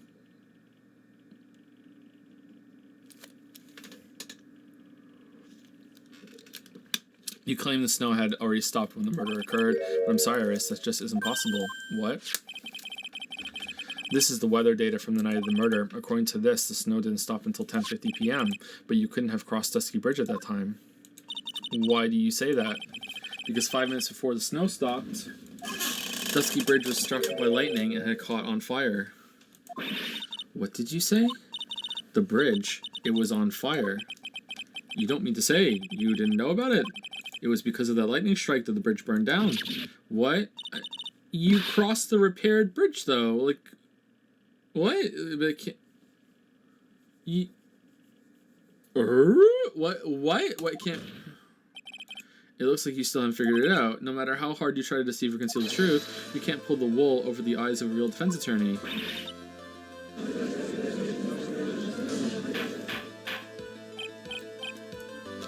Order!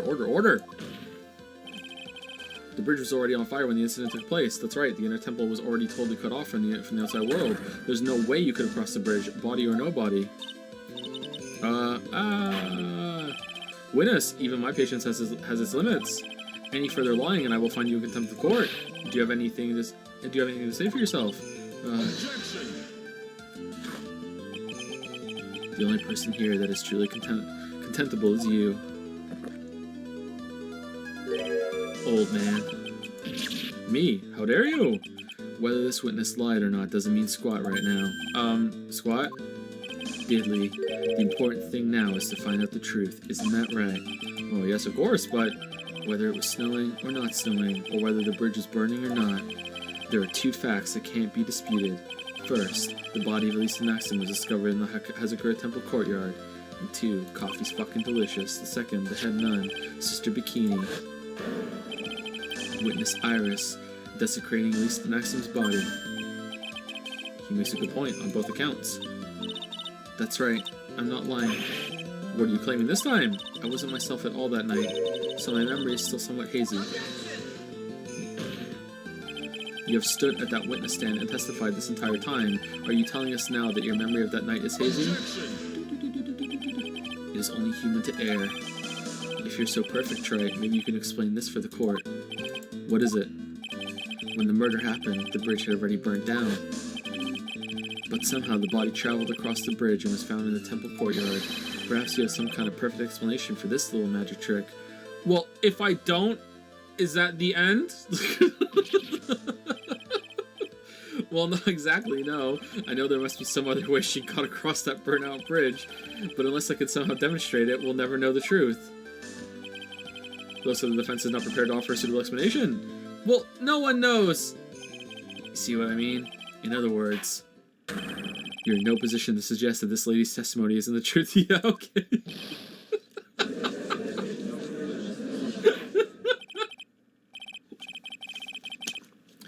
Alright then, witness, let's hear your testimony once more. About what, Your Honor? You've admitted that you've moved the victim's body. Nevertheless, your prior testimony contained a rather large inconsistency. Please add an explanation for that in your testimony. Yes, Your Honor. Will this be her final testimony?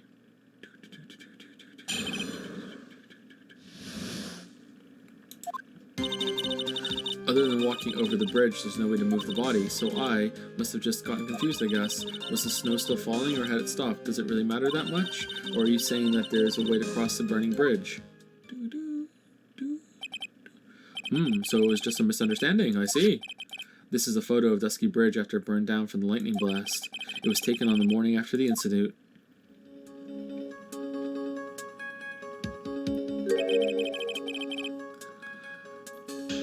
Oh, fuck my life. It certainly was burned to a crisp, and... Oh, fuck my life. What snaps the suspension wires even snapped. It's amazing the whole bridge didn't fall in.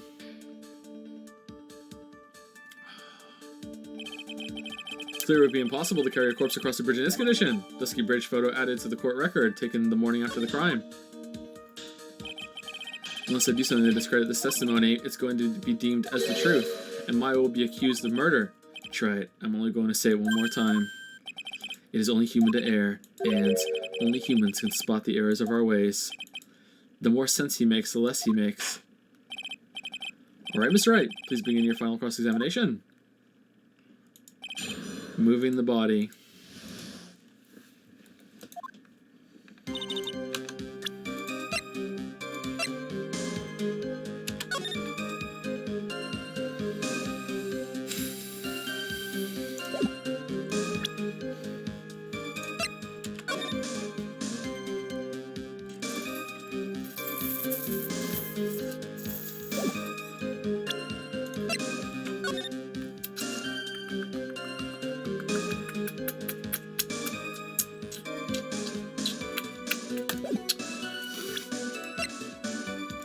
Other than walking over the bridge, there's no way to move the body. Yes, but if the snow had already stopped when the incident took place, I couldn't have crossed the bridge, naturally. But I think it's just like Mr. Godot said, the body did make it across somehow.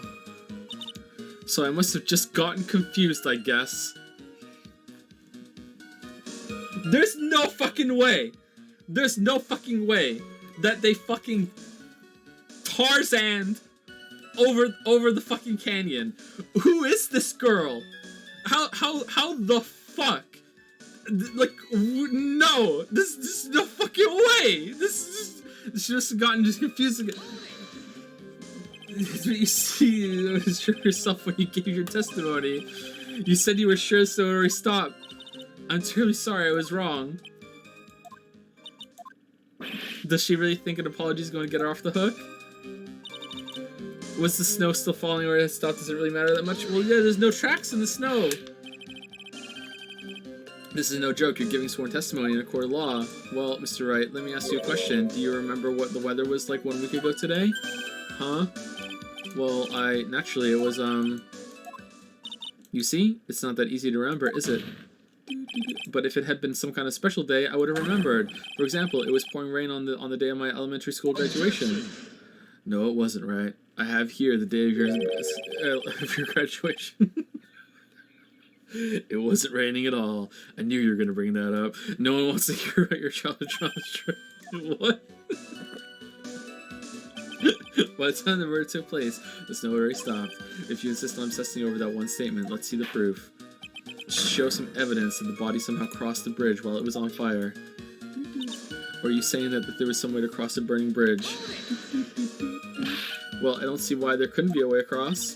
Mr. Wright, don't you think that sounds a bit silly? A dead body crossing a burning bridge. Did anyone actually witness such a thing? Larry did. If there was, I don't think you'd call someone like that a witness. After all, a dream isn't the same as actually seeing something.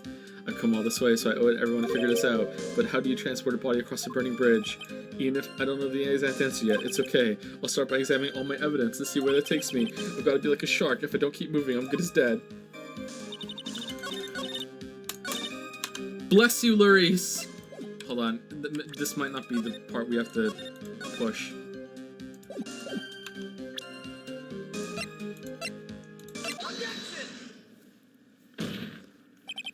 A dead body flying over a burning bridge. I wouldn't exactly rule out the possibility. What? Ha, you're saying it's possible. Don't make me laugh. The only thing that's possible about your claim is that it's been pulled out of thin air. I'll show you something else that was in thin air. I don't know about that. In any case, we have a witness who did see it happen. Preposterous. Who is it? Who is this witness? I can't chicken out here. I've got to keep on the attack and go, go, go. Miss Lisa Naxton's brilliant and highly gifted apprentice, Larice Naxton. Brilliant, highly gifted apprentice. Remember what he said in his testimony. That night, he was at the Mountain Shack, Heavenly Hall, and that's when he witnessed the event. I think you've all seen the sketch before. Okay, what? Is that drawing of what he witnessed that night?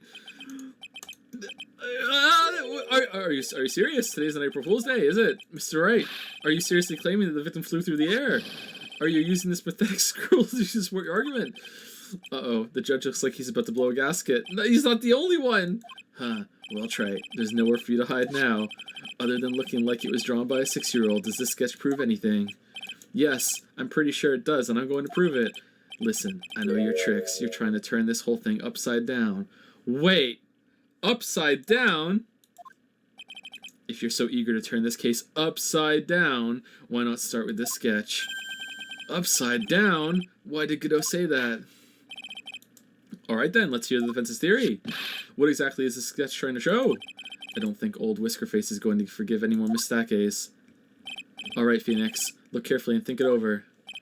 This sketch drawn by Larice Naxton is evidence of nothing, a complete contradiction, exactly what happened. Of course, the victim was flying through the air. You could see it right there in the sketch. Whoosh. You know, you're starting to remind me of yesterday's witness. Whoa. That was the last thing I wanted to hear. You weren't here! Do you have any evidence that the victim flew through the air? Just so you know, we haven't discovered a giant human catapult at the inner temple yet. Ugh, I wish they had. Even if you're a lousy lawyer, at least you're 1 cup's worth of entertainment. I think we should skip the penalty this time. Ugh, there must be some way, I just know it. There must be a way to use Larry's sketch to show the truth of what happened. Alright then, the witness will return to her testimony. Yes, Your Honor. Wait, that's it? Other than the walking in the bridge through the bodies... Wait, was I supposed to say... Wait, but...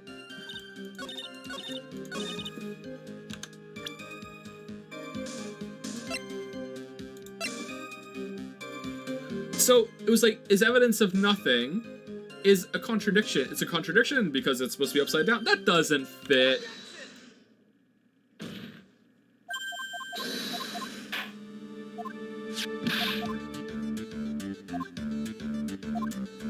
A complete contradiction. Something is obviously funny about the sketch. I know art critic, but even I can see that. It shouldn't be contradiction. It should be a different word. That's not, no, whatever. That's not what I mean. There's no penalty, so who cares? Larice the Maxim stated over and over that this sketch was exactly as he saw it. However, if we're to believe his testimony, then the sketch contradicts reality as we know it. It contradicts reality. Ah, this is getting interesting. Looks like you're back to that finger pointing thing again.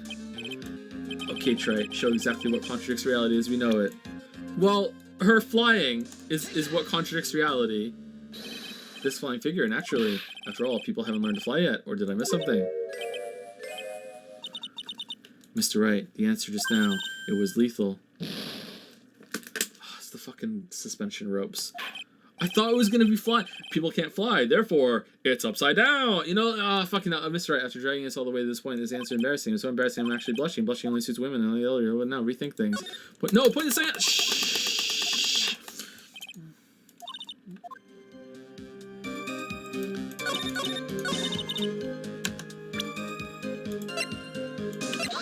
All right, third time.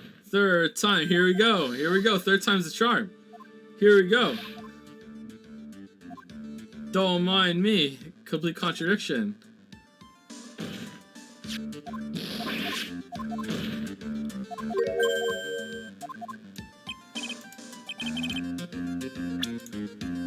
Okay. It will accept both of them, right? It has to be that. It's this wire connected to the bridge. The wire? Huh. Is that the thing that contradicts reality? It is indeed. Then show us the reality it supposedly conflicts with. Show us something that will point out how the sketch contradicts reality. The photo.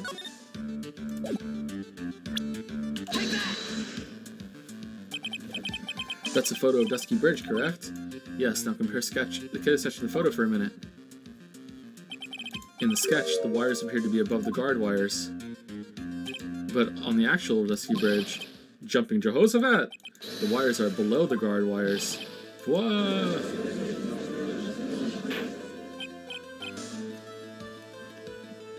Order! This sketch is somewhat different than what's depicted in the photo. However, isn't it likely that the artist just saw it wrong? Yeah, that's what I thought too. Or perhaps he just drew it wrong. Either way, it sounds like you're just wrong. I mean, these are some pretty good rebuttals, right? With someone like Larice, I admit a mistake is a definite possibility, but then that begs the question, why did he make a mistake? What was the reason? Are you saying you know the answer to that? Listen, think back, alright? Remember what Larice was doing when he witnessed this event. He was at Heavenly Hall waiting for a lover that was never going to come. Phrasing, he waited and finally he lay down. Phrasing. But then, lightning shoots from the sky and sets the bridge aflame. Now ponder what sort of position Larice must have been in at this time. He was lying on his back, which is why he remembered the scene the way he did. He was lying on his back. Did he say that? I can't see how it relates. But it does, Your Honor. That is the reason why the wires on the sketch will go up instead of down. No way. Larice Nim witnessed the event while he was lying on his back, face up. In other words, the scene that he saw was actually upside down. Alright, and with that pounding of the gavel, it's time for our second break. Alright. This one will be, actually, I should take the dogs out. It's going to be 10 minutes. I'm going to take the dogs out real quick.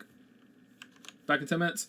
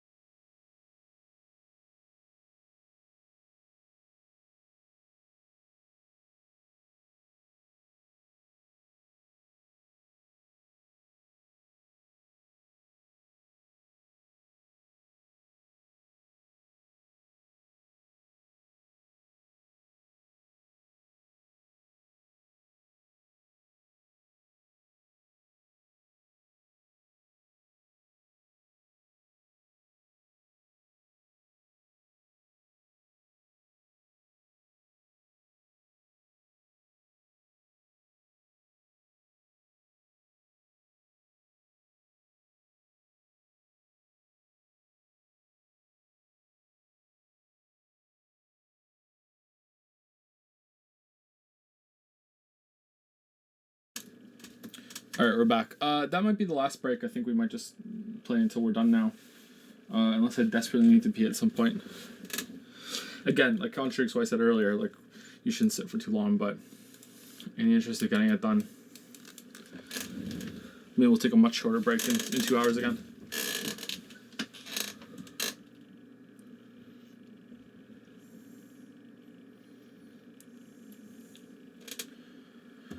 Thank you, Etiquette, for the 18-month resub. Thank you very much. And thank you, One Trip Man. Nice. For the 26-month resub. Thank you to both of you. Thank you, Etiquette. Thank you, One Trip Man.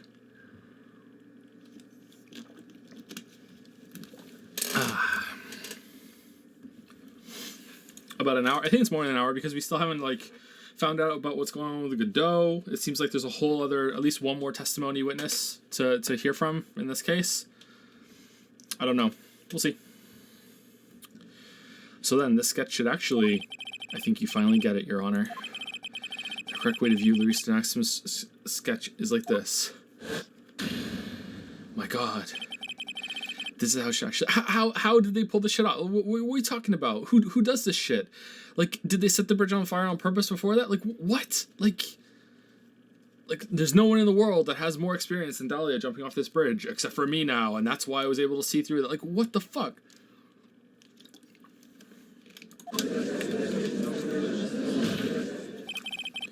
The victim's body wasn't flying above the bridge, it was actually swinging below.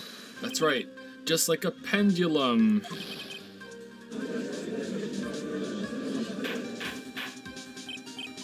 Objection! Order. Of all things to say, a pendulum. The bridge was burning to a crisp, there was no way to get across it, but if the body had been found in the inner temple, it would have caused problems.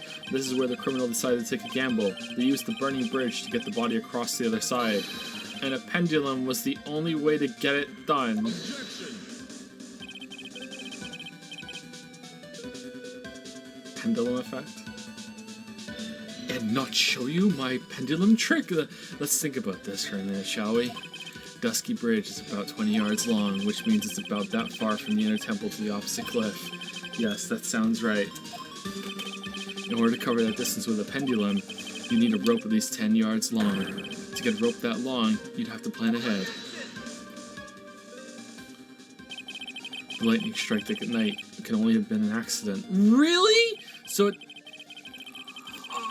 no! No, really? No, come on, really? We're really... That's really it. That's really it. Really? I just killed someone, time to go to a temple. Oh no, lightning. Really? Oh, don't worry, I can take care of this. Dun dun dun dun dun dun dun dun dun dun dun dun dun. Now we're DMCA. Culprit repaired the rope beforehand. So then, they didn't have to get the rope ready. The rope was already right in front of them. What? I'm saying that it was just a matter of using what was already there. In that case, Miss Wright, please give us an explanation to support your theory. What makes you think the criminal had the rope on hand to create a pendulum? Okay, it's this, right?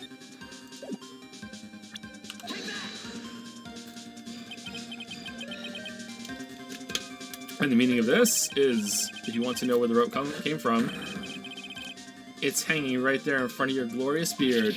Oh, you notice my beard? This is one of the wires in the bridge. When the lightning struck the bridge and set it on fire... Hold on.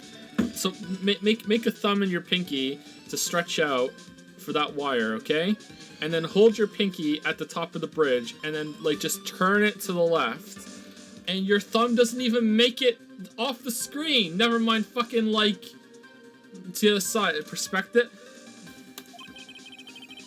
The criminal didn't have any time to waste. So they tried the wire around at least the Maximus body.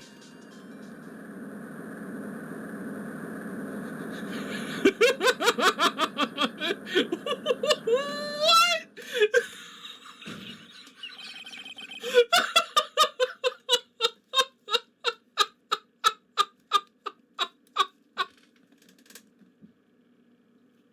Because there was simply no other way to move the body. Let's go back to flying.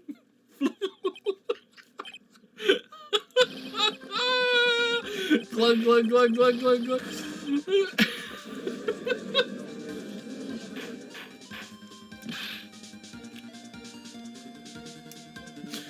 Mr. Godot. It seems that Mr. Godot is more focused on his coffee than answering my question. It seems that the odds of a rope being readily available were very high, so I suppose that it's not an impossibility after all. Possible or impossible, that's not the question we need to ask. There's only one question. Did that really happen? Try it. I wonder if you can prove what happened to us. Do you have any actual evidence that the body was swung over like a pendulum? She fell 10 feet after death.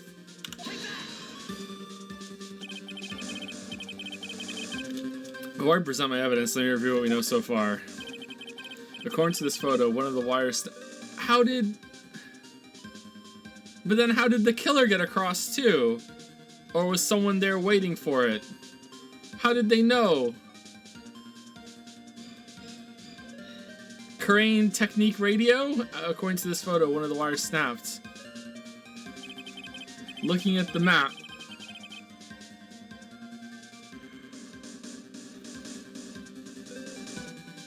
Oh, for fuck's sake, one of those... So then what was the spot where that was the spot where the criminal... Yes, precisely. Now let us consider the body's movement by looking at the overhead map again. If the body was pushed from this point here, it would drop on the opposite bank at approximately this point. Did you say drop? Well, they must have failed to catch the body on the other bank. What? What makes you think something like that happened? Because I have evidence that suggests her body was dropped some distance. What kind of evidence? Take a look at this autopsy report. It's updated. It says here that her body fell about 10 feet after her death. But that's the same height as the discrepancy between the stories of the building in the back. They wouldn't drag the body through the temple phoenix. They would just take it to the wall and dump it over. 10 feet, huh? There's only evidence of one 10-foot drop. That's most likely the height difference between the two sides. The body overswung due to forward momentum, but then came loose and fell about 10.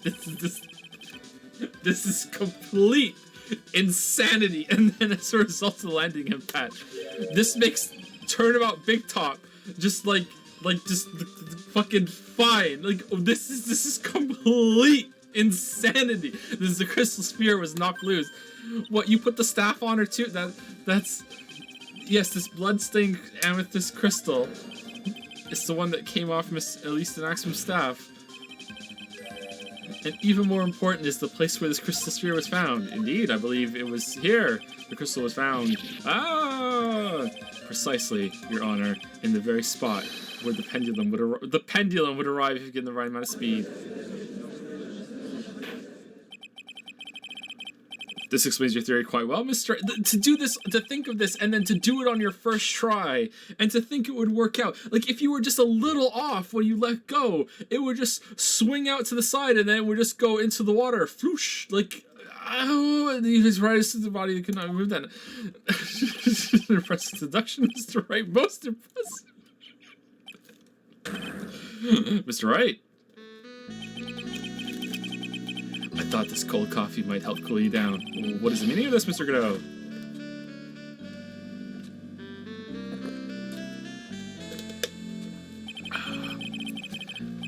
That was a dark and bitter guess that you made, Trey. But you forgot about one thing. Oh, and what would that be? The aroma. Huh? A coffee's most reliable accomplice is its deep and profound aroma. The rest of the court doesn't speak Coffinese. Can you elaborate a bit more? How did the killer get across? If the criminal had been sent the body to this side like you say, then naturally, there must have been an accomplice lying in wait to catch it. No! After this shit, Godot, if she was capable of doing that, she was also fully capable of shimmying across the burning bridge, like, just fine. An accomplice? The criminal wasn't able to cross Dusky Bridge. So, who collected the body? What do you have to say about that, Trey? Mr. Godot is correct. This can't be the work of a single person. Well, Mr. Wright, you know what you must do. Yes, Your Honor. The body couldn't have made it to Hazakura Temple without an accomplice. Very well then, if you please, Mr. Wright. Who was the person that received the body on Hazakura Temple side? It was Iris. It can only be you, Sister Iris. Huh? But I don't see why you're so surprised. The only way to transport the body from Dusky Bridge is by snowmobile. But with her bad back, Sister Bikini could never pick up a body like that. You're the only one that could have managed it. Try it. Were you even listening to the witness's testimony? On the night of the crime, this little cutie pie was on cleanup duty in the inner temple garden after the mother-daughter bloodbath. I haven't forgotten, but have you, Mr. Godot? This witness was also seen at Hazakura Temple, desecrating the corpse of the victim. Strange indeed. It's almost as if, on that night, the defendant was in two different places at the same time. Sister Iris, let me ask you something. Rick, let me ask you something. Why didn't you mention it when you first gave your testimony? Mention what? The pendulum, of course. Using the sketch drawn by an eyewitness. I have established how the body was moved using the burnout bridge, which means it's now a fact that this occurred. Yeah, sure, something you should have already known. Yeah, it's a fact. It's locked in. No, I had no idea. I didn't know anything about a pendulum, but the body couldn't have been passed along to the other side without your help. So you should have known about it. In fact, it'd be impossible for you to be clueless about this whole thing, unless you're not really Iris to begin with. What? How can you say that, Mr. Wright? What? What kind of nonsense is this? You're saying this witness isn't Iris of Hazakura Temple? No, really? I was right? Are you serious, Wright? You mean this woman is... There's no one beside Iris that could have received the corpse that night. Now I get it. Now I know why I've been sick to my stomach this whole trial. Why her whole demeanor changed so suddenly from yesterday. And why she's trying to pin this murder on Maya. The woman that's standing there at the witness stand. Her real name is... Dahlia Hawthorne. I never thought I'd have to utter your name again, let alone see you. It's been a long time, Dahlia Hawthorne. Hawthorne! Sister Iris had a twin sister. And you're looking at her, Miss Dahlia Hawthorne. That name rings some bells, distant bells, but bells nonetheless. Lights out. It's just your imagination, Gramps. This file contains all the relevant data about Dahlia Hawthorne. I had it prepared, just in case this happened. Oh yes, I remember now. That case. 5 years ago. My name is Dahlia Hawthorne. I just want to say, it's an honor for me to be here in your noble presence. The honor's all mine. No, the honor's all mine. Ooh, nice comeback to reality. Cool. But according to this, Dahlia Hawthorne is already dead. It says her execution was carried out last month. She escaped. So what? Death has no meaning in this courtroom. What? Order, order, order! Wait a moment. How can you... My sister, she's already dead. What kind of...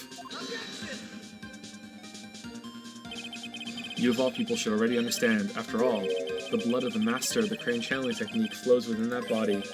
The crane channeling technique? Now where have I heard that? Here you go, Your Honor. Here's all the information about the crane channeling technique. Oh, it takes me back to that case 2 years ago.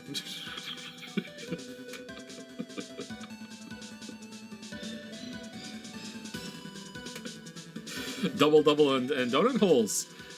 Where have I heard that before? Here you go, Your Honor. All the information about double, and donut holes. Ah, that takes me back to yesterday. That's right, you're not Dahlia Hawthorne herself. You're the spirit of Dahlia, currently inhabiting the body of a spirit medium. What an exciting story. Exciting, but quite impossible. You're asking us to buy Dahlia Hawthorne just happened to be channeled by someone on the very night of the murder to the temple where her twin sister Iris was. Okay, so, like, is this... Doesn't seem to have any spiritual power. Is this a lie, or... Like, her hair... Like, maybe? Is this Maya? Or is this,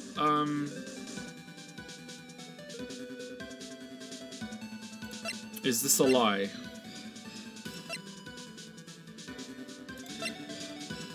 That hair looks distinctly darker to me. Is it darker in the courtroom? On the very night of the murder, Tumbler's twin sister Iris was. Well, if you're going to put things that way, then yes. We're supposed to believe a coincidence like that just happens? Naturally, it was no coincidence. The whole thing was part of a plan from the very beginning. It's all written right here in these instructions.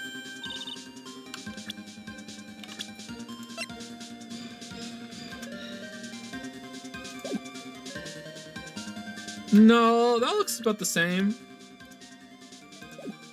Yeah, it's definitely different.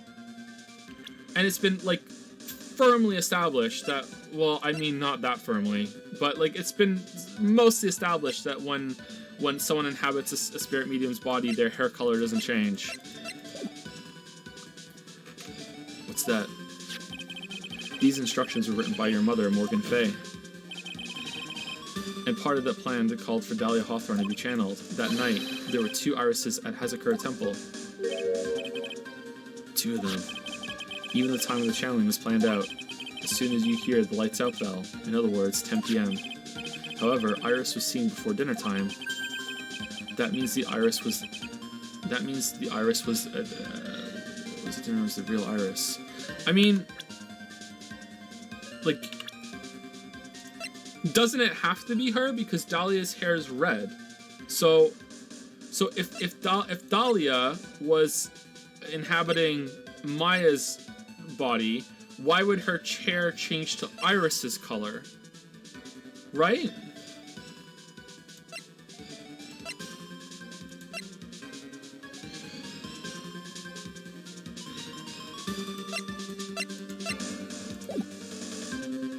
That means the Iris. So it has to be Iris being inhabited by Dahlia.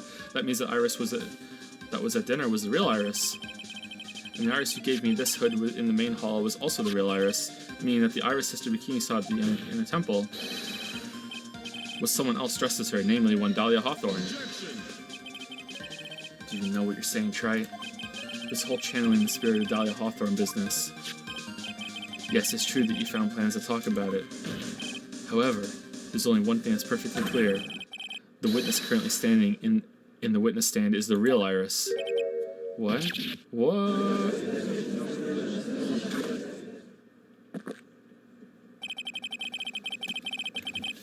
Calm down and remember what you know about the night of the crime. After meeting Sister Bikini, the Dahlia Hawthorne that had been channeled would have been stranded at the inner temple due to the lightning strike.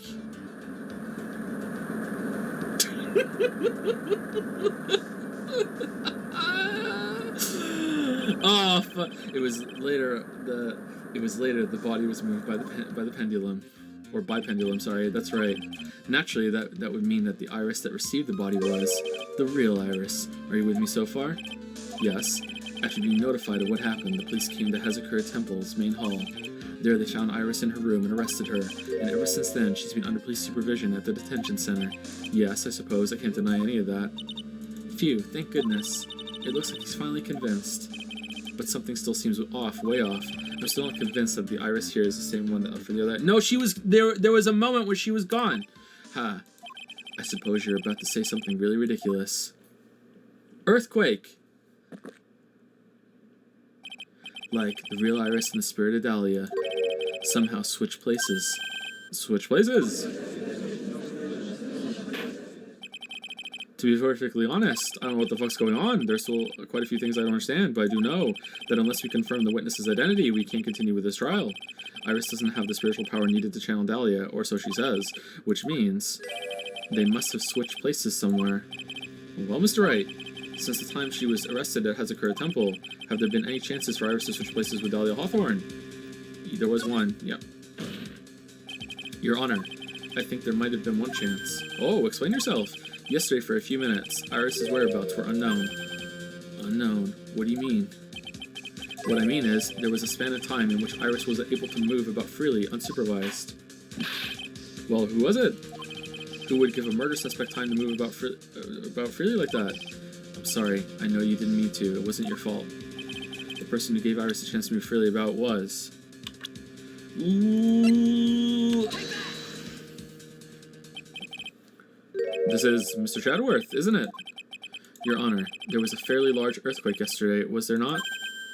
An earthquake? I was asleep. Your Honor, here's all the information about the earthquake. Ah, thank you.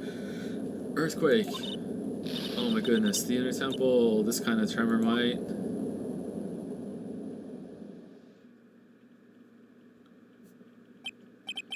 How could I have... She fled.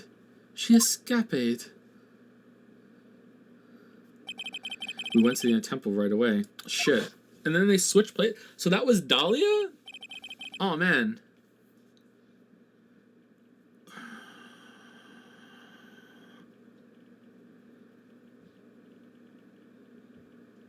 So no one else crossed the bridge before that? I thought... So it really was unattended. When Chadworth and Gumshoe came to get us at the temple, that bridge was fixed and really was unattended. There was no one there, and then they crossed afterwards. So that means that this person was like Maya infested by Dahlia, just waiting over here, and Pearl just didn't see the whole time. She hid from Pearl. So the real Iris is behind the bars, or... It's true, Iris was already there. I did not see that coming. I wonder why they had already switched places by that point in time. When I arrived at the training hall, I was met by none other than Dahlia Hawthorne. That's quite enough already, Mr. Wright. Now see here, no judge in his right mind would consider the idea of spirit channeling and... Be quiet. It's been a long time, Mr. Judge. That voice? Guess I'll have to ask again. Upon meeting a beautiful lady, always ask for a name and profession. Oh, nice comeback, nice. That's one of my rules.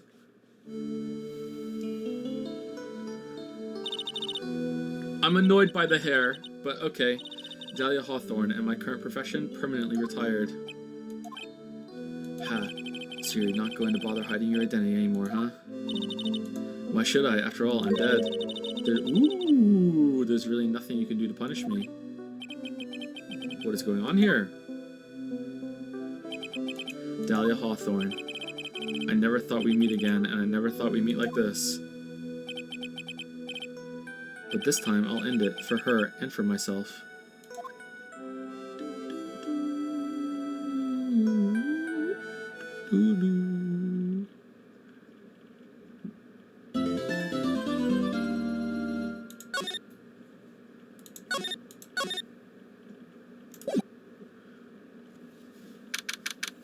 February 10, 1:06 p.m., District Court, Courtroom Number 7.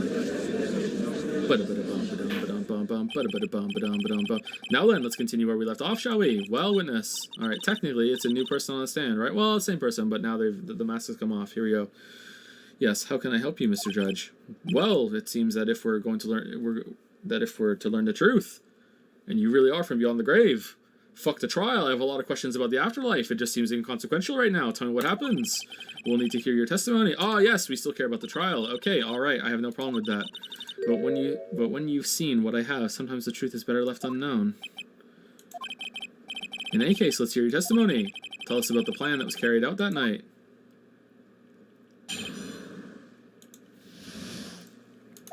The whole plan began with my death, a stupid plan hatched by Morgan Fay to install her own daughter as the next master again. Round 2, but for it to work, Maya Fay would first have to die. The idea was for me to kill Maya and then have the blame pinned on Iris. The plan went wrong, but it seems to have succeeded anyway. So that means you really are... Wait a minute. Did you just say the plan was to kill Maya Fay? Yes. You have a problem with that? Don't give us that nonsense. There's no way. Watch yourself, Trite. If you've got a problem, solve it during cross-examination. That's one of my rules. Godot, can you just fuck off? Mr. Godot is correct. Really? And by the way, that's one of my rules as well. I'm sorry. Someone just revealed themselves that there are ghosts from beyond the grave that's inhabiting an unknown vessel. And we're still being like, cross-examination bullshit, you have to follow etiquette. Like, are you fucking serious? Like, to kill Maya, could it be true? Present some fucking evidence, Fine. Alright, okay, cool. Alright, let's go to the plan. The whole plan was to began with my death. You were executed last month, correct? Yes, I was hanged. It wasn't exactly pleasant. How did you manage to discuss the plan? When did you talk with Morgan Fay? But through that hanging, I learned a lot about pendulums, apparently, so we're fine. Last year, she was transferred to the same detention center as me. Since I was on death row and she was my mother, it was actually pretty easy to meet with her. What? I see, so that's when you discussed the plan. Ha, are you crazy? At first, that woman was planning to kill me as well, even though I'm her own daughter. All to make Pearl Fay the master of Crane. She's a cold, twisted woman. She thought she could finally regain her lost honor. Is it me or is her hair darker now? No, it's about the same. The honor she lost when her younger sister Misty took her place in the master. Ever since that day, she's been working on this plan. A plan, huh? A stupid plan hatched by Morgan Fay to install her own daughter as next master. You're talking about Pearl Fay, is that correct? Yes, though at first she had high hopes for the two of us. You and your twin sister Iris. That's correct. Fortunately, neither of us had much spiritual power. That's why we were abandoned by her, along with our father. Abandoned? The only person I've ever really cared about in life was myself. My sister was a nuisance, so I convinced my father to leave her at an old temple. Wow, that's cold. You mean Iris? Yes, my father remarried a woman who also had a daughter. The less children you have, the more money there is to go around, right? And on top of that, my father has had absolutely no interest in children in general. But he still took them away from Morgan. How horrible! The really horrible one was that woman. That bitter, vengeful woman. It was her stubbornness that gave birth to that child, Pearl Fay. She was born with an abundance of spiritual power, unfortunately for her. Morgan Fay heaped all of her broken hopes and dreams onto that poor child's back. All because of her pathetic dreams of having her bloodline become the main family. But for it to work, Maya Fay would first have to die. Maya would have to die, but why? For our bloodline to succeed as the main family, thus making Pearl the new master. So can she just stay in Maya as long as she wants? Is that it? Like, can't Maya push her out? Like, I remember that being a thing for the case. Like, she couldn't control it last time, but I thought it was still like there was like a time limit on something. Like, the remaining descendants of the current master had to be taken care of. But Pearls would never agree to a plan like that. She adores Maya. How sad, you still don't get it, do you? What Pearl wanted had nothing to do with it. Morgan didn't care one bit about Pearl. The only thing she cared about was the position of the master, that's all. That's ridiculous. She was willing to sacrifice anything and anyone to achieve her goal, the life of her daughter, and naturally the life of Maya Fay as well. How could anyone do that? The idea was for me to kill Maya and then have the blame pinned on Iris. You were going to kill Maya? Pearl didn't need to know anything about it. All she had to do was follow the instructions in the letter and channel me. Then I would have simply used her body and finished the job. In any case, I'm already dead, and there's nothing any of you can do to me. That's true, that's right. So the plan was to blame the crime on your younger twin, on Sister Iris of Hazakura Temple. She and I look absolutely identical. No one can tell us apart. If someone were to witness me killing Maya, naturally, they would think it was Iris that had done it. And the witness in this case was the head nun, Sister Bikini. I never would have guessed she was going to return to Hazakura Temple that night, but she wound up seeing Iris's crime anyway.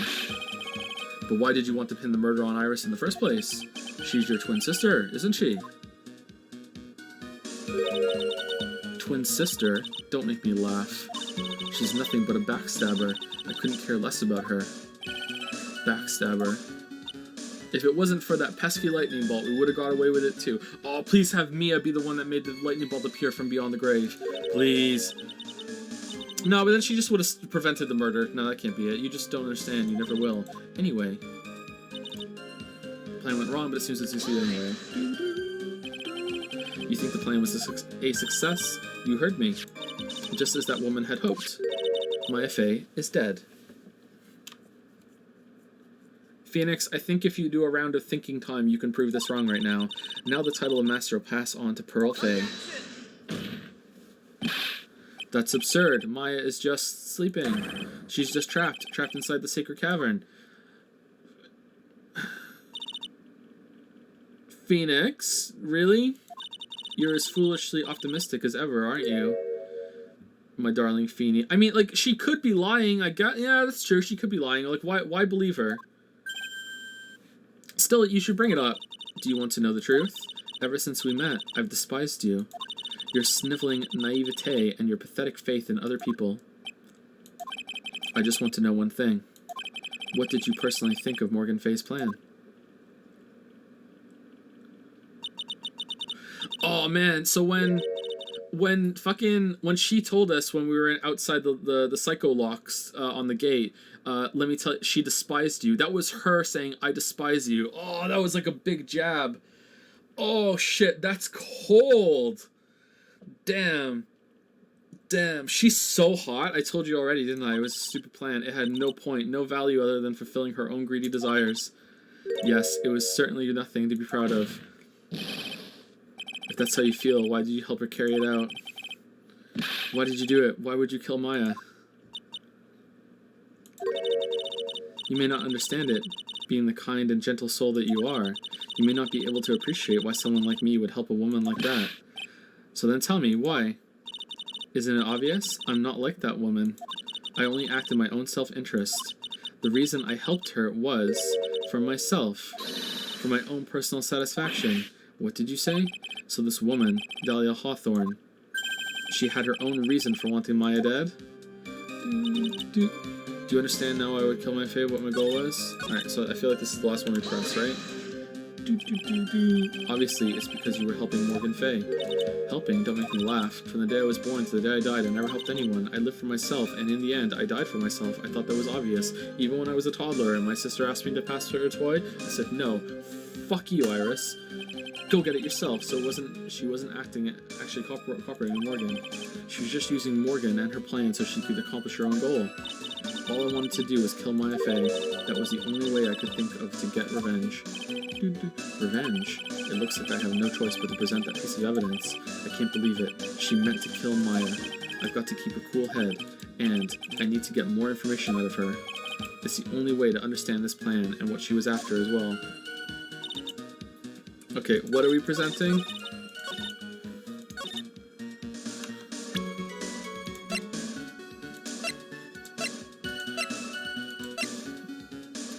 This?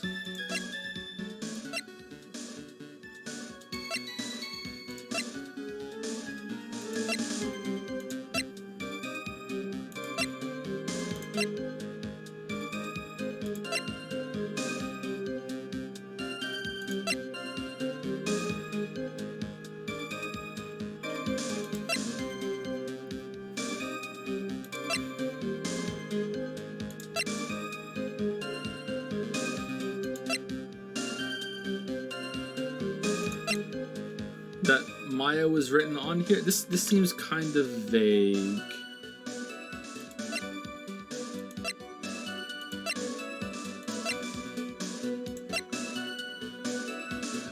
Am I contradicting something? Or like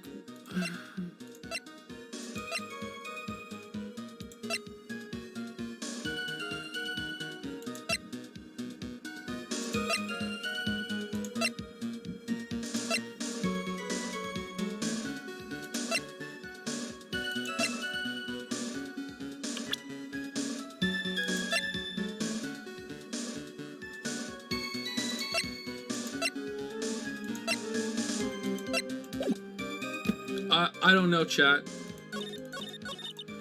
Okay, so the whole plan began with that. I don't know what to do about that. A stupid plan hatched by Morgan Faye to install her own daughter as the next master, but for it to work, Maya Faye would first have to die. The idea was for me to kill Maya and then have the blame pinned on Iris. The plan went wrong, but seems to have succeeded anyway. Do you understand now why I would kill Maya Faye now? What my goal was? Okay, so like, I kind of feel like it would be your goal was just to make this hurt for us because we put you away, or it was you have a body now and you can come back to life, or...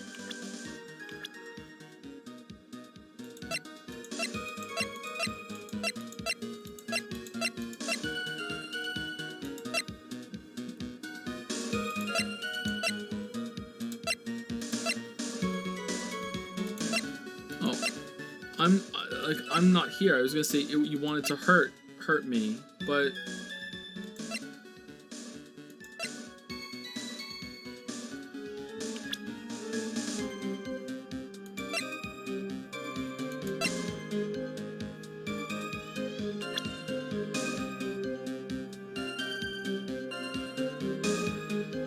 okay. So if it's either I wanted to hurt for revenge for what happens, and that's either against us because we testified, or Mia because she no, she wasn't prosecuted. She kind of turned into a prosecutor at the end though, but like she was the defense attorney that nailed her, or her goal was to get a body to come back. But I don't think we're there yet, so let's just try it, and if it doesn't work, I'll go with Mia. No, it's not that. Alright, let's try Mia, and if that doesn't work, I have no idea.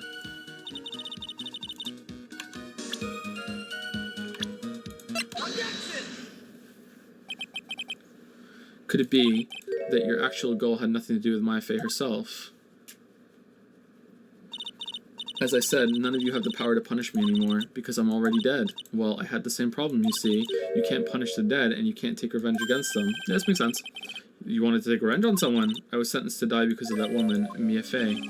I somehow knew this was it. I wanted to send her a message. It was at her hands that I suffered my first humiliation. I wanted her to feel the same pain she had made me feel. Sadly, when I realized revenge was impossible, I gave up. And the reason it was impossible was it perhaps because Mia Fey had already died. Yes, and I realized there's only one way to take revenge against the dead. And how do you do that? Even when the body dies, the spirit, the ego, it lives on forever. Tell us more about that. That sounds very curious. Almost like it's one of the answers to life's great mysteries. Let's hear more about that. Fuck the trial. I wanted to take away the person that Mia Fey loved most. I wanted to kill her with my own hands. That would be the one and only way I could take my revenge against Mia Fey. That was the reason I helped out with that woman's plans. Just for that you would kill Maya? Your goal was no different than that of Morgan Fey. You're no different than the Phantom Thieves. As they say, the apple doesn't fall far from the tree.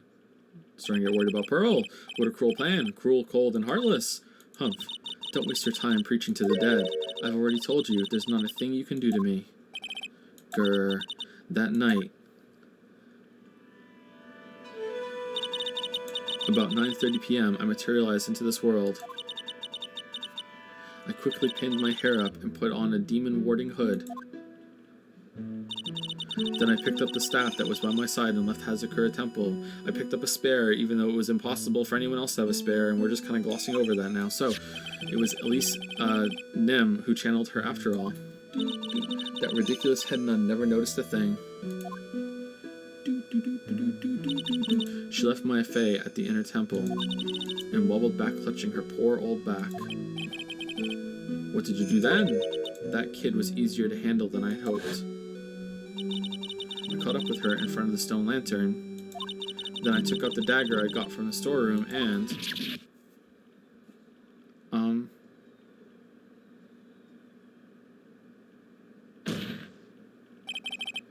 So then you're saying you stabbed Maya. Alright, so this whole thing is horseshit. It's strange, but I don't have a clear memory of what happened after that. What does that mean? No clear memory. I don't know. I think I was stabbed. You were stabbed. At the last minute, Maya Fey must have stabbed me. I'm sure of it. That's not like her at all. Maya wouldn't stab a French fry with a plastic fork. She'd do it with her hands. Like a Chad. Anyway, I suddenly lost consciousness, but before I did, I scrawled her name on the lantern. Just as I was passing out, I wrote Maya behind my back. I had hoped it would cast suspicion on her. I I can't believe she was thinking of that until the bitter end. Okay, did I miss them asking the obvious question? Who the fuck are you channeling into right now then? Like, or is it just implied that it's Iris? Even though they said that they don't have any spirit power. Like, she literally just said that on the stand, that neither her or Iris have any spirit power. Like, that's where my memory temporarily stops. It stops. I don't have any memory of actually killing Maya with my own 2 hands. My very last memory was Maya's terror-filled eyes. When I woke up after that, I was in the sacred cavern surrounded by darkness. You were in the sacred cavern. The entrance was sealed with one of those trick locks. Somehow I had been trapped in there. But how did you wind up in there?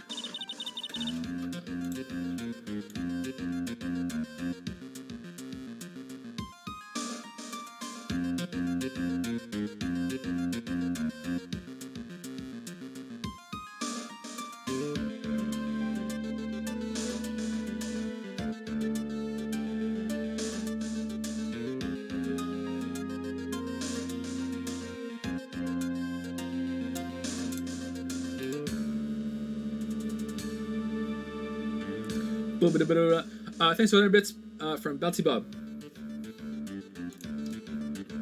Thank you, Bouncy Bob. I'd like to know that myself. Anyway, I was worried. I didn't know whether or not Maya Fey was dead, and I swore I wouldn't return to the underworld until I knew I had killed her myself. For a ghost, you're one tough cookie. I wanted to get out of there and make sure she was dead, but I couldn't do it. I couldn't get out. The trick lock stopped you, huh? I didn't know how to remove it. So then you're saying you were actually confined against your will inside the sacred cavern.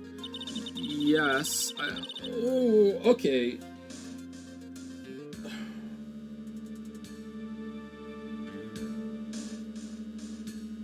Does even she not know who she is?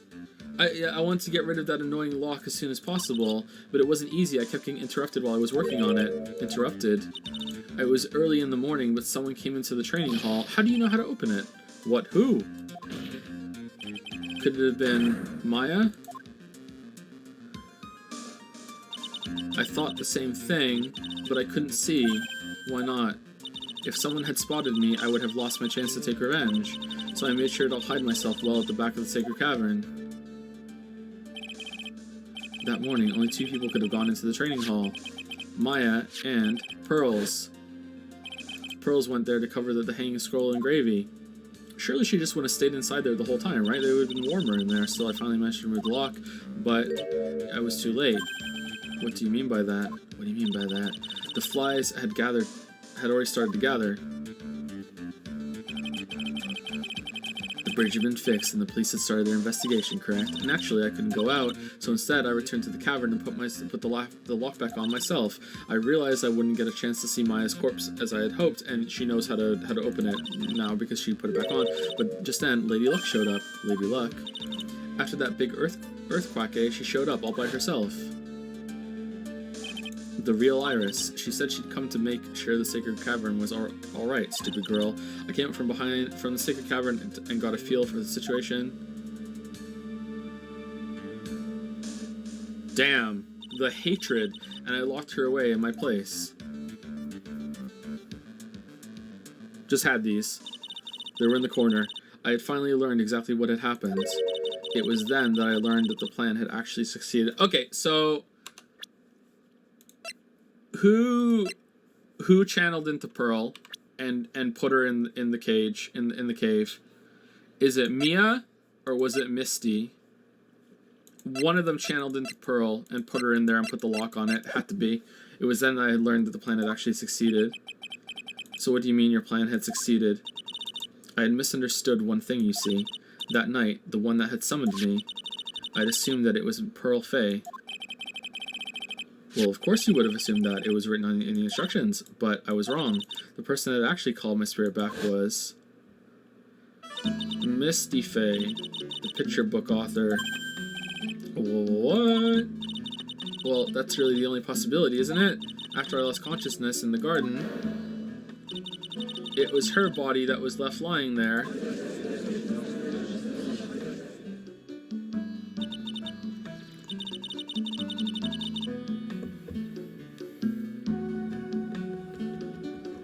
And you just woke up in another body and you're like, seems legit, and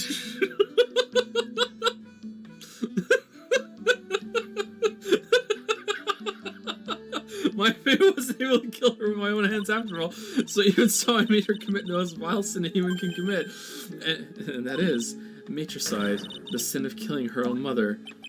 Ugh, no way. Order in the court. What is the meaning of this? It's true that I was the one who attacked Maya Fey. Oh, so Misty summoned, read the note when Pearl gave her the note and said, "What does this mean?" And she read it all, immediately clicked in what was going on. It was like, holy shit, I don't have much time. Fuck, what do I do? Well, I know that if I channel her, then Pearl can't, and I'll save Pearl from doing something awful, I guess. Maybe? I don't know. Let's see. It was true that I was the one who attacked Maya Fey. But even so, the murderer who actually snuffed out Misty Faye's life was none other than your darling little Maya. Ridiculous. That's nonsense. Are you sure about that? Just think about it. There's even evidence supporting these facts, isn't there? What do you mean? What is this so-called evidence? The fact that Maya Fey has disappeared is evidence enough, isn't it? Huh?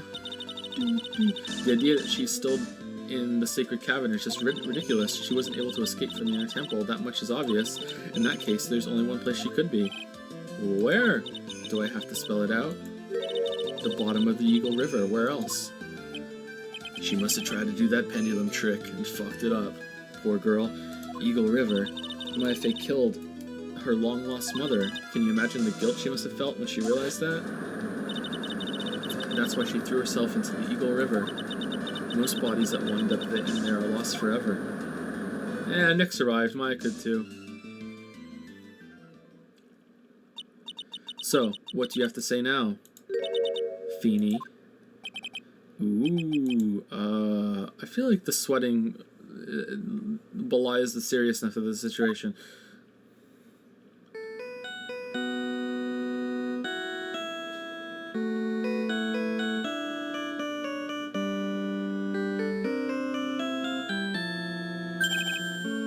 Oops. Sorry, that's my phone. What kind of ringtone is that? Beep. Oh, you're answering it. God damn, what a chat. Oh, please, don't let's interrupt. Okay, thanks. Beep. Was it something important?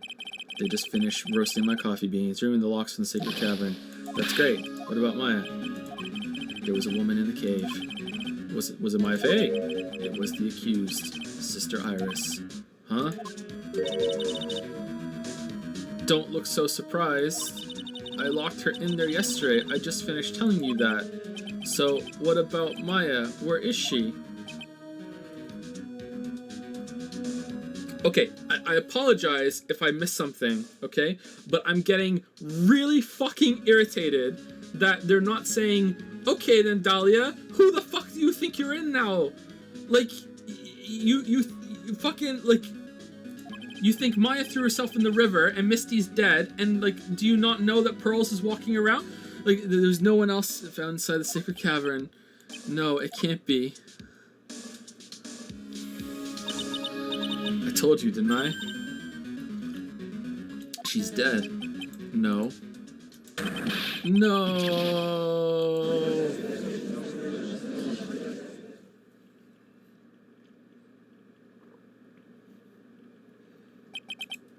It seems that this case has come to an end. A tragic end. Guilty!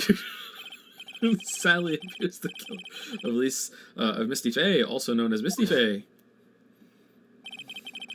was her own daughter, Maya Fey. Overcome with guilt for what she had done, Maya Fey jumped into her death into the raging waters of the Eagle River. It can't be. Ha. Ooh, are you against her now that you realized she was trying to hurt Mia? Oh, please, Godot Redemption arc. It starts. Try it. Have you ever heard this one? Once you eliminate the impossible, whatever remains must be the truth. no matter how improbable it may seem. Well, what is that supposed to mean, Prosecutor Godot? It means I accept your pendulum explanation. Just wanted you to know. Good trial. See you next time. According to this witness, Maya Fey threw herself into the Eagle River. However, is that really the truth? Remember, this woman testified earlier that the bridge was already on fire when the murder was taking place in the garden, which means if Maya had thrown herself into the river, it must have been from the inner temple side near the bridge. That's right, that's where she jumped from. Oh, but there's thing there. I mean, she could have gone further down where the water is, but I guess we're not. This is the only place possible because that's the only place that had artwork. That's impossible. It's impossible to jump into the river from there. What? Don't get your panties all twisted up, Trite. Just relax and think through the whole thing again. So it's impossible. Maya couldn't have thrown herself into the Eagle River. Well, Mr. Wright. Miss Hawthorne claims Miss Fey threw herself into the river from the temple side. Do you have any evidence to refute this claim? Where's the temple map? Yeah, here. Okay. I mean, she could have gone over there, over here. I mean, her goal was to kill herself, so she could have just thrown herself in the rocks and then just slid down. A big bird came down and took her away. It could have happened. Prove that it didn't. Prove that it could happen. You never know. A big fish was a river shark jumped out of the water and grabbed her in its mouth and dragged her in. A kraken, a Karen. You know, there's a Karen in that river. I saw it when I was in there. It's impossible to jump into the Eagle River from the inner temple side. No one knows that better than this witness. What did you say?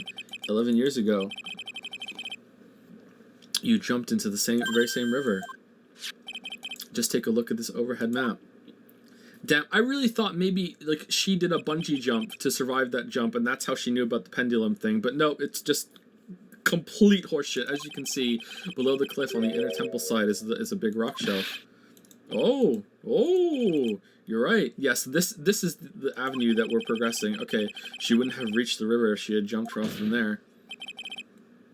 In other words, if she had jumped, we should be able to see her body in this photo. Ah. Probably icy down there. If you landed, you'd just slip right off, wouldn't you? Ha. So you finally figured it out. No. Order! You're just playing with me. My face body is at the bottom of the Eagle River.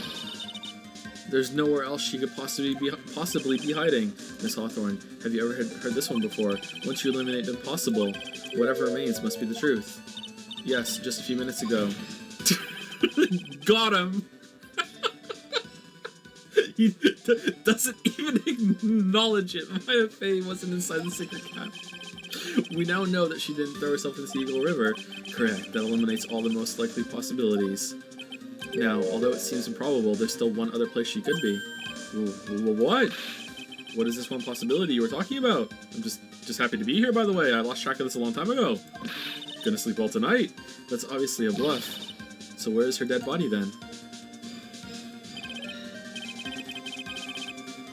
Finally, I think the pieces are falling into place. Normally the living have no way to punish the dead, but I think there is a way to give Dahlia Hawthorne the ultimate punishment. Shall I tell you, Miss Hawthorne? Shall I tell you where Maya is this very instant? Maya Fey is in the inner temple, in Hezekiah Temple, in this very court. Ooh! There's only one possibility left, namely, she's right here in this very courtroom. Where? What?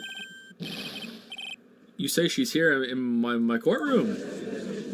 Oh, I see her. She's in the audience. Hello, Maya. Oh, hi. You solved it, Nick. Yes, I'm here in the audience. I don't know who the fuck she's inhabiting, but yes, I've been watching the whole time. Good job. Welcome to the League of Lawyers. Dahlia. Let's see the copies.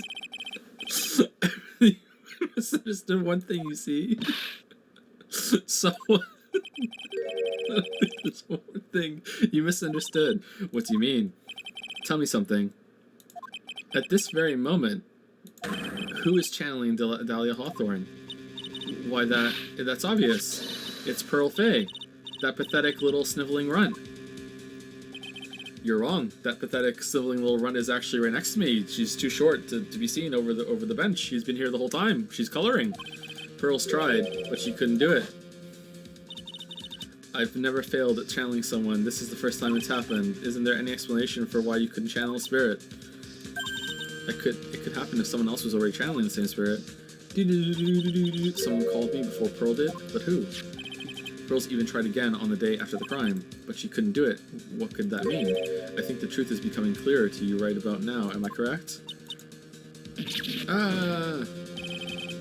It wasn't Pearls that channeled you.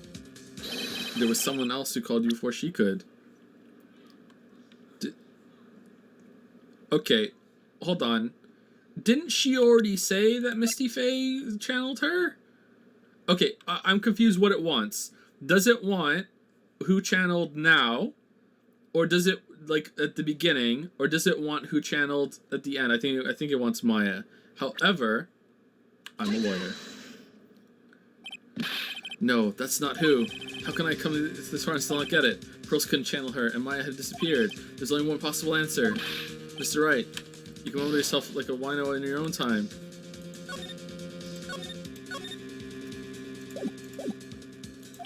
Please, give me just one more chance.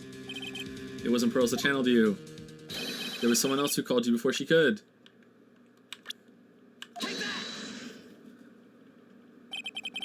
This is an easy one. Pearls couldn't do it, and Misty Faye is gone. There's only one possibility left. Come on already! I can't stand the tension. Bikini. Dahlia Hawthorne. The person channeling you right now must be Maya Faye. What?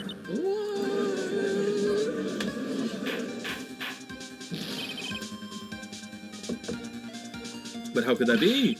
Remember what this witness Dahlia Hawthorne said about her goal. She said that her goal was to kill Maya Faye. Yes, that's right. But if Maya channeled the spirit of someone that was trying to kill her... well, Gramps, what would happen? You wouldn't be able to kill her. Could it be? It looks like you finally understand, Your Honor. Well, I don't. What are you going on? Dahlia, are you fucking dumb? If she had just stayed at the gate and saw Pearl, she'd be like, oh shit, I'm Maya. Time to go to the river. What I'm going on about is the reason Maya channeled you. There's only one reason, to protect herself from you. To protect herself? Maya, this is a really dumb plan. Yes, on the night of the crime, you were only interested in one thing. Okay, so Maya locked it, put herself in there, and then channeled it. Okay, but you know, you could still smash your head against the wall a bit, killing Maya Faye. The path back to Hazakura was closed off, and there was nowhere for her to run. So then the problem became, where would be the safest place to hide? You mean that's when she channeled me? All this time you thought you had been channeled by Pearls. That's why it never occurred to you that Maya's hiding place was you. No, don't say that.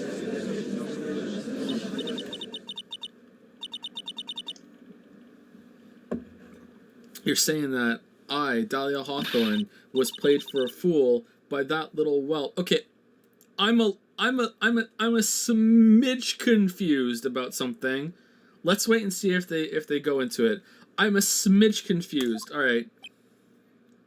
About the pendulum shit. I'm a little confused. Maya Faye killed herself. Isn't it obvious? Sorry, but no. It would have been impossible for her to jump into the Eagle River.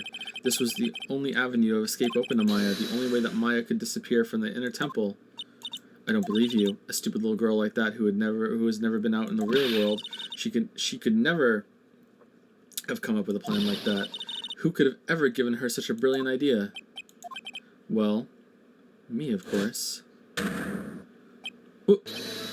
Whoop. Whoop. Whoop. She actually was there. She was coloring. No. Really? How many coloring books are there? Mia Faye. It's been a long time, Dahlia Hawthorne.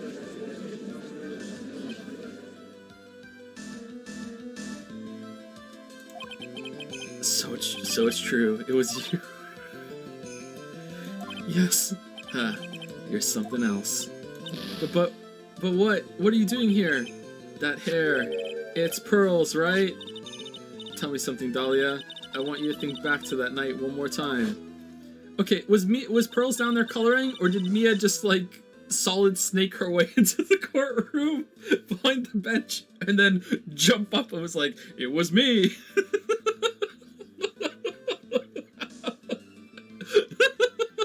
You just had cornered Maya in the hidden temple garden, and then in the final moments of the fight, you lost consciousness. I was stabbed by Maya Fey. Okay, so here's what I'm confused about. Who did the pendulum? Did Mia do the pendulum? I was stabbed by Maya. Why would she do that by Maya Fey? Actually, Maya lost consciousness at the same time as you. She did. Not terribly surprising since she was about to be killed. When she woke up, she was in the training hall. That's when Maya decided she needed help, so she channeled me. She explained in a memo the situation she was in. She asked me what I thought she should do. She did that? I can't believe it. Of course, I didn't have all the details, but I did know that there was a bridge on fire and some suspension rope there, so I tied my mom's body just to see what would happen. I just was curious to see if I could get her across the other side, and I did. I could have just left it there and not show you my pendulum trick. Like, what the fuck? The one thing is perfectly clear, and that was, I knew that you couldn't be allowed to wander free. What do you mean? It was a race against time, so I wrote down 2 things that Maya had to do. Channel Dahlia Hawthorne as soon as possible, and lock herself in the sacred cavern until help arrived. I think you should have did them as a different order, so it was Maya who put the lock on there. Yes, but why did you order her to do those 2 things? If she hadn't done it, Dahlia Hawthorne would have been channeled by someone else. By one Pearl Fey. Pearls? Yes, Pearl didn't properly understand the plan, so all she was trying to do was follow her mother, Morgan Fey's instructions. If she had succeeded in channeling Dahlia Hawthorne's spirit, things would have turned out very badly, to put it mildly. So that's how it was. Dahlia Hawthorne would have used the body of Pearl Fey to kill Maya at all costs. Yes, it certainly sounds like that was the intent all along. I'm just gonna pretend I know what's going on. How dare you? I won't forget this. Why not just admit it, Dahlia Hawthorne? Your little plan was nothing but a big failure. Yes, another failure to add to the pile of shame, wouldn't you say? What do you mean by another? Think about it, Dahlia. Remember all your past crimes? Not a single one of them was a success. They all ended up a failure. You've never killed anyone! How dare you? 11 years ago.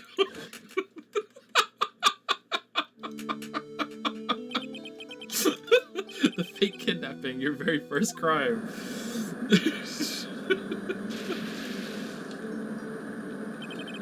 You got your hands on a $2 million diamond, but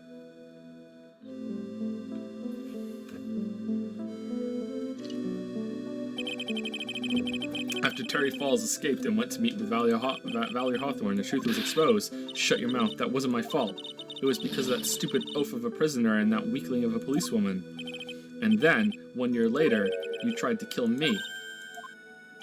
Well, I'm still alive, but not for a lack of glass eating. You wound up killing someone else. Oh, she did kill him. Yeah, well, he might bust in the courtroom any minute now, actually. As a result, you were sentenced to death. Damn, killed with another swinging cable. All of the comebacks, man. It just keeps coming back. Also with a big blast of lightning. Damn, it just keeps coming back. It's one stupid move after another for you, but it's no longer funny. I mean, it's a bit funny. You wipe that smug, happy-go-lucky smile off your face. And now this. You've messed up again. You let Maya Fey escape, even though she was right there in front of you. Mia Fey. You spinster. I was supposed to kill Maya Fey like I swore I would. And if only you had gotten this spiky-haired jerk the guilty verdict, I wouldn't have been hanged to death. True. But I think you finally understand, Dahlia Hawthorne. You will never defeat me. What? What did you say? Whether you're alive, dead, or somewhere in between. Wait, there's an in between? You will never defeat me. As long as I'm around, you're destined to lose for all of eternity. Grr, grr, grr. I remember what you said earlier in the trials. He's like, yeah, you know what, I agree. You said there was no way we could punish you, because you were already dead. What about it? Then you said, even when the body dies, the spirit, the ego, it lives on forever. That's very true, Dahlia. And that's exactly the punishment you'll never be able to escape from. For all of eternity, you'll have to remain as Dahlia Hawthorne. A miserable, pathetic, weak creature who can never win at anything. I kind of feel like we're instigating a psychopath here, Mia. Like, and for you, there is no escape from that. No hope of freedom. Like, in the context of eternity, this seems real fucking petty. Since the day you were executed. I'm glad to know that the afterlife is just more of the same bullshit. The narrow bridge that once stretched out in front of you has burnt to a crisp. You... Oh, you're wrong. It can't be.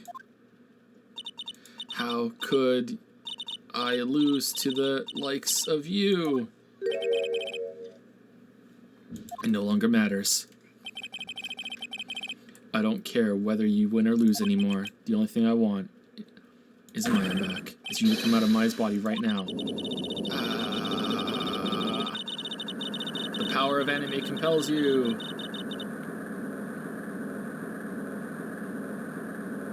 Oh, that worked?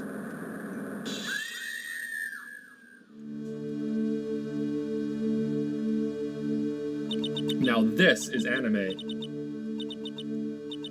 I'm not ready to go.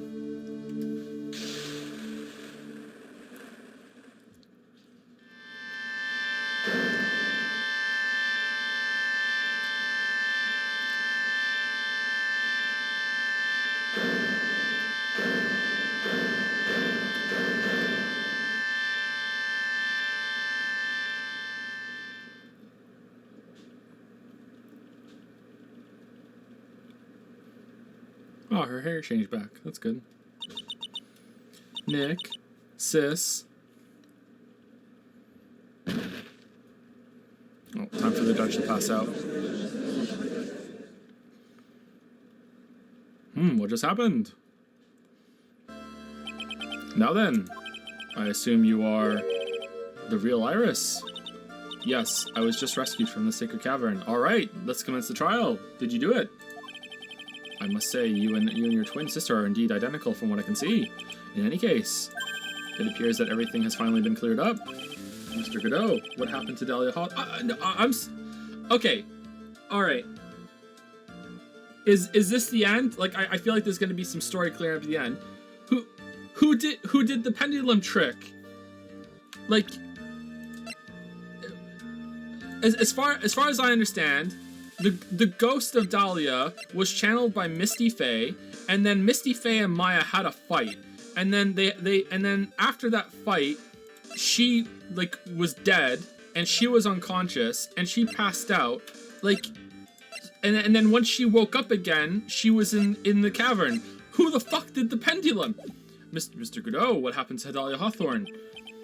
If you ask me, Your Honor, it looks like she went back to the hell she came from. It seems that Misty Faye wasn't the only victim of this crime.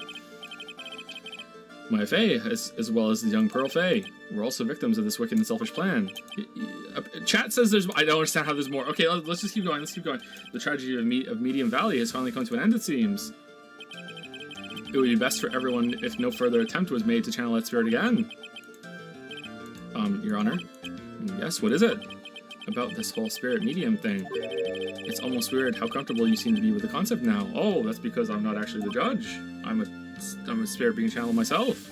Well, to be frank, my younger brother is quite judgmental. He often criticizes me for not studying hard enough. That's why I made a connected effort to study up on the crane channeling technique. Hey, isn't it the New Year's issue of Occult? I've seen quite a few things in my many years on the bench, and in all that time, I finally learned this one thing. Each case is different, and takes place in its own world, if you will.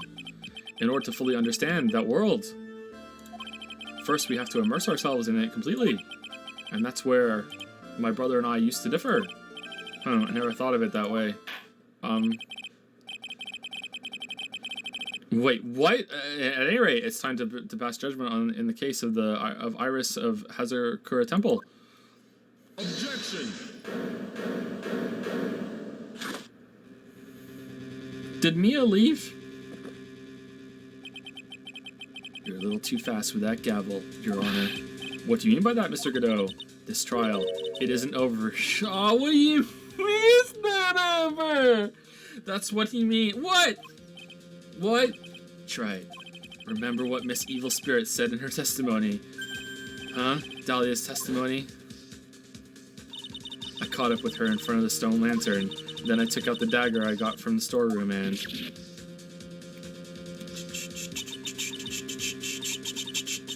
It's strange, but I don't have a clear memory of what happened after that. I think I was stabbed. Just as Dahlia Hawthorne was about to attack Maya, she was stabbed and killed by someone. Yes, that's right. The person that was ultimately killed was the spirit medium that channeled Dahlia. Elise Nim. No, Misty Faye. But who killed her? Who cares? We still know who did it. This isn't over.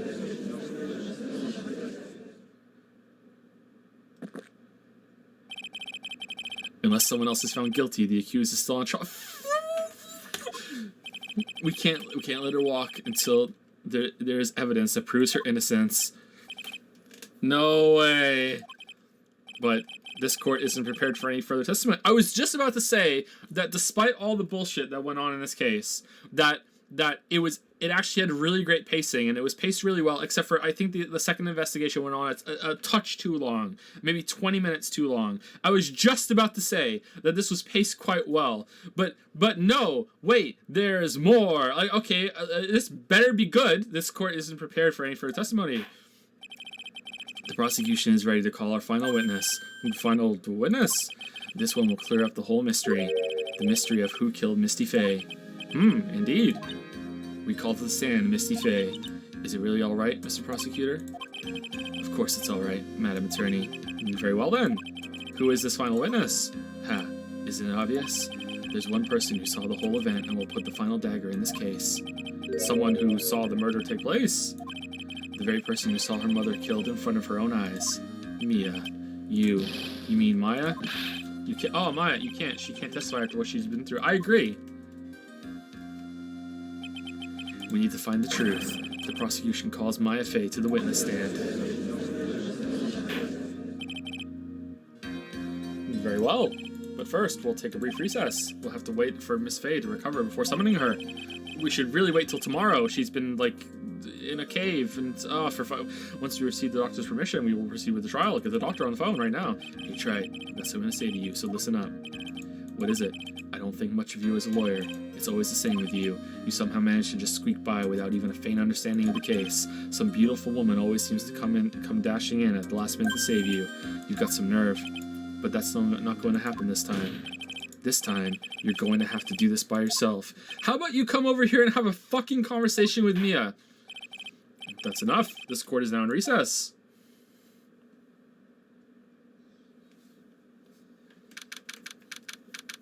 February 10, 2:56 p.m. District Court, Defendant Lobby Number 1. I'm truly sorry about everything. You were working so hard to defend me, but I was missing all day and we didn't even have a chance to talk. She's right. When I met Iris at the training hall yesterday, they had already switched places and Iris was inside the secret cavern. I'm not gonna rush it, don't worry. I just want it to be worth it. It's not about rushing it to end the stream. It's about, I feel like this was paced very well. So like if this end portion is great and justifies itself, then awesome. But I was expecting right now that right now we were gonna go into like Godot would finally talk to Mia, we'd finally have a talk about everything that happened, and Maya, you're safe, and then we go to the ending, and that would be the end. So like, for this to continue on with the trial before we get to that portion, because that has to happen at the end, then like it has to really justify itself, because I feel like this was quite well paced. But we'll see. Like I'm not judging it yet. We have to see. I wanted to, at least to be in the defendant's box today to root you on. Well, it wasn't your fault. You were locked up this whole time. There's something more important than that, though. I have to ask you, why did you help your sister out as much as you did? Huh? If you had tried to get help at the Sacred Cavern yesterday, you wouldn't have spent an entire day locked up in there. My sister, I felt sorry for her. Is it something like...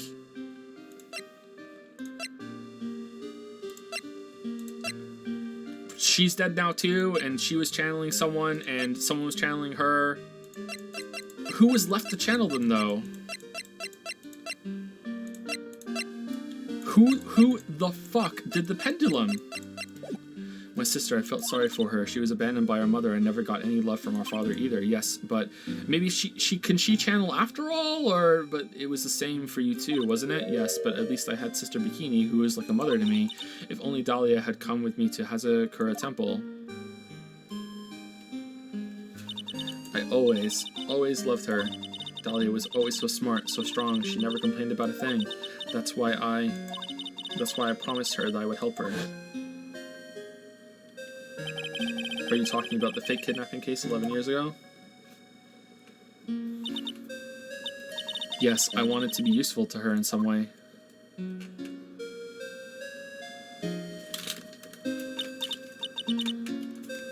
But as usual, I was too cowardly. At the last minute, I ran away. Because of that, Dahlia's stepsister, Valerie, ended up dead. That was the case that wounded Mia so badly.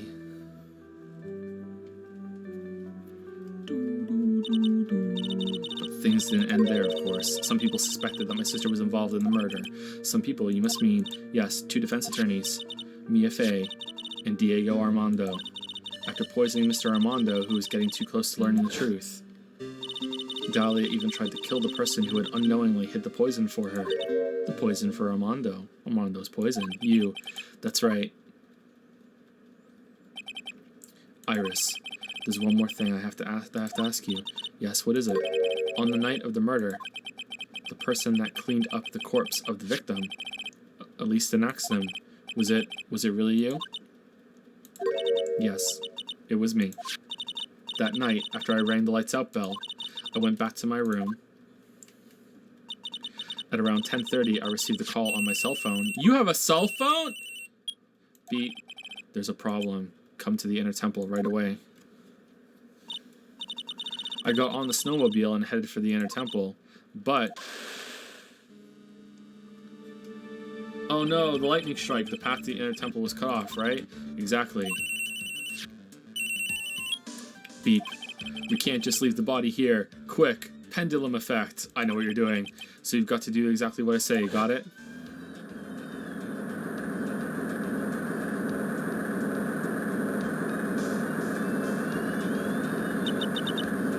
It was me. I was the one that received her body. The murder weapon had been left in her body so she wouldn't bleed too much. The staff that Mystic Elise always held. What about the sheath for it? Was that just tucked in her clothes or something? I knew it. So the actual murder weapon was the staff. Yes, that's right. I brought the body back to Hazakura Temple on the snowmobile.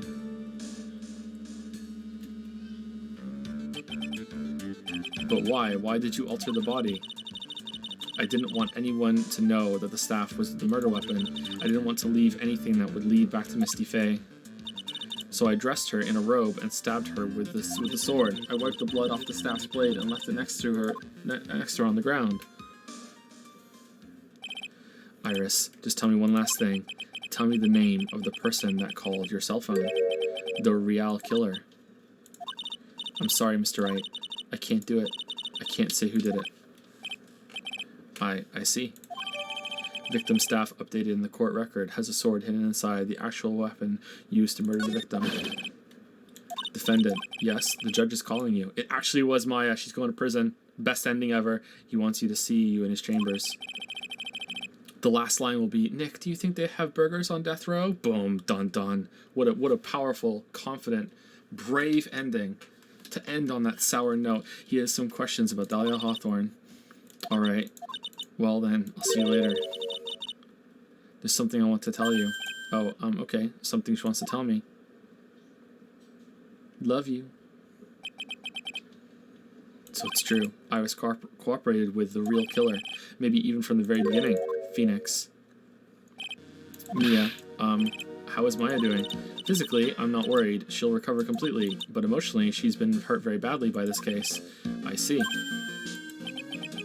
You don't mean she's learned who Elise Naxim really was? Yes, I went to the medical office and talked with her. I told her everything I knew. But why? Maya is stronger than you think. I knew she could take it. All of it. What do you mean by that? I want you to figure that answer out by yourself. The trial is about to restart. The real killer. Do you know who it is yet? Iris wouldn't tell me who called her, but still. I think that just maybe I know who it was. It was me. That night, the victim was killed in the garden of the Inner Temple, and the criminal wasn't just there by accident, which means that the killer knew of Dahlia's plan from the very beginning. And one more thing. The victim was moved to the Hazakura Temple side by pendulum. In other words, the criminal couldn't cross the bridge. That means they were stuck on the Inner Temple side for almost an entire day. Exactly, so the culprit was someone that wasn't in Hazakura Temple the following day. Oh shit, it was Pearl! That's as much as help as I can give you. The rest of the battle is yours to win or lose. Okay, I've got it. Thank you, Mia. Finally, it's almost time to bring this case to an end. What exactly did Maya see anyway, and who was it that actually killed Misty Faye? Whoever it was, I have to prove it. Me, all by myself.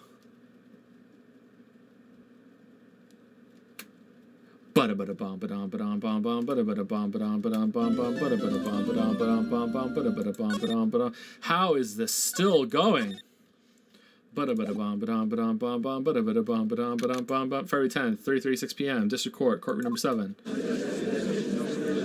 You really didn't talk to your dead girlfriend. Alright, cool. You're just a nothing character to me now, Godot. Like, what the fuck is wrong with you? You're not even human. Holy shit. Now then, before we proceed any further, I'm going to announce the results of the tests we had performed earlier. Tests. Yes, tests. On the bloody dagger that was found stuck in the pine tree. Has Maya's blood on it. Oh yeah, that. I totally forgot about it. That's the weapon that Maya Fey used when she fought with the victim.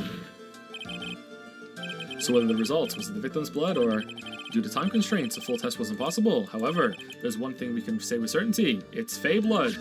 The blood that was on this dagger was not the victim's blood. Oh shit. That is all. Now then, let's restart this trial. Well, Maya, do you have a wound? So it wasn't Misty's blood on the dagger. Then whose was it? Dagger found stuck in a pine tree in her temple garden. The blood doesn't match the victim's. Okay, Maya, do you have a wound? No. Pearl, do you have a wound? No. Okay, well then it was just a knife someone used for hunting and just stabbed it in the tree and forgot about it. I'm sure both the defense and the prosecution know this, but this trial is rapidly coming to a close. Is it? Both sides will need to show there's some firm evidence with their claims. I understand, Your Honor. From what I've heard, the witness is dangerously weak, physically speaking, so let's finish this quickly. Agreed. Very well, please bring in the last witness. Is this the first time Maya's been on the stand? I know she came on the stand to, like, protest something, but is it the first time she's been a witness on the stand? Witness, please tell us your name and profession. Maya Fey, my profession is, I'm the assistant manager of Wright & Co. law offices. Maya. According to the magazine I have here, you're a spirit medium of the crane channeling technique. I'm frightened. The Fey clan, I don't want any more to do with it. Oh, Maya, the pain the Fey bloodline causes must be unbearable. Very well. You don't have to be anymore. I'm a judge. I can make that happen. Now then, Miss Fey, when the event occurred, you were in the garden of the Inner Temple, and you witnessed the moment of Miss Elise Maxim's murder. Is this correct? I didn't see any... Objection! Straighten up this instant, young lady. Huh? Pick your head up and speak clearly. There's always time for crying later. Oh man, now this is Chadworth, but your mother was killed right in front of your eyes. There's nothing you can do to change that fact. But there's something you can do. You can finish this. You've been watching the whole thing, right? You've seen the witnesses come out, and you've seen us squeeze the truth out of them. Now it's your turn. Let's hear your testimony. I mean, like, are you specifically talking about this case? Because she didn't see shit in this case. She's been, like, possessed the whole time. On the night of the crime, what exactly did you see happen? Witness, if you please. Yes, Your Honor. Oh man, I can't believe that this trial is making me actually give a shit about Maya. What the fuck? At the Inner Temple. I was passing through the garden on the way to a spare prep room when it happened. Suddenly, someone struck me over the head. I stumbled and ended up against the stone lantern. I think I screamed, "Help me!" Then something warm splashed over me. That's when I lost consciousness. Fuck, was it gravy? So you were struck on the head. I suppose it must have been the staff. Maya, the person who hit you, it was Dahlia Hawthorne, wasn't it? I'm sorry, Nick. I couldn't see. I don't know who it was. Maya, think hard. Sorry, Nick, but I really couldn't. Ha. Can't say it was an especially good night for young ladies to be walking around alone. It seems that it will be hard to determine the criminal through testimony alone. Very well then, Mr. Wright. Please begin your cross-examination. I don't want to do it. Maya, hang in there. She doesn't look well at all. Fucked up. At the inner temple. I was passing through the garden on the way to a spare prep room when it happened. Who else was on the inner temple side that night? Well, Sister Bikini, of course, but I remember her saying that Iris would be coming later as well. On the day after the incident, Chadworth met Bikini at Hazakura Temple. That means she couldn't be the criminal. So then, did Iris actually come later like she said? Well, let me think. She seems confused. It's probably because she's so tired. No, I'm sure I didn't see her. She must have come while I was preparing for the training. Sometimes left click doesn't work, man. Suddenly someone struck me over the head. Who did it? Who hit you? Well, I didn't see who it was. I was hit from behind. You didn't see the person? But after that, your attacker was in front of you. How could you not see who it was? Oh, let me think for a sec. I'm sorry, I just can't remember. Maya is really having a hard time. What should I do? Press harder. Come on, Maya, this isn't making sense. Why didn't you see this person? Well, let me think. It was, oh yeah, that's right. It was dark. That's it. It was dark. It's not good to have too much light around when someone is undergoing spiritual training. Come to think of it, there was an earlier testimony to that effect as well. So it was dark in the garden the night of the crime. Didn't they say the opposite, that they wanted light in there? Which is why she didn't see her attacker. I thought maybe she was trying to hide something, but I guess not. Judging by the testimony thus far, the identity of the attacker was most likely the spirit that was channeled by at least an Deoxynym, Dahlia Hawthorne. Very well, please continue with your testimony. What happened after you were struck on the head? I stumbled and ended up against the stone lantern. What happened afterwards? My attacker was in front of me, blocking off my escape, I think. You think? After getting hit like that, I was in a state of panic. There were only two things rolling around in my mind at the time. Well now, this is beginning to get interesting. So what were the two things rolling around in your mind? My name is Maya Fey. 1 + 1 = 2. You see, for some crazy reason, I was afraid I was going to lose my memory. I know it's odd considering my life was in danger, but that's how it was. That's not odd at all. Your actions are understandable, given the circumstances. So what did you do then? I think I screamed, help me. You think you screamed, but you're not sure? Just got hit in the head, Nick. Listen, I was a complete wreck. It was dark and I couldn't see my attacker. It was it a man, a woman, an adult, a child? I had no idea. I was scared out of my wits. Believe me, my dear, I'm certain I would have sold my robes. If they went down that far, I thought this person might attack me, so anyway, I'm pretty sure I screamed. I thought it was my last hope. Well, it sounds like poor little Maya really was out of her mind, but I wonder what she meant by last hope. What do I do? Do I press her for more details? What did she scream? My last hope. Wait a minute, Maya. What's this my last hope stuff? What? What do you mean by your last hope? No. That's what you said. You said my last hope. Huh? What? I said what? Look, you were facing an attacker that you couldn't see, and you screamed, right? You screamed, help me. Yeah. But you testified that you screamed that because you thought it was your last hope. Oh, well, you know, that's like what you do. That's like, what do you call it when that happens? Maya's not doing so well up there. Oh, yeah. Oh, that's right. I remember now. I was facing my attacker, but that's not who I was screaming at. What did you just say? Yeah, that's right. It was the person behind my attacker that I was yelling at. That's who I was screaming to for help. What is it now? I messed up. I didn't mean to let that slip out. Huh? Witness, are you absolutely sure of what you're saying? Behind the attacker, there was another person. I meant to keep that part a secret. It was a bear. Nah, what have I done? Ah, it takes a ton of pressure to make a diamond. That's what I always say. I mean, that's what science says too, a ton of pressure. You're in a court of law here. You can't make things up or try to hide things in this chamber, even though every witness literally does. Witness, the information you just presented is vital to the case. I want you to add it to your testimony. I could see the man behind it. I could see a man behind my attacker by the light of the stone lantern. What? A man? Who was this man?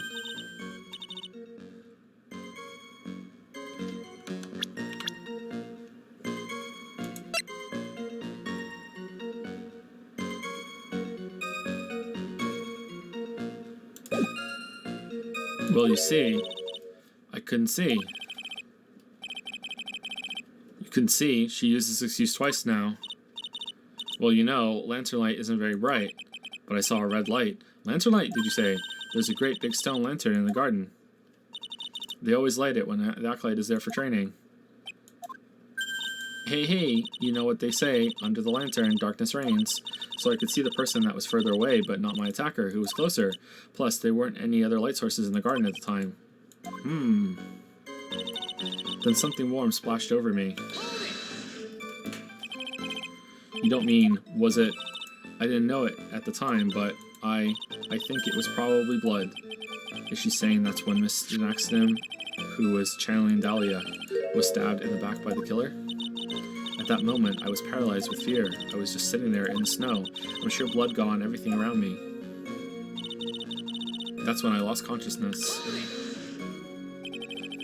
So what happened next? I don't remember. How were you saved? You don't even remember that. No, I haven't got any idea. I really don't know what happened at all. That's too bad. I've worked side by side with Maya for 2 years now. I can tell when she's trying to hide something by how she acts, and right now, I'm absolutely certain she's hiding something.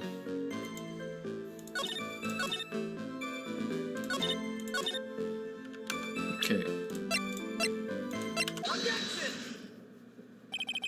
So there was a man standing behind your attacker. Yeah. That man, he's the killer. He stabbed her from behind. He's the one who killed Elise Diaxnem, otherwise known as Misty Faye, your mother. The killer. Maya, you know who killed your mother? Don't you? Was it really Godot? Like, he has that whole day that he's unaccounted for. And was he already there when we got there and just passed it off that I'm just arriving, here I am, time to do some investigating? Like...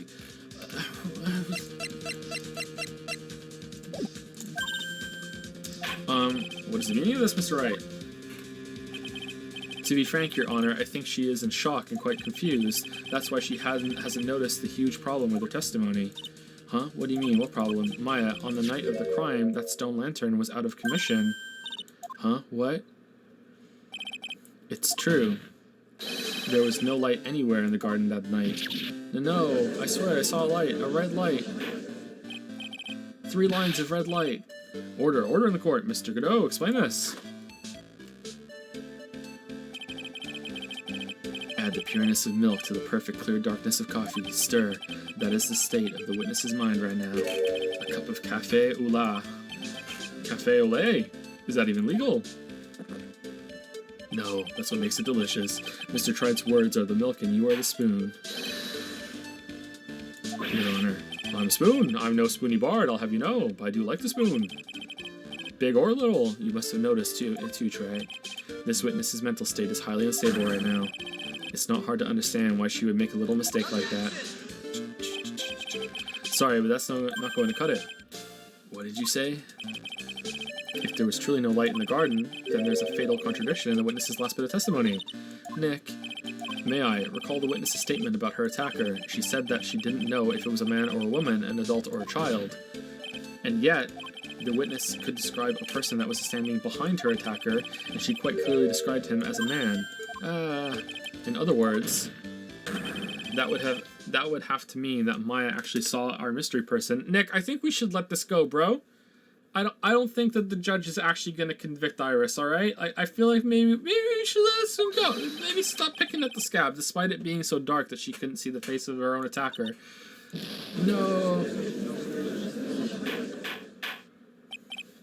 Order, order, order! What in the world does this all mean, Mr. Wright? Are you saying Miss Faye saw the real killer under pitch black conditions? Objection! Wright, do you have any idea what you're proposing?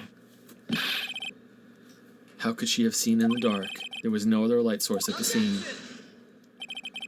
There are some things that you can only see in the dark, Mr. Godot. Maya, you did see who the killer was in the dark, and now you're trying to cover for him because he had glow-in-the-dark star stickers. It was Yusuke. Yusuke coming around with his glow-in-the-dark star sticker. Oh shit! Cover for the man that killed her mother. There's only one conclusion I can draw from this. He was covered in paint, glow-in-the-dark. It was Larry. You know who this man is. Please, Nick. I don't know anything. Please, I'm begging you. Nick, can we let this go? Haha. You talk a good game, try it, but let's see if you can walk the walk. I mean, he's the one who's pushing it. If it was him, it was pitch black, so what could the witness see? I'm calling your bluff. No, Nick, don't. Please, stop. Maya's dead set on protecting this guy, the man who murdered Maya's long-lost mother. But I can't let him get away with it.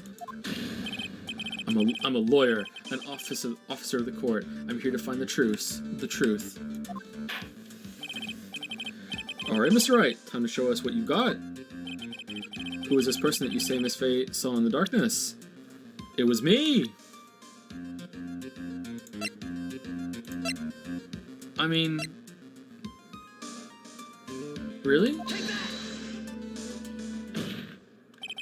Because it was pitch black, Miss Faye was able to recognize the killer easily. I'm sure the court would like to see for itself how this is possible, yes? Turn off the lights. Oh, and there was a blackout! Oh, they set it up! Oh, nice! Nice. Good job, game. Well, what? But how do you propose to show us something like that? It's easy. We just need to recreate the conditions of that night. Conditions? Your Honor, the defense officially requests that all the lights in this courtroom be turned off. Whoa, this is, but it can't be. Ha. Oh shit, someone's dead now.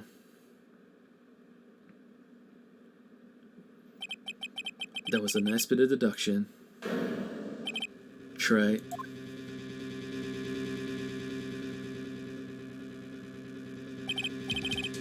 Well, everyone, this is the man Maya saw on the night of the murder. Order, order, order! Prosecutor Godot, what is the meaning of this? My last cup of coffee.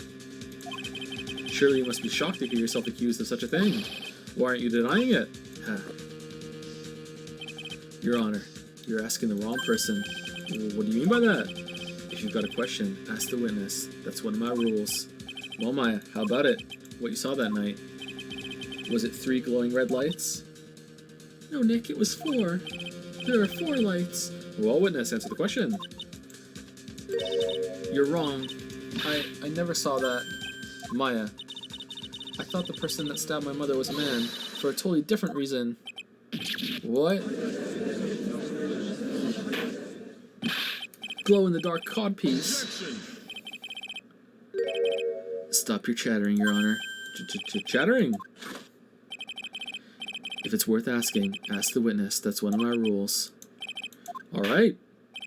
Well then, let's continue with the testimony. Please tell us how you knew the killer was a man. Yes, Your Honor. I didn't realize it until after I woke up, but... The killer. When I came to, I was just lying there on the training hall floor. By the time I got back to the garden, the place had totally changed. The torches were lit, and the body was gone, and all the snow around the stone lantern had been carefully cleaned up too. Since the person did all that work alone, I just assumed it was a man. Whoa!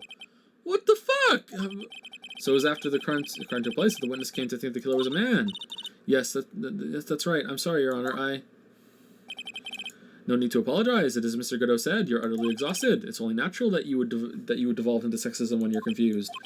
Also, if you consider the situation you described, it doesn't seem too much of a stretch to assume the culprit was a man. Whoa! You exhausted too? Mr. Wright, proceed with your cross-examination.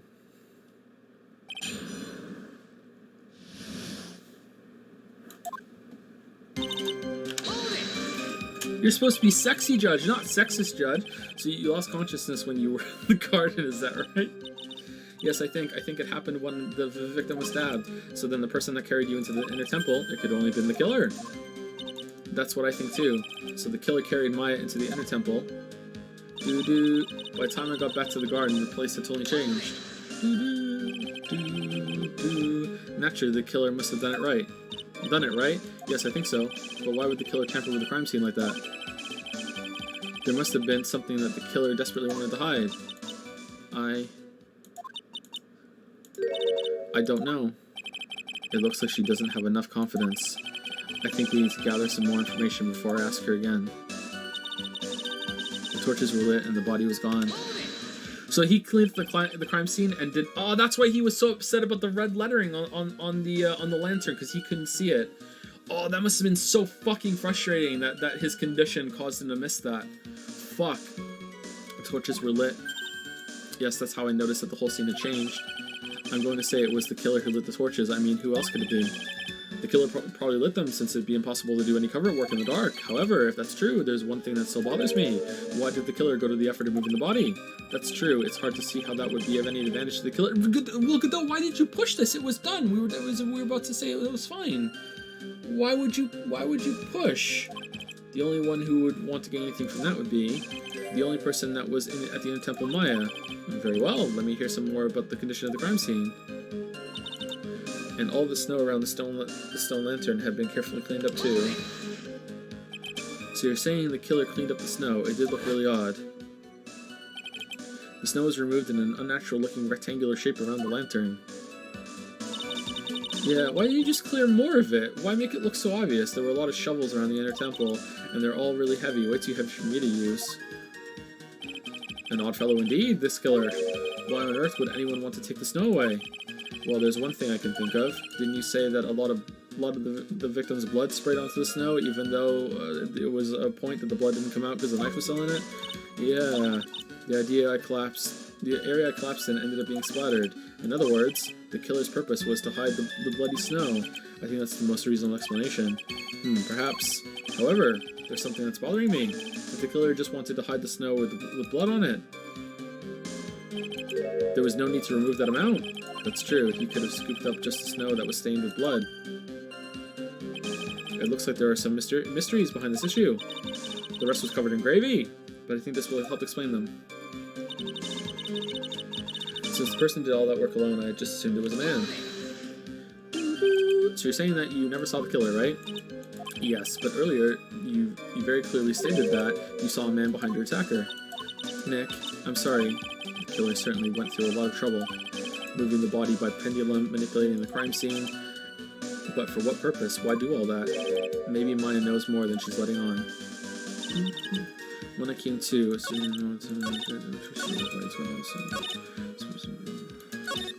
wait, what am... When I came to, just letting the train the whole floor by the time I got back to the garden. Did you even get back to the garden? I thought you were locked in afterwards.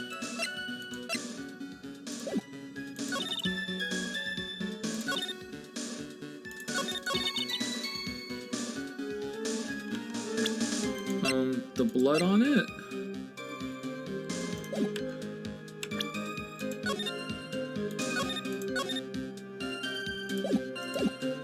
Let's try.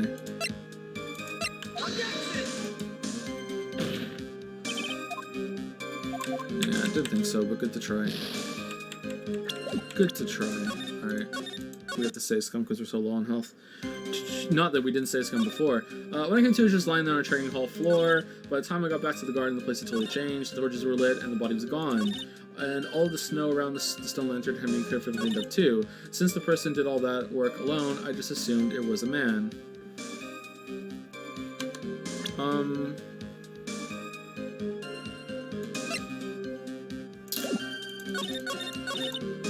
The only contradiction I can think of here is that she couldn't leave the training hall after she woke up because she was Dolly at that point with the note, right? But maybe not.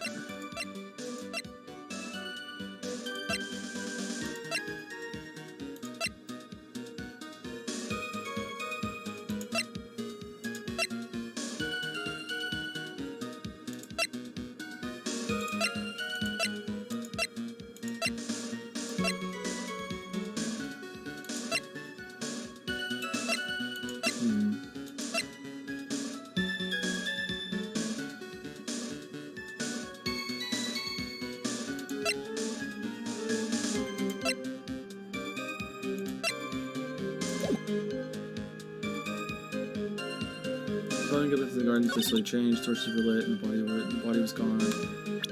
Were the torches lit?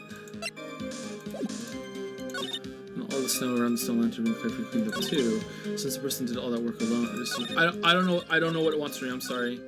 Does it want that Pearl was on that side too? Where was Pearl? Do I need to press something again? Let's see. Lost conscious when you were in the garden last night. Yes, the thing happened when the victim was stabbed and the person could be on to the killer. That's what I think too. So the killer entered the temple. What's on the harm? Naturally, the killer must have done it right. Yes, I think so, but why would the killer attempt with a crime scene like that? There must have been hide. The truth is, when I saw the crime scene, I felt something. Okay, it was one of those you have to push again bullshit moments. I hate that so much. You did. Yes, I felt like the killer was hiding the evidence for me, for my sake. What? Hiding it for you? For you? Everyone knew that I was the only one at the inner temple that night. If Sister Bikini had come back and looked at the garden, she may have thought you had done it.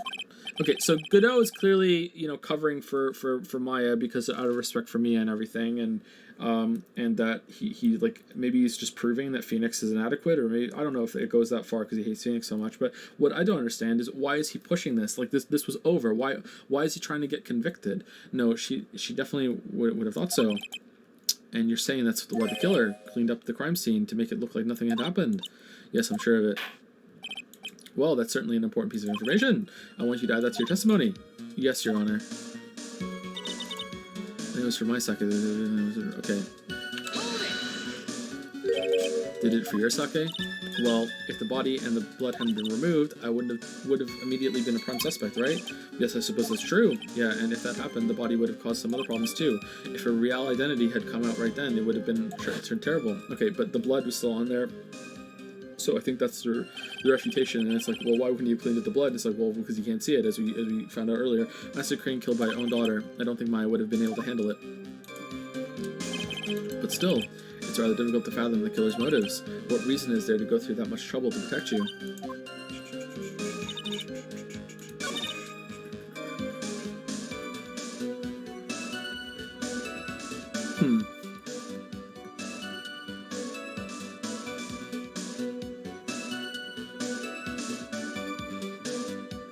Okay, I think there could be a really, really good ending here, but it might have some problems if they go there, and I don't think they have the balls to do it. If they had the balls to do it and it worked out well, I think that would have been a really cool ending. But I don't think they're going there. I think Godot really did kill her.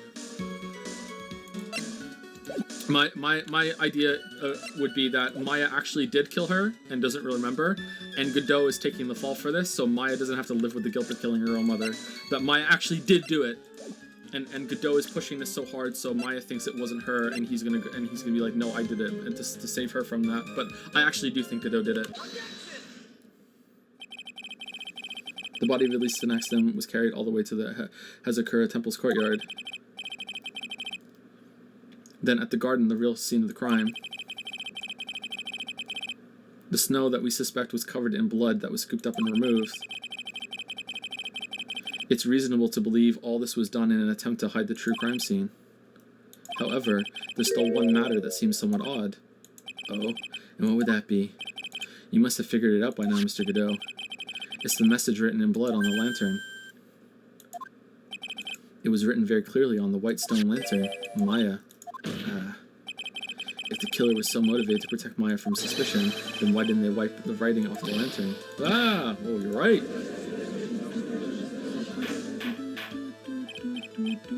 Order, but Mr. Wright, isn't it a fact that the killer was trying to cover up the crime scene? Indeed, but it doesn't make much sense to move the body and remove the bloody snow, and not wipe off the most incriminating thing of all, the bloody handwriting. But if that's the case, do you have any explanation for the killer's mysterious behavior? Why would this killer move the body and remove all the snow, and then leave the bloody writing on the lantern? I don't know what the killer's plan was, but it's a fact that the killer left the writing on the lantern. There must be a reason for it. Well then, Mr. Wright, let's hear your opinion. Why did the killer leave the message written on the blood and lantern? The killer wrote it, pinned the crime on the killer didn't notice it.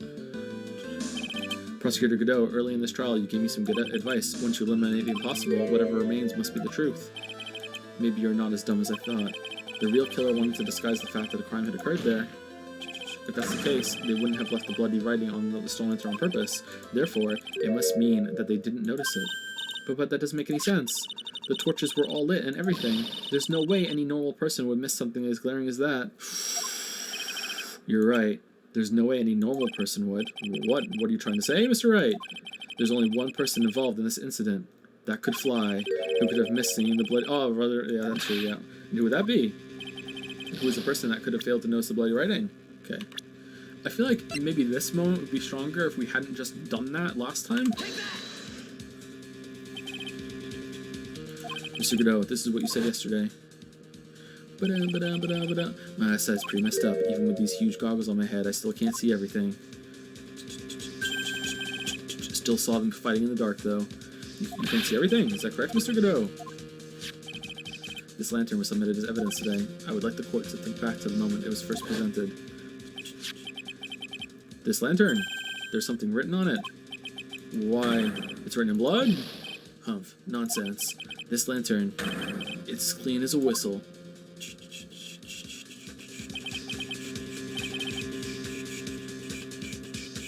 Mr. Godot, just admit it. There are certain colors you can't see, correct? Oh shit, sorry. Thank you, Artex Flow, for the 37-month resub. Holy shit, 37 months is a lot. Thank you, Artex Flow. Thank you, Balder, for the 2-month resub. Thank you very much. Oh, sorry, 5 months. 5 months total. Purple Haworthia. There we go. Haworthia for the 3-month resub. Thank you very much. And thank you, Morb Bo, for the new sub as well. Thank you so much. And thank you for most of you sticking around, even though Cyberpunk is out, I think. I think we're almost done. You can't see red on a white background, can you? That's right.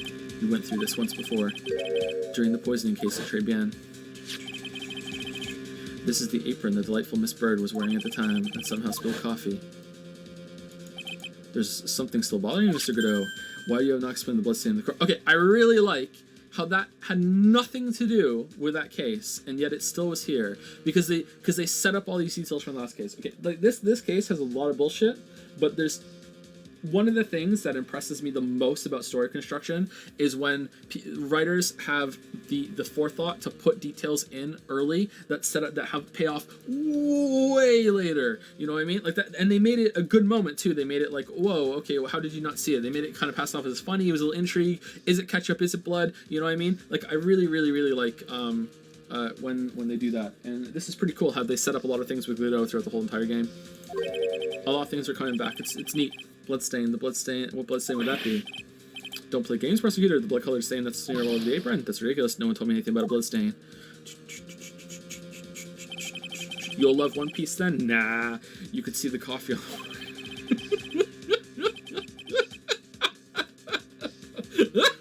You couldn't see the ketchup because it was red. It's strange. In a black and white photo, those letters would have appeared black to me. I wonder, why am I the only one that can't see them? So then, Mr. Godot, are you admitting it? Are you admitting that you can't see red writing on the lantern?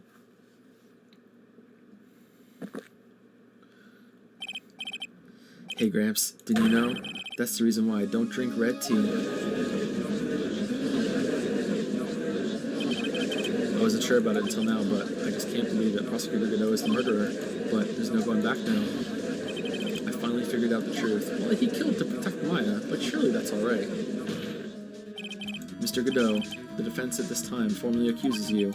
You are the murderer of Miss Elise Diaxon, also known as Miss Misty Fey. It's hard to believe this may be true, however, once again, Mr. Wright has brought up a disquieting fact about you and has become the defense attorney to the prosecutor. Just make sure you don't fill out the indictment in red ink, Gramps. Come on, how does a little graffiti make me into the killer? Besides, it's not like it's my name that's written there. I'm certain that the killer wasn't able to see the color red. This is rich. Do go on, Trey. The answer is right there at the crime scene. In the snow. The snow? How so? Oh, he couldn't see it. Oh, that was right.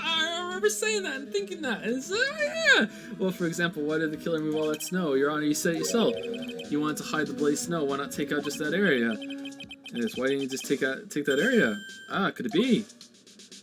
Yeah, the killer couldn't see red blood that seeped into the snow. And he couldn't remove all the snow. He couldn't be sure where the blood landed, so he removed the whole area. Isn't it more likely that the killer couldn't see the blood because it was dark? No, Maya said the lanterns were lit, or the torches were lit. Not a chance, the torches were all lit. He would have been able to see just fine. Meanwhile, Pearl has just left to wander around in the frozen wasteland of the mountain all by herself. It seems that, once again, this trial has taken an unexpected turn, to say the least. Can you explain this, Mr. Godot?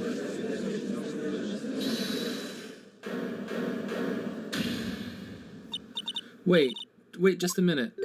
Maya, what is it, witness? Mr. Godot isn't the killer.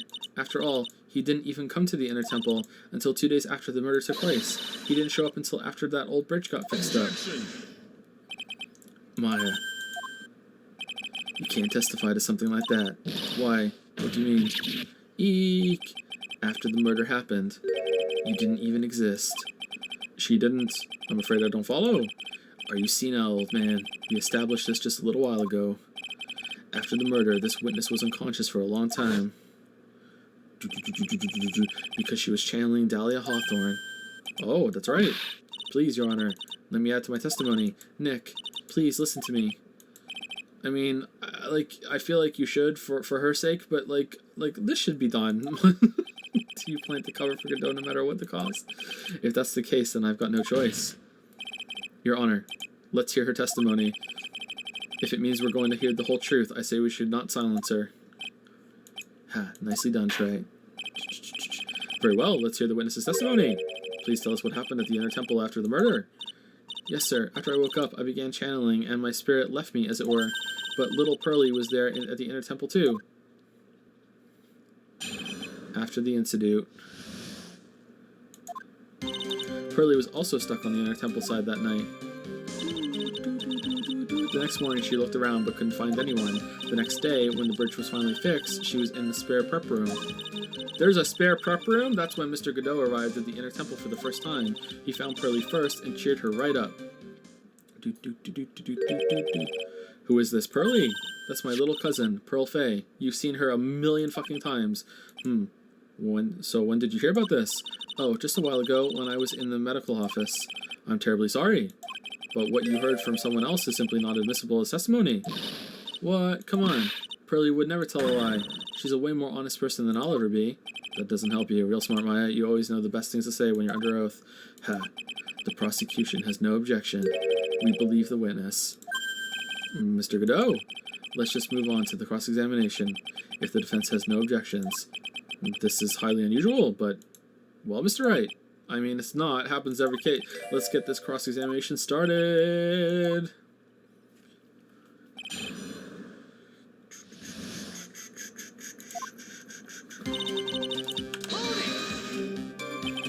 So where did you think Pearl slept that night? Okay, either I'm really tired or that's wrong. In a spare prep room next to the training hall, I guess. There's a rule that you can't enter the training hall during an acolyte's training, but even so, why did she go to the inner temple in the first place? It seems that Pearls became very worried about Maya. She knew that the spiritual training I was about to undergo was very intense, so even though the bridge burned down, she was stranded, she still didn't go in until, it got desperate. Pearls was supposed to channel Dahlia Hawthorne, but she couldn't do it. That's why she headed to the inner temple. However, Dahlia Hawthorne was already there, possessing the body of Elise Diaxnim. The next morning, she looked around but couldn't find anyone. She searched the entire inner temple side, end to end. Well, you see, Pearlie gets pretty scared when she's alone, and there weren't that many places to look. She says that she even went back and forth several times, but she never went to the garden because it says no entry. The inner temple side has two structures, the training hall and the spare prep room. There's also a storage shack, I think. That's about it. There's a storage shack too? Pearls was looking for other people, right? Would she have really examined the storage shack all that carefully? Well, if it was me, that would be the first place I would investigate. So that means it's possible that someone may have been hiding in the storage shack. Next day, when the bridge was finally fixed, she was in the spare prep room. Pearls didn't hear the sound of them working on the bridge? What do you mean? I was just wondering why she would stay in the prep room. If it was me, I'd at least go out and wait at the foot of the bridge. Yeah, oh, well, Pearly said she was sleeping at the time. She said she was so scared during the night that she couldn't sleep well and woke up a bunch of times. Oh, poor Pearls, poor little girl. Yeah, I mean the judgment, all along like that. Well, we know that she had at least one friend in the sacred cavern, Dahlia Hawthorne, who was busy battling with the trick lock. She couldn't let anyone see her, so she wouldn't have shown herself to Pearls. What happened after the bridge was finally fixed? That's when Mr. Godot arrived in the Inner Temple for the first time. So it was your first time in the Inner Temple side, Mr. Godot? That's funny. Am I imagining things, or did the defense ask me a question? Mr. Wright, please save your questions for the witness. What you heard from someone else is simply not admissible as testimony. Those are your words, Your Honor. Touché, Mr. Wright. Touché. Oh well. What do you have to say, Mr. Godot? Alright, we're 2 hours again for another break, but I think we're close to the end. I think we just keep going. I'm gonna guess there's another half hour to an hour left. Hot nights and even hotter coffee, that's what I always say. If it hadn't been for this case, I never would have visited there. A freezing cold temple in the mountains, I think I'll pass. So you had never visited Hazakura Temple or the Inner Temple, huh? You want to say something, Trite? In any case, I have to find a crack in Godot's armor. While I cross-examine Maya, that is. Very well, please go on with your testimony. After fixing the bridge, policeman came over to the Inner Temple side, right? That includes, like, the ending credits and shit. Like, I don't think there's another hour of trial left. Yes, then Mr. Godot, he found Pearly first and cheered her right up. I thought we found Pearly first. He cheered her up. That's what Pearly said. She said he was a very nice older gentleman. Thank you for looking after my cousin, Mr. Godot. And here I was thinking you were nothing more than a coffee addict. Cut it out. You're making me blush. This guy is really beginning to get on my nerves in more ways than one. The truth is, there aren't that many places to look on the Inner Temple side. The policemen were all busy going over the garden with fine-tooth combs, so I decided to carry out an investigation in my own way, Godot style. I'm the same way. I like to hand down verdicts in my own way, judge style. Maybe I should ask some questions, Phoenix style. Cheering Pearls up. So you cheered Pearls up? When I found that little girl, the first thing she asked about was her cousin, Maya Fey. Really? The bridge had burned down, and she was huddled up in that tiny shack with no heat. Even though she must have had a truly terrifying night out there, she asked about you before she said a thing about herself. Pearly, I noticed that you weren't anywhere on the Inner Temple side, but I couldn't find it in me to tell her that, so I gave her my last cup. You gave her coffee with milk and sugar to hide the bitterness of the harsh truth. Whatever. Well, what a sweet story. Snibble. You gave her double-double. He had a thermos of coffee. Why doesn't that surprise me? There's only one thing of any importance here. Where was Godot when the murder was taking place? He must have already been at the Inner Temple when it happened. Otherwise, he couldn't have killed at least the accident.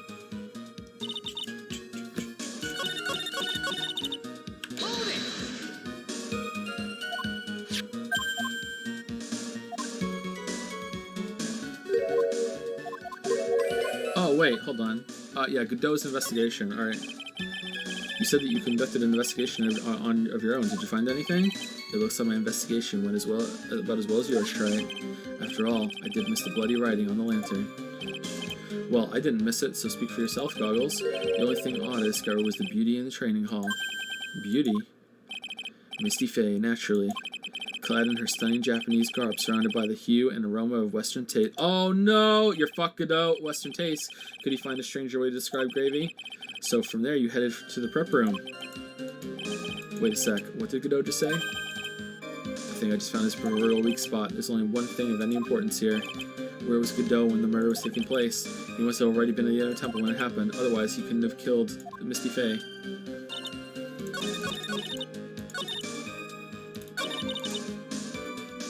Wait, what? How do I say that?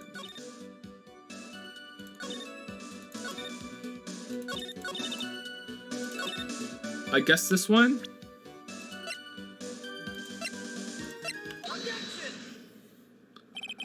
Mr. Godot, the first time you crossed Dusky Bridge and went into the Inner Temple was long before the murder took place. Why do you say that? Because he just made one fatal slip-up. The hanging scroll in the training hall.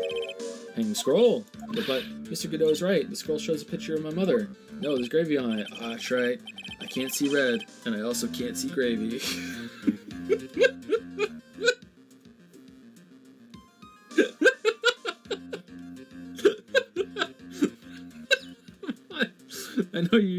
I know you know who it is, but this is something you didn't know. By the time the bridge had been repaired 2 days after the murder, the hanging scroll in the training hall looked like this. What's that wonderfully delicious smell? The morning after the crime, someone covered it with gravy. Gravy? But why gravy? Nick? Because gravy was much more than a condiment to the culprit. Well, Mr. Godot, if you really hadn't seen the hanging scroll until after the murder, you wouldn't have any way of knowing it was Misty Faye. Wait a minute, Nick. Yes? Take another look at the hanging scroll. Look, at the top. There's a crest there. It's the mark of the master, correct? Exactly. So if you know the meaning of the mark, then you could guess that there was a picture of Misty Faye on there. Nope. True, but Mr. Godot described what was underneath like this. Clad in her stunning Japanese garb, surrounded by the hue and aroma of Western tastes. Oh. Yes, it's possible that he knew what the crest meant. However, he couldn't have known that she was wearing Japanese clothing. Mr. Godot, on the day of the murder, you were hiding at the inner temple long before the crime took place.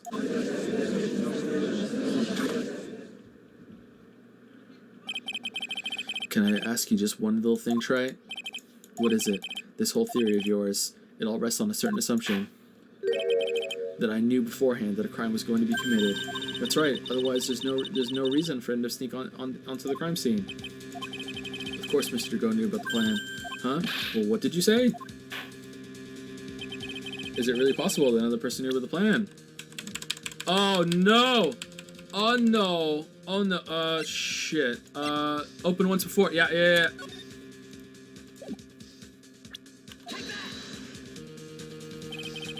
This crime was actually planned over a year ago.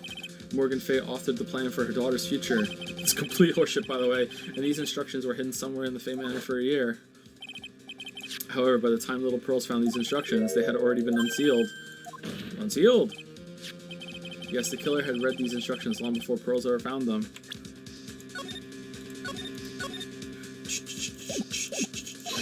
That's how he knew the crime was to take place at the Inner Temple. And you still insist this crafty killer is me. You bet I do. But you just said that the instructions were hidden. That's right, Mr. Godot couldn't have known where the instructions were hidden. If he really wanted to know, he had one great chance to find out. Yes, and when was that? During a visit. A visit? Morgan Fay told her daughter Pearl about where the instructions were hidden. During one of her visits to the detention center, that would be the only time for someone to have learned where they were hidden. Eavesdropping on a visit at the detention center? Yes, it could be arranged if you were someone with easy access in and out of there. Like, for example, a prosecutor such as Mr. Godot. But what? So wait, what? He just went and eavesdropped on meetings until aha. What? Order! Mr. Godot, you're under fire again. This murder could not have been carried out without prior knowledge, and you were the only one that could have acquired this information before the murder.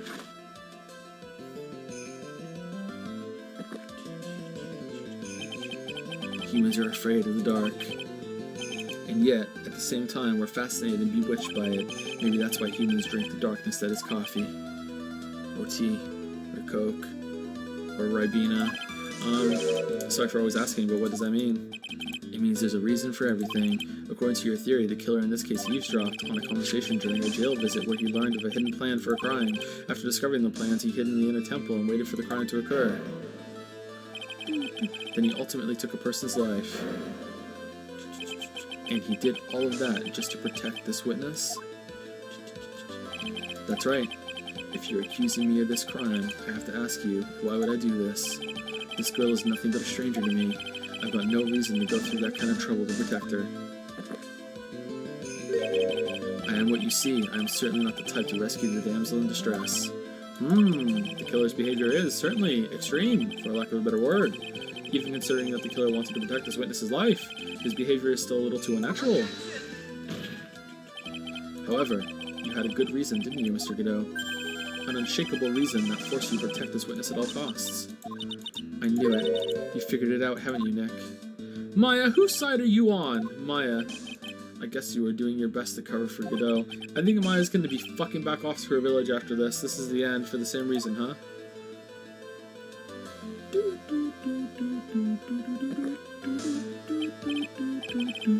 Okay, Trite, I'm all ears. Let's hear it.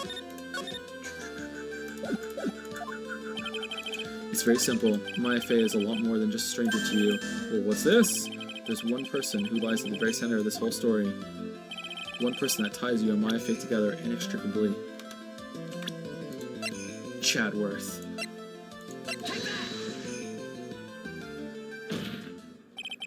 There's a very good reason why Maya Fey's life is so precious to you. After all, she is Mia Fey's only sister. Mia Fey.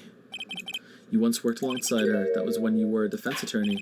Oh, wait a second here. Mr. Godot is a defense attorney. You're on the wrong side. Get on the other side. We'll bring in a new one. Sorry for this interruption, everybody. With your honor's piercing intellect, you must have figured it out by now. The real name of this man who calls himself Godot. His real name is Diego Armando. Isn't that right? No, I'm his twin brother.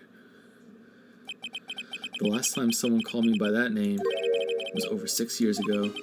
Diego Armando. That name rings a bell. It should, Your Honor. All of this is related to a single case. A case in which a convict named Terry Falls killed himself. Mia Fey's first time in court, the tragic outcome left a deep wound in her heart. She knew that behind it all was a heartless, scheming demoness in disguise. I like that it was a different person on stand when they moved back to that. That was cool. But in the end, Mia couldn't tear off that disguise. However, there was one man who reached out to help her. Diego Armando, a senior defense attorney at the office where Mia worked. Did he change his tie when his hair changed too? Damn. It was fucking styling. It's my fault. It's all my fault that Mr. Falls killed himself. Mia, you can't cry yet. Oh, man. The only time a lawyer can cry is when it's all over. Well, I'm crying now. I was moved by her, the way she put all her faith into her clients, that pure, sweet heart of hers. That's why I could never forgive Dahlia Hawthorne. Me and I thoroughly investigated that fat gay kidnapping incident. Then one fateful day, Dahlia wanted to meet with me. It had been 6 months since the trial. We met in the courthouse cafeteria. Ah, I just remembered. They have great chicken nuggets. 6 years ago, right here in this courthouse, you were poisoned. Even I didn't see it coming. Dahlia Hawthorne slipped some poison into my coffee.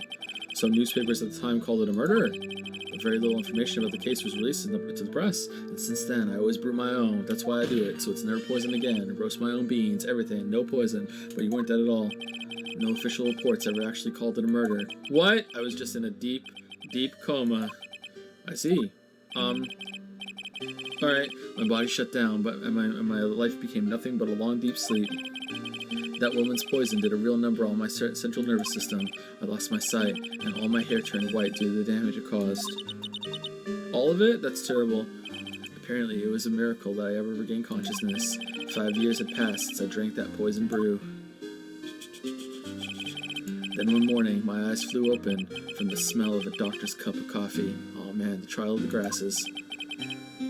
Five years? Were you asleep for 5 years? And the worst possible news was waiting for me. Mia Fey was dead. Like, not like your parents or your siblings or anything like that. No, Mia Fey, from the very moment I opened my eyes, I had already lost everything I thought I had. The woman I loved had been murdered, and the woman I loathed had been sentenced to death. Damn, the woman you loved us now, Phoenix, Godot.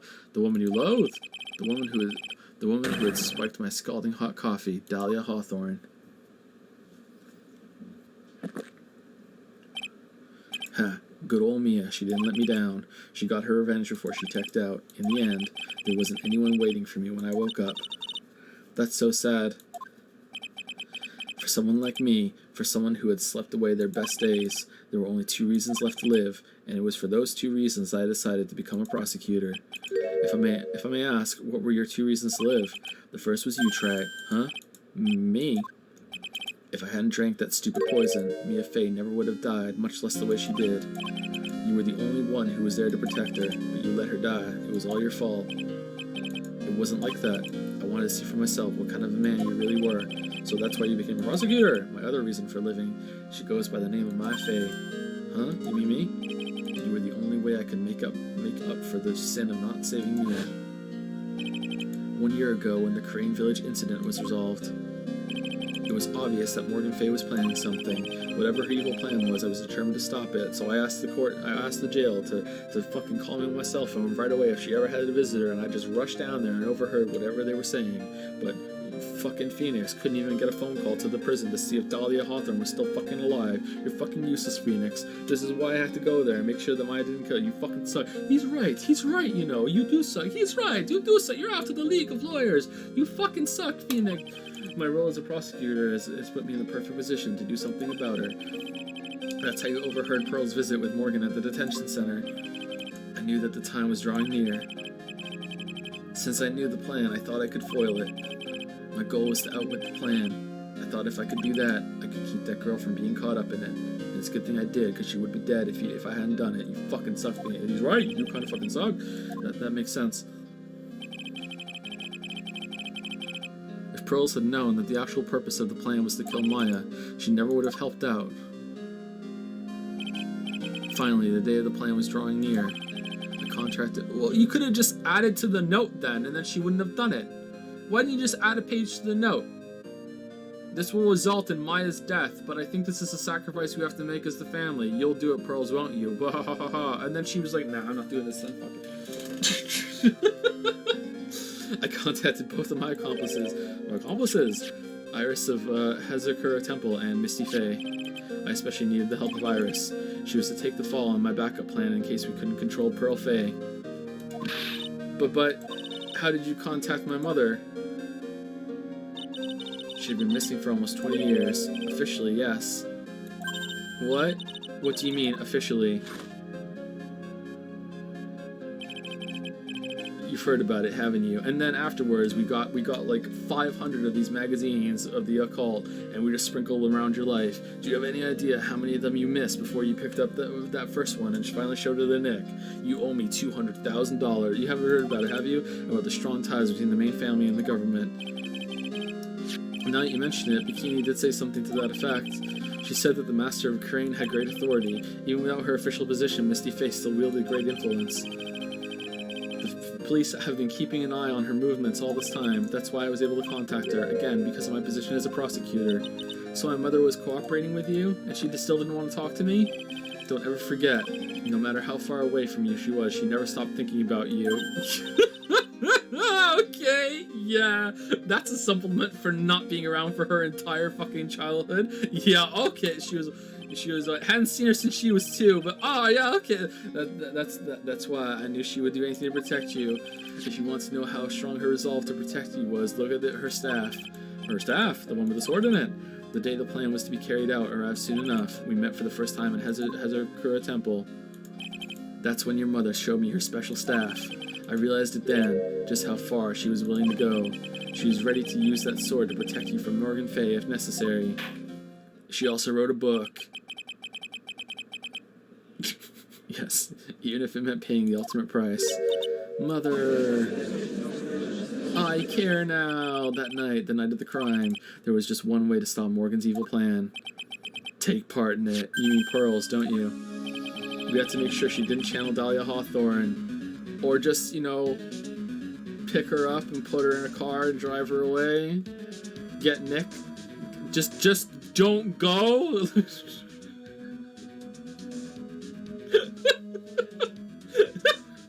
What the fuck? We had to make sure she didn't channel Dahlia Hawthorne.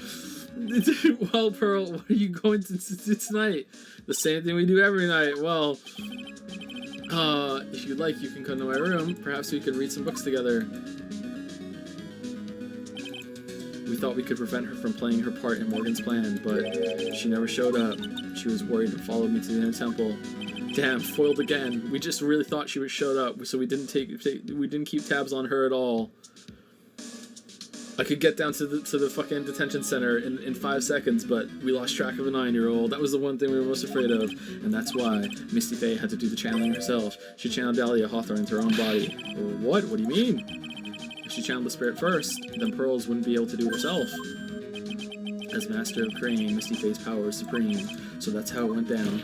She channeled Dahlia Hawthorne so that Pearl Faye wouldn't be able to.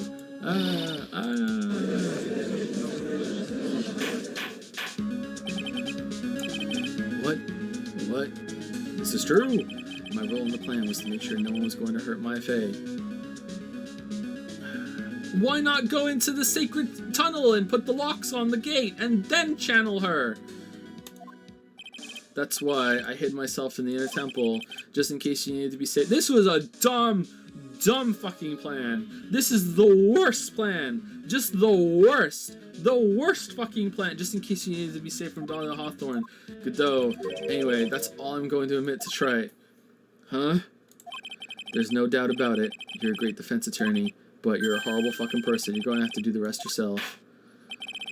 The background leading up to the incident has been laid bare. There's just one question remaining, Mr. Wright. Who killed the victim? There are only 2 possible suspects right now. My FA. And I'm sad to say, you, Mr. Godot.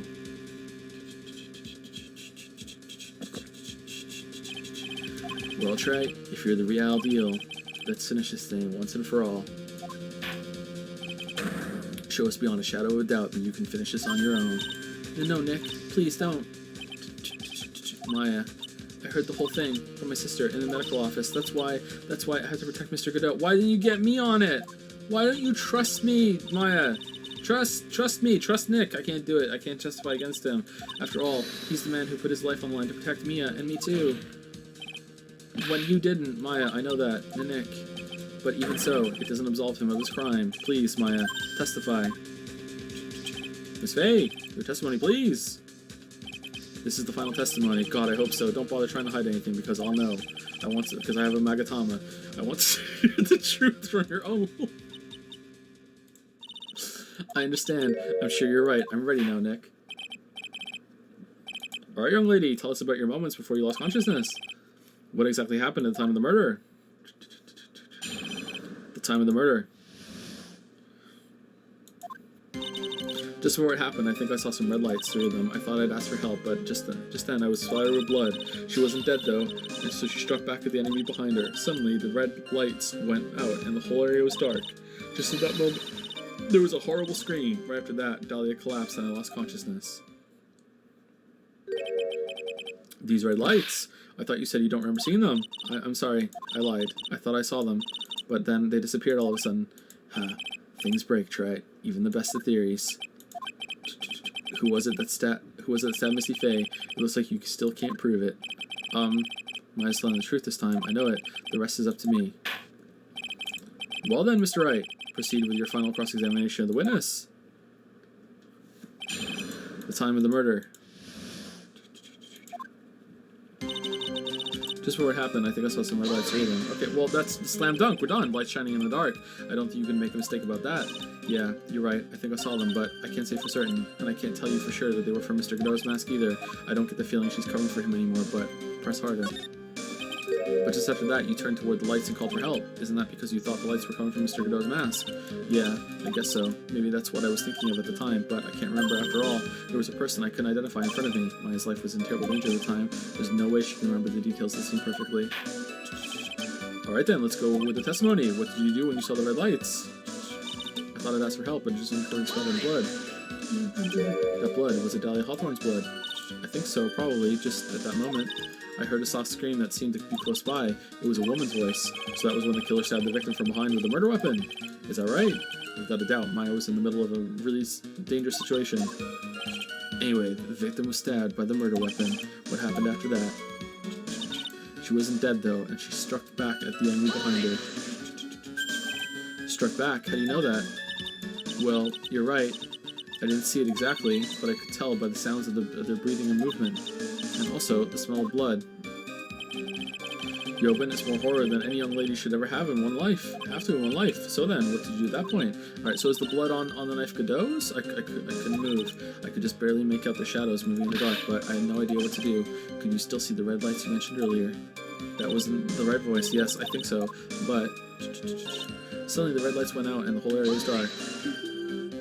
They went out? Yes, suddenly I couldn't see them at all. What could it mean? If the red lights were coming from Godot's mask, and they went out right in the middle of the fight, maybe the mask was damaged. Or maybe it was knocked off. Or maybe the batteries ran out. Right? Or maybe those little red pinhead-looking lights just stopped working. Take off your mask so we can see the cut that the knife made. Godot, let's go. What could have really happened then? At At that moment, there was a horrible scream. What do you mean by just at that moment? Do you mean the moment when the red lights went out? Yes, that's right. The scream that you heard then was a Dahlia Hawthorne? I don't think so. I'm pretty sure it was a man's voice. What? So then, that scream came from the killer. That's got to be it. I think Dahlia Hawthorne must have taken the blade and attacked the killer with it.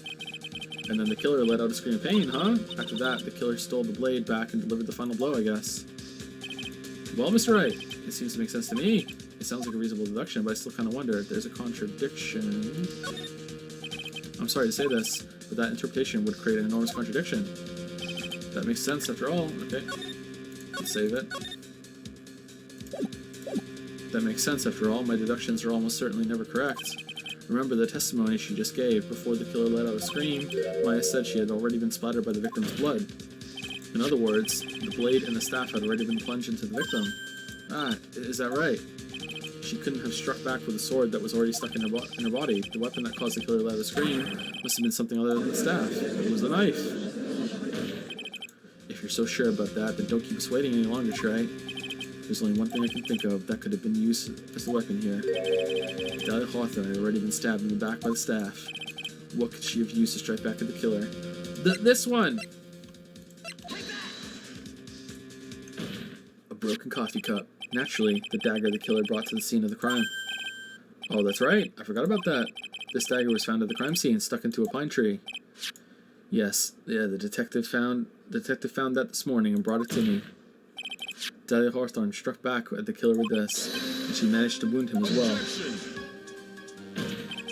Just because he let out a scream doesn't mean that he was wounded. For all we know, the blood of the dagger could have been from the victim.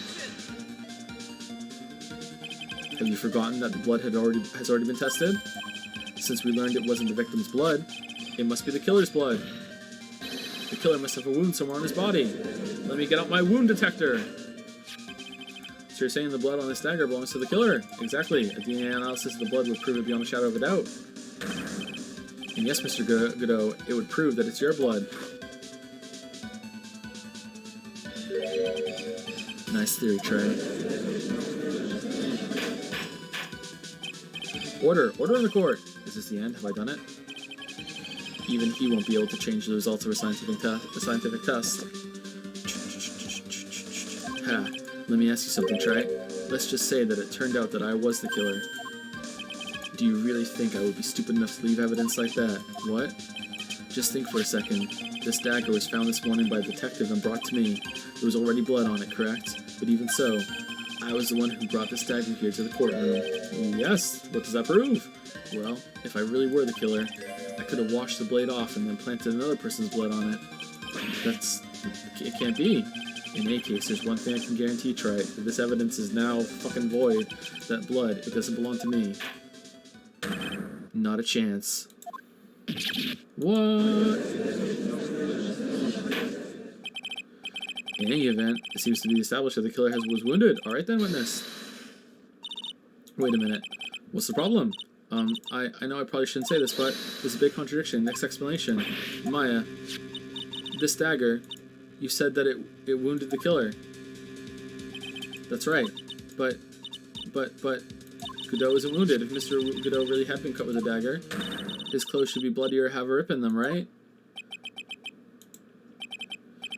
Maya, maybe he just changed his clothes. That solved the contradiction pretty easily. What are you talking about? It's not that simple at all. Remember back to the day of the murder? Everyone that was on the inner temple side got trapped there. He brought a change of clothes. Yeah, that's right. And once the bridge was fixed and the police headed for the inner temple, Mr. Godot was already there waiting for them. He never had a chance to change his clothes. Ah. Order in the court. The witness says, did he wash the blood off his face? I feel like it's under his mask. Change clothes. So did he wash the blood off his face in that water bowl, and that's what Gumshoe got on him when he broke it, or when he was wrong with him? But no one could have predicted the lightning strike that shut down the bridge. Why would anyone have brought a change of clothes? Did the judge take smart pills during the last recess? Well then, maybe the killer took off his clothes before he committed the murder. That way he wouldn't get any blood on him. Objection. That's impossible, Trite. You know how cold gets up there late at night. After a few minutes with no clothes on, you'd be frozen solid.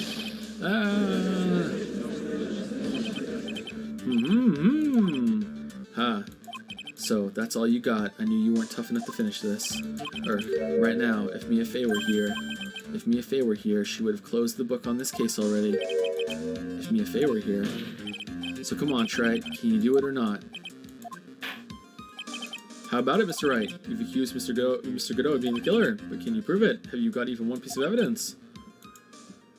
Uh-oh. The question isn't whether I can prove it or not. The fact is, I have to prove it. That's the only choice I have. I was taught that it's one of the rules of being a lawyer. Remember when Nick started seeing Mia even without Maya's help and channeling and shit? And that just kind of went nowhere, huh? I can prove it. I'm going to bring your magnificent vengeance to fruition, just as you want it. Ah, that's good. A fighter to the bitter end, try.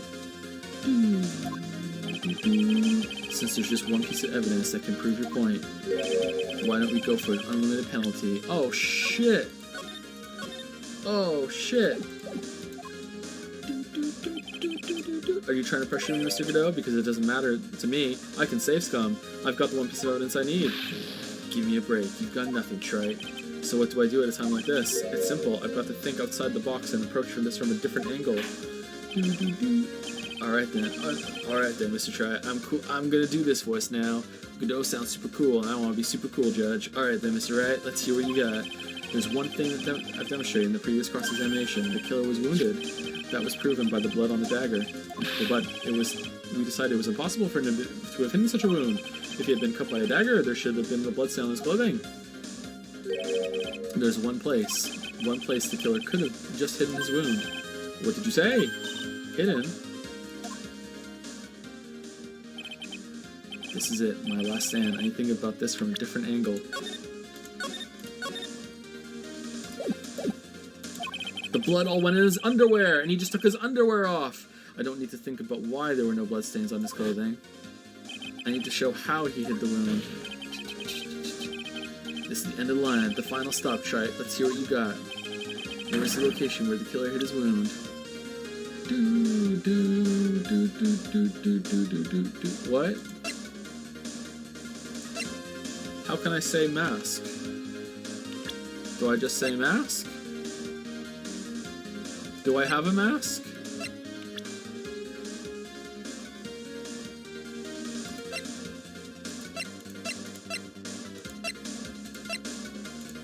Gravy! Take away other people, Larry's next to him. Receive the lights out of the building as evil spirits. Original crime. It's a murder weapon. Sword hidden inside. Weapon. It's on the back. Taking that knight from the main gate. Crime.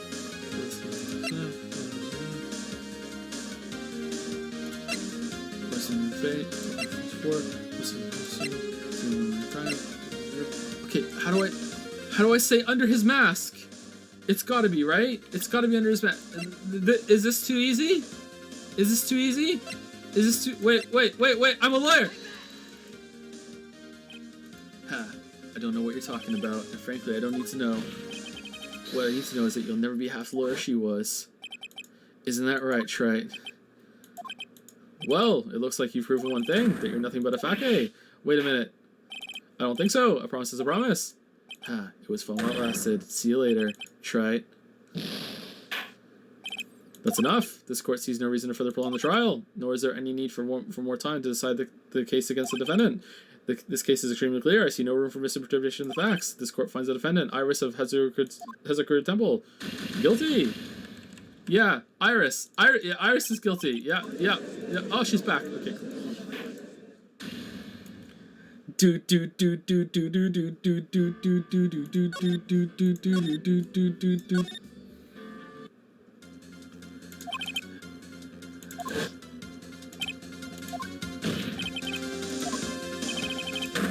Okay, so it has to be like, it's just his mask, right? Huh. Bullshit! Alright, what is it then?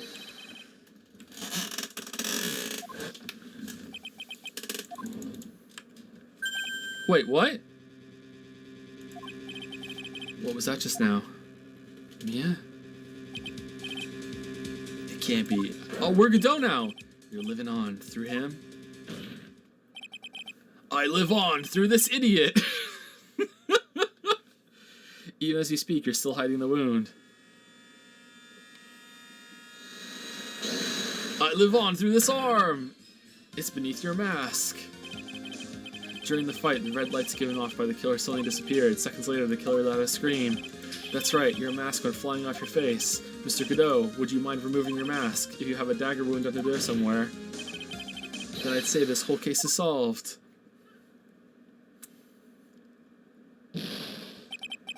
Arg.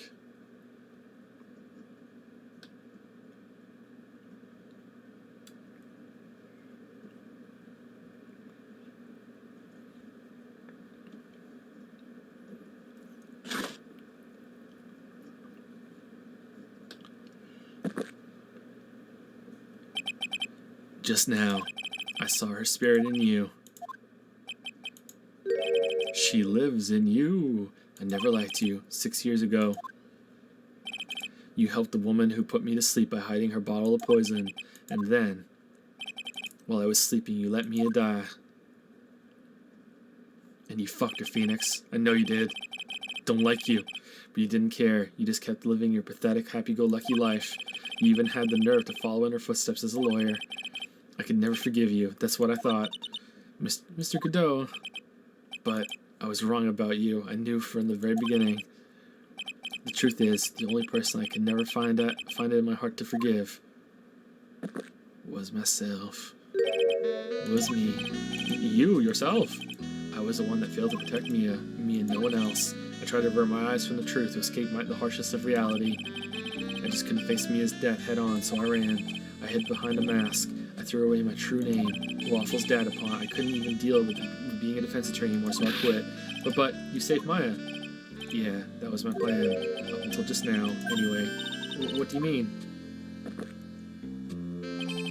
Are you listening, Maya? If I had really wanted to save you, then there's one person that I should have gone and talked to right away.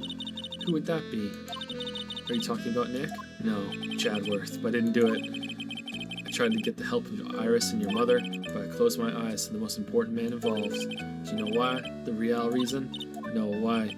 I suppose I wasn't really interested in saving you at all, huh?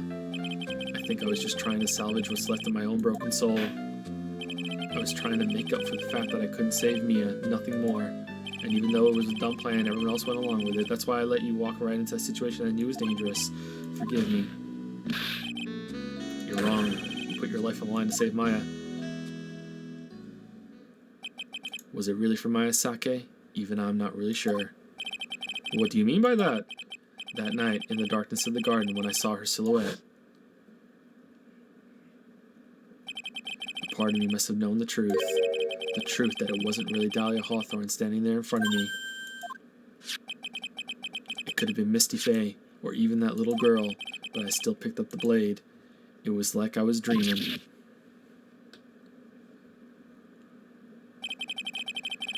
I'm not sure exactly what was going on in my mind at that point. Was I really motivated by pure desire to protect Maya Faye, or was it something else? Was it my hatred for a woman who had stolen everything from me 6 years earlier? Could it have been simply a desire for revenge? And now, I don't know anything anymore. I did learn something today, however. I finally realized that I was the arrogant one. I was just chasing an illusion, a fantasy. The stupid fantasy of defeating you in the courtroom. You were the one who made me realize my folly. You never ran away from Mia's death. Instead, you picked up where she left off as the true defender of the people. In that one moment, I understood everything. Mr. Godot. Delicious coffee. I think you already know this, but if you don't, my name is Diego Armando. Mr. Armando, I believe in you. I know you were trying to save me. Oh, it doesn't matter. Guilty. Huh. Thanks. Your wound. It's bleeding. Ha. Did you forget already? In my world, the color red doesn't exist. These must be my tears. Oh, nice. Tears. Ever since I woke up from my coma, I think I've been waiting for this very moment. Mr. Armando, you do well to remember this, Maya. The only time a lawyer can cry is when it's all over. Ah, they shouldn't have said that again. It's fine. It's good. It doesn't bring it down, but I think it would have been better if they didn't say that again.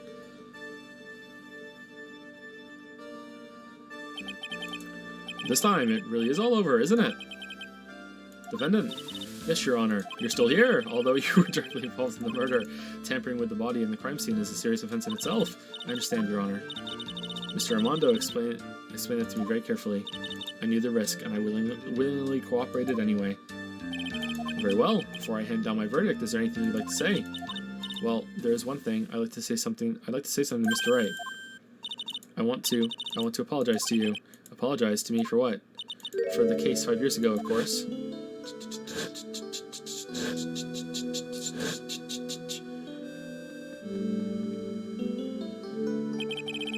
I just remembered. Weren't you poisoned by your own lover? Not exactly, but yeah, something like that.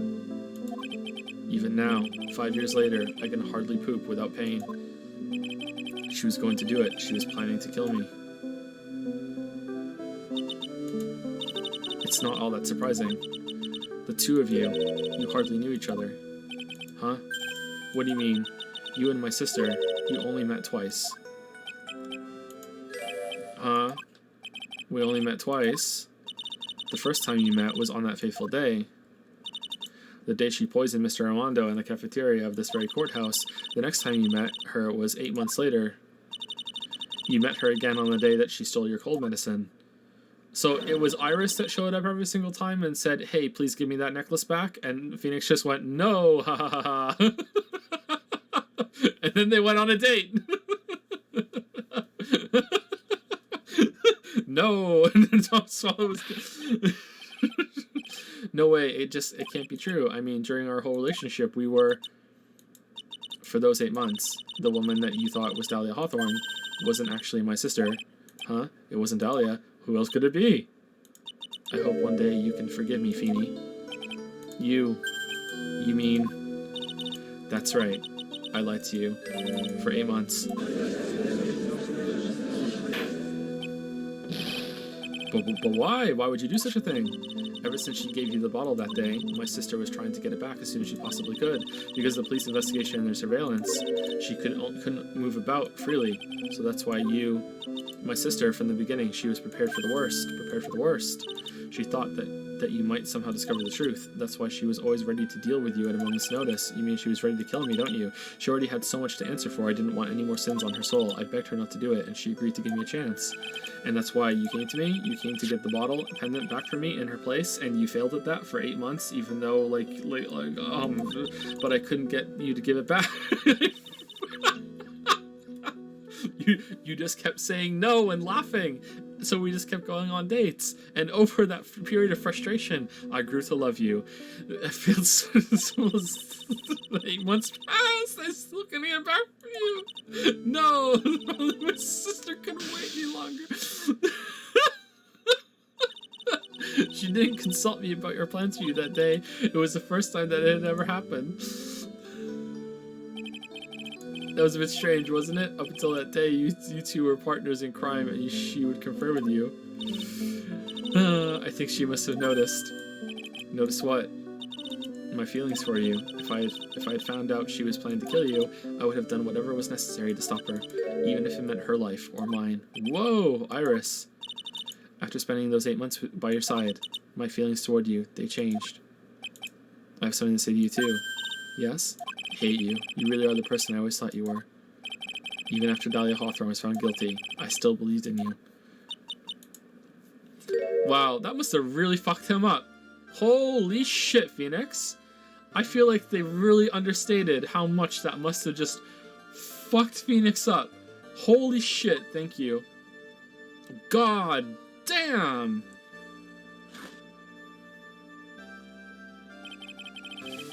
How many cups of darkness have I drank over the years? Even I don't know. I'll tell you though, right now, this one here is the greatest cup I think I've ever had. Don't you think so, Phoenix Wright?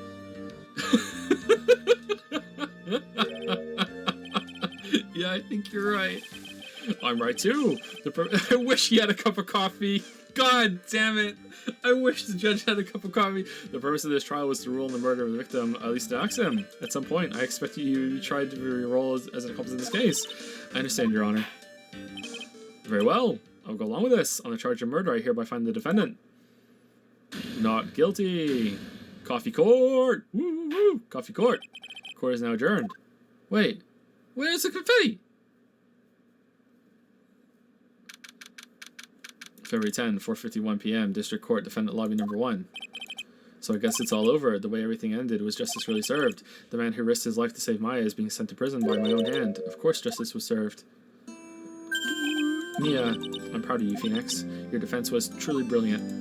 But I couldn't save Mr. Armando, the man who cared so deeply for you. You're wrong, Phoenix. You did save Diego. You saved him in the only way possible. You mean with that verdict? I think one day you'll understand too. Phoenix, I want you to remember one thing. You were as good out there today as any defense attorney could ever hope to be. Aw, there's nothing more you can learn from me. Goodbye, Mia. You've accomplished something I wasn't able to do. I owe you a great deal. Thank you. Mia, I'm sure we'll meet again. Someday, Phoenix. In my swimsuit. I've handled lots of cases and seen a lot of things, and along this journey, I found myself asking just one question. What does it really mean to defend someone? I suppose today's case produced one possible answer. Nick? Maya. I guess it's just like my sis said. Mia, what did she say? That night, when I channeled Mia to get her advice on what to do, this is what she wrote back in my notebook. Don't worry, Phoenix will save everyone in the end. But come on, cut it out with that gloomy face. Can't you see? Me, sis, and I'm sure Iris too. We owe you for everything you've done for us, Nick. Is this what's known as a harem ending? Maya, how can you be so bright and chipper after all that's happened? So I tried to keep it together, I couldn't do it. I'm sorry, you were brutally attacked, you even saw your own mother ended. Francesca. Still a softie as always, Phoenix Wright. Did I use this term correctly at least? That is correct, right? Excellent work, Wright. Huh? Mr. Chadworth, when did you get back? Oh, that's right. I guess no one filled her in on that. Chadworth and Francesca have actually been helping me. Helping you? If these two hadn't been here on the first day of the trial... Oh, shit. The defense wouldn't have gotten anywhere. Wow. But where were you, Nick? I heard he fell into a river and caught a nasty cold, which forced him to sleep all day. Yes, he laid in bed shivering from his fever with Iris's hood pulled over his head. Oh, ouch. Talk about embarrassing, Nick. You definitely need more training. Anyway, thank you, Mr. Chadworth, and you too, Francesca.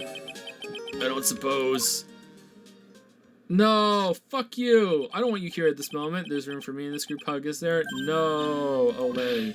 What's with the longer than usual face? I realized something when I was reborn. I realized that Larry was never of any use to anyone, not even once. That's not true, right, Nick? It's pretty true. What, you're asking me? Well, Nick, is it true? I've got a place in this world, right? Do we have to show him his fucking picture that revealed the thing? Larry's the last one? Huh? Oh, yeah, of course. I knew it. Everyone would be better off if I were gone for good. No. Oh yeah, those portraits you painted, they were really good. Isn't that right, Edgeworth? What? Me? Why are you making that face, huh, Chatty? Oh well, yes indeed, I certainly can't say that they lack resemblance. Do you really mean it? What about you, Franzi? Did I draw you well too? Ah, my beauty can't possibly be captured by a mere crayon. But you did your best. Nevertheless, I recognize the effort you put into it, and that's worth something. So then you'll do it, like you promised? You're going to model for... Whoa! Don't get carried away. Well, how about that? I guess painting portraits is the only thing I'm good at. The painting of Pearl was pretty darn good too, if you ask me. Huh? Now that you mention it, I haven't seen her around. Pearls? Where could she have gone? Normally she would have made a beeline for Maya. Oh, I'll go look for her. Be right back. I have to pee so bad. Hey, Pearly. Right. You seem to be uncharacteristically puzzled. I suspect you are wondering how Maya can be so cheerful despite all that has happened. Yeah, I was about to say that, actually. Yeah. To be honest, I can't understand it either. Francesca, that's right. She lost her father fairly recently as well. I think I understand how she feels. Maya is a much wiser person than she appears, and I think she realizes something. Now is exactly the time when she needs to be as strong as she can. Well, what do you mean, now is exactly the time? Maya wasn't the only one that was badly wounded by this incident. In fact, there was someone that was hurt far more deeply than she. I believe it's for that person that Maya is trying her best not to cry. Someone who is hurt far more deeply than Maya. It's gotta be Pearls, right? Gotta be. Chadworth, I think I'm starting to understand too. Ow. Then tell me, Phoenix Wright, who is Maya Fey being strong for? Good dough. Pearl Fey. The poor kid, after all, the reason that she worked so hard to follow the instructions was because she loved and believed in her mother, Morgan. It's for the good of the Fey clan. I'm sure she believed in every last word. She thought she was doing it for Maya. That's why she was so happy. It showed how truly devoted she is to Maya.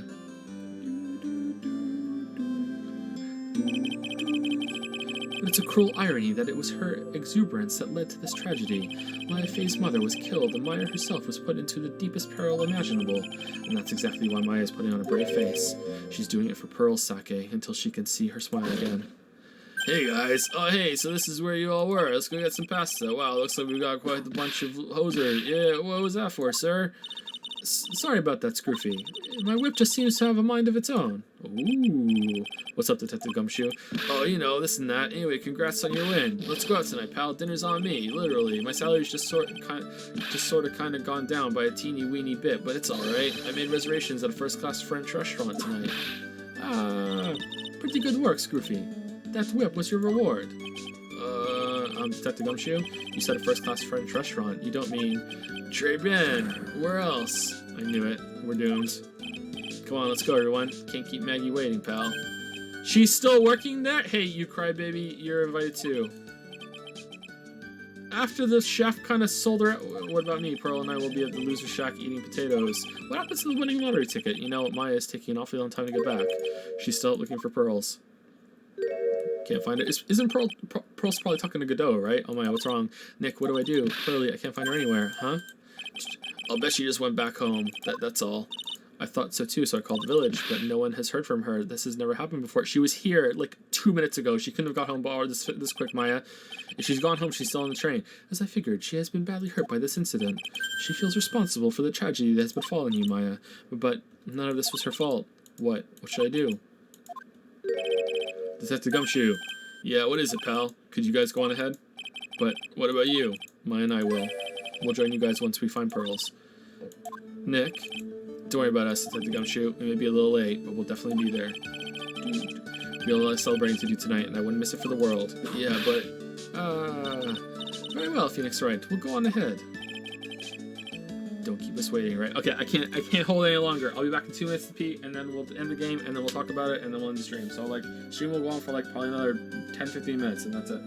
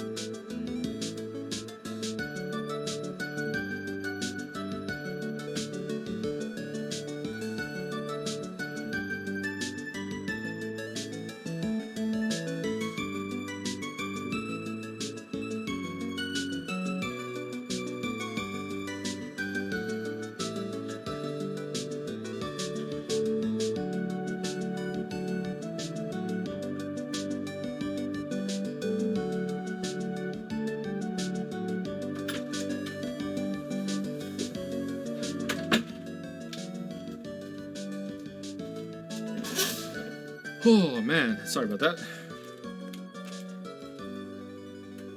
Don't keep us waiting, right? We won't. But where should we look? Where could Pearly have gone? Let's go, Maya. There's only one place I can think of that Pearls might have gone to.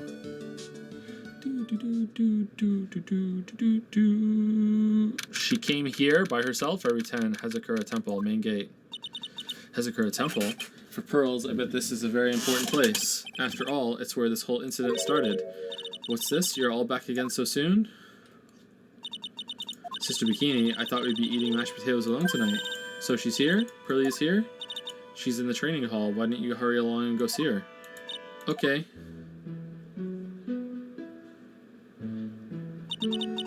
Pearly's not here. Ah, Maya. The hanging scroll.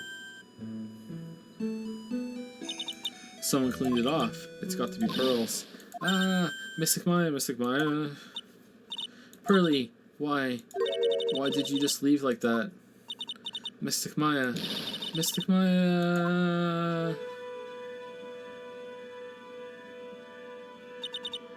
I swore that I would never trouble the two of you ever again, because it's all my fault that Mystic Maya's mother, that's why you came here? It's the least I could do to pray for your happiness. You don't have to do that, Pearly. It wasn't your fault. You didn't do anything wrong. Of course I'm sad that my mother is gone, but, how do I say this? I'm still happy. You don't have to lie just to make me feel better. No, really, it's true. The only reason I'm still here is thanks to everyone who was there for me. My sis, my mother, Mr. Armando, Nick, and you. If even one of you weren't there, I'm sure I wouldn't still be alive right now. That's why. Especially Armando, I have to be strong for all the people that were there for me when I needed them. That's all I can really do. Mystic Maya. I mean, arguably Armando also got her in the situation, so, I'm impressed. You truly are the daughter of Mystic Misty. Sister Bikini, your mother, Mystic Misty, was a strong woman indeed. I want to tell you what she said to me that night. After dishonoring the good name of Kurain, I don't have the right to face my daughter, but still, Maya is always in my thoughts. It's true, she'll always be with me until the day I die. What a load of crap. Your spirit was with her, that's why your mother was so strong.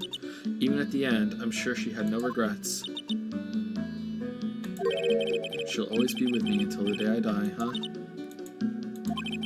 There's a rule or something all masters are to follow, isn't there? To never take the charm off until the day you die. But that's the master's talisman, the thing that Misty kept by her heart and would never take off. It wasn't the container that was important, rather it was the contents. That's... No, you were wrong! You just broke that, Nick! A photo. Ah, Mother... It's only natural for living creatures to fight to protect their own lives, but that makes us human. But what makes us human is that we fight for others. But who do you fight for? How hard must you fight? That's the true measure of what human life is worth. We defense attorneys are warriors who are constantly challenged by that question. Aww. Alright, that's a cool way to tie a lot of things together. I like that a lot. That's really good. Even when the battle is over and the bonds that connect us are severed, we always return time and time again. Mia, Maya, Pearls, and Mr. Armando, and Maya's mother too. I learned that from all of them.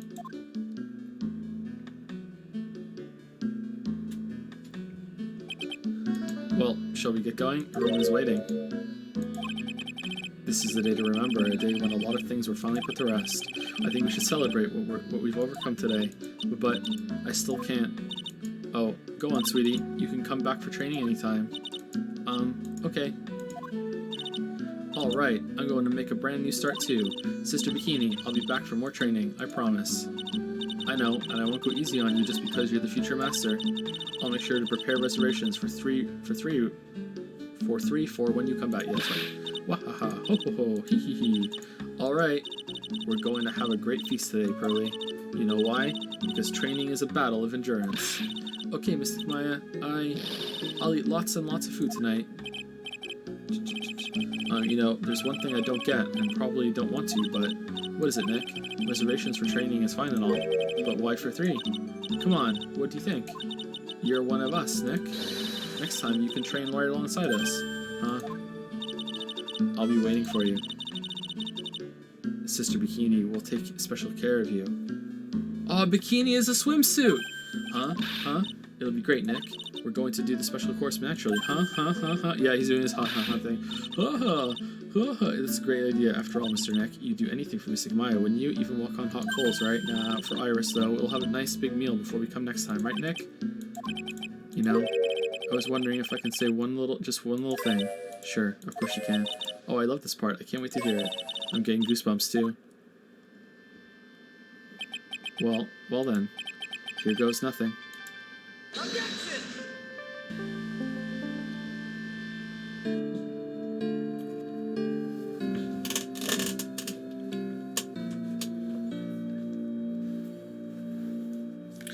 I really have to work extra hard now. Master Crane and the office manager of Wright & Co. law offices. And I have to be a good big sister to Pearlie and Nick too. Well, as long as I'm not locked up or captured or something like that for the 5th time.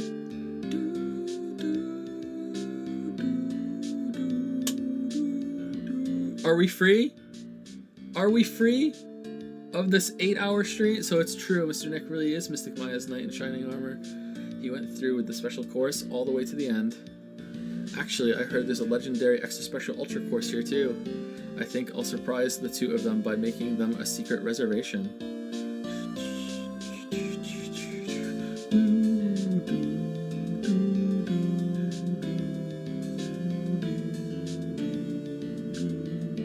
Ooh, Maggie bought me a brand new coat as a present, pal. I feel 10 years younger. I'll never take it off. Yes, but somehow you just don't seem the same. I guess a dirty, shabby old overcoat is just more detective-like, sir. Don't worry about it. In the name of love, a man will soil himself silly.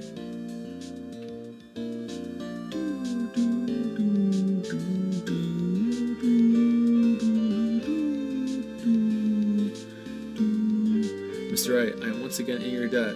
Thanks to you, the Treasures Occurring exhibit was a great success. I'm sure glad you're here at the end. I even got to see Miss Von Karma, who I hadn't seen for years. She taught me how to use a whip and said that I must show you what I've learned. Whoa, what the fuck? Are we gonna see the head tilt sprite?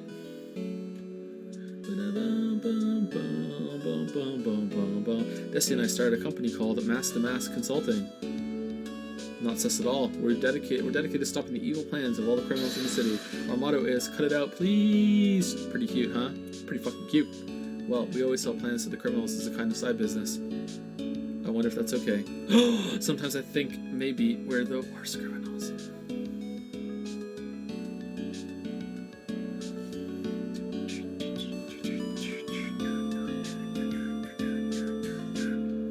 I wanted to show my appreciation to Mr. Wright for exterminating Don Tiger, so I lent him $500,000 and a tea set, a special thick tea, one I mixed with my own 2 hands. I bet he's drinking it now. Win through compromise. Hee hee hee hee.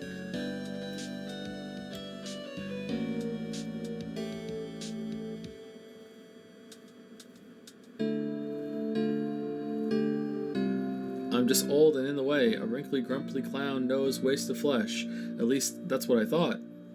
But my grandkids had a birthday party for me the other day. It was at the zoo. Talk about embarrassing. 69-year-olds and I cried like a baby. You're only 69? Oh God, music.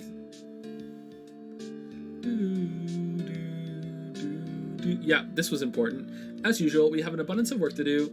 We've hired a new programmer to replace Glenn Elk. It's Larry. I do hope everyone will get along. His name is Adam Mata. As soon as I heard his name, I knew our brain circuits would align perfectly. Nice.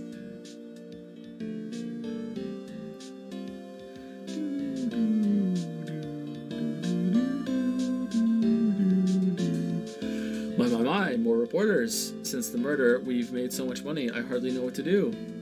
I think the magazines like us because I provide such a nice visual, especially in spring.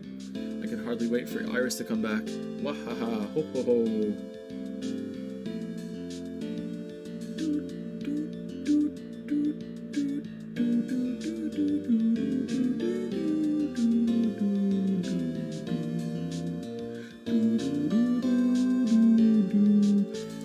turned into such a respectable man, Feeny. It was so sweet of you and everyone else to come and visit me here the other day. Of course, I was happy that you constantly had your eyes on me, but I felt kind of bad when the little one slapped you so hard you got a nosebleed. Wait, that's it? That's like Feeny's love of his life, and that's all you get.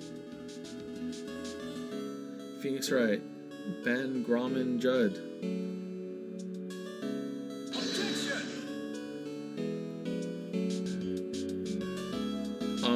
I mean, really? They only had like a couple of voice lines. Objection! Okay, I guess, whatever. Objection!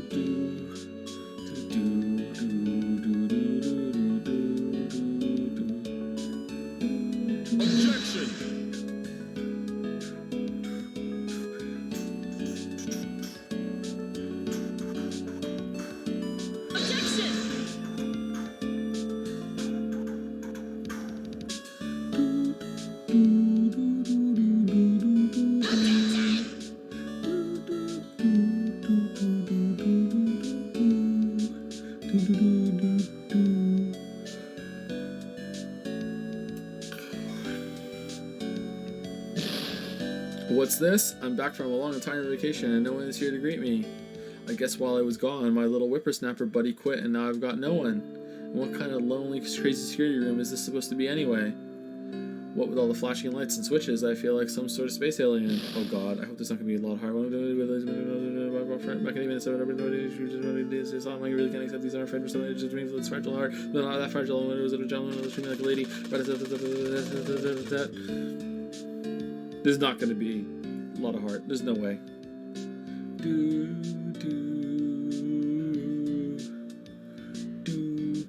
I finally found something I love to do. Franzie's whippity whip trip is going to turn the art world on its head. I should have realized it sooner. Self-centered, lazy, antisocial. I'm an artist. Really good fortune artist on a loose after all. I don't know if that was intentional or not, but that was funny.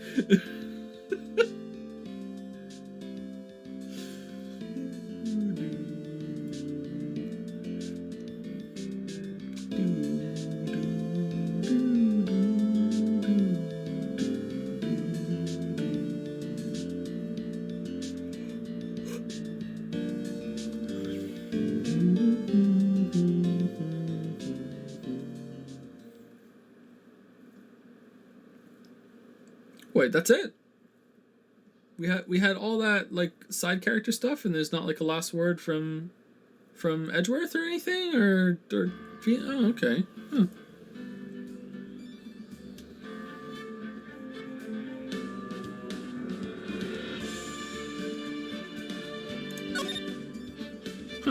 Okay. Thank you for the bits, Bouncy Bob. Thank you for getting us up to Q2. It's a store in Hitri. And thank you, Lord Mechathon, for the 100 bits as well. Thank you very much, Lord Mechathon. Okay, so let's wrap this up real fast. So I'm just going to talk about the games real quick, so I have some closing thoughts. I would rank it with 3 being the best, then 1, then 2, with 2 being significantly lower than the other ones, I think. But like still a decent game. I don't think 2 is a bad game. Just you know, significantly lower than the other 2 because it was just the most dull in parts. I don't know if this is the best case or if the one we just did is the best case. I think that the one that we just did was more entertaining. They both have a lot of problems with bullshit. Like, for as much as we were laughing at the pendulum shit, like this has the airtight elevator bullshit, you know what I mean? So they both have their problems, and I'm okay with the problems because I think it's more about being along for the ride and it being like a fun thing. So for sheer, I'm ranking them as sheer entertainment. I'm not really ranking them as mysteries or anything like that.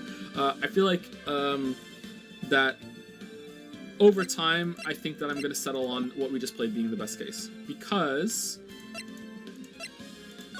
it ties the whole game together and even parts of the whole series together. So like if we're looking at it purely individually, maybe 1-4 would win, but I feel like it's almost impossible to separate this out from the rest of the case. Like so much of its strength comes from how it ties the whole story that came up before this, and all the little details that were set up for this case as well. Not just the Godot stuff, but also like all these things that came back with him, the cold and the lightning strike. I know that sounds like a joke, but I like these little details that come back and they weave back together. It's good. It's interesting.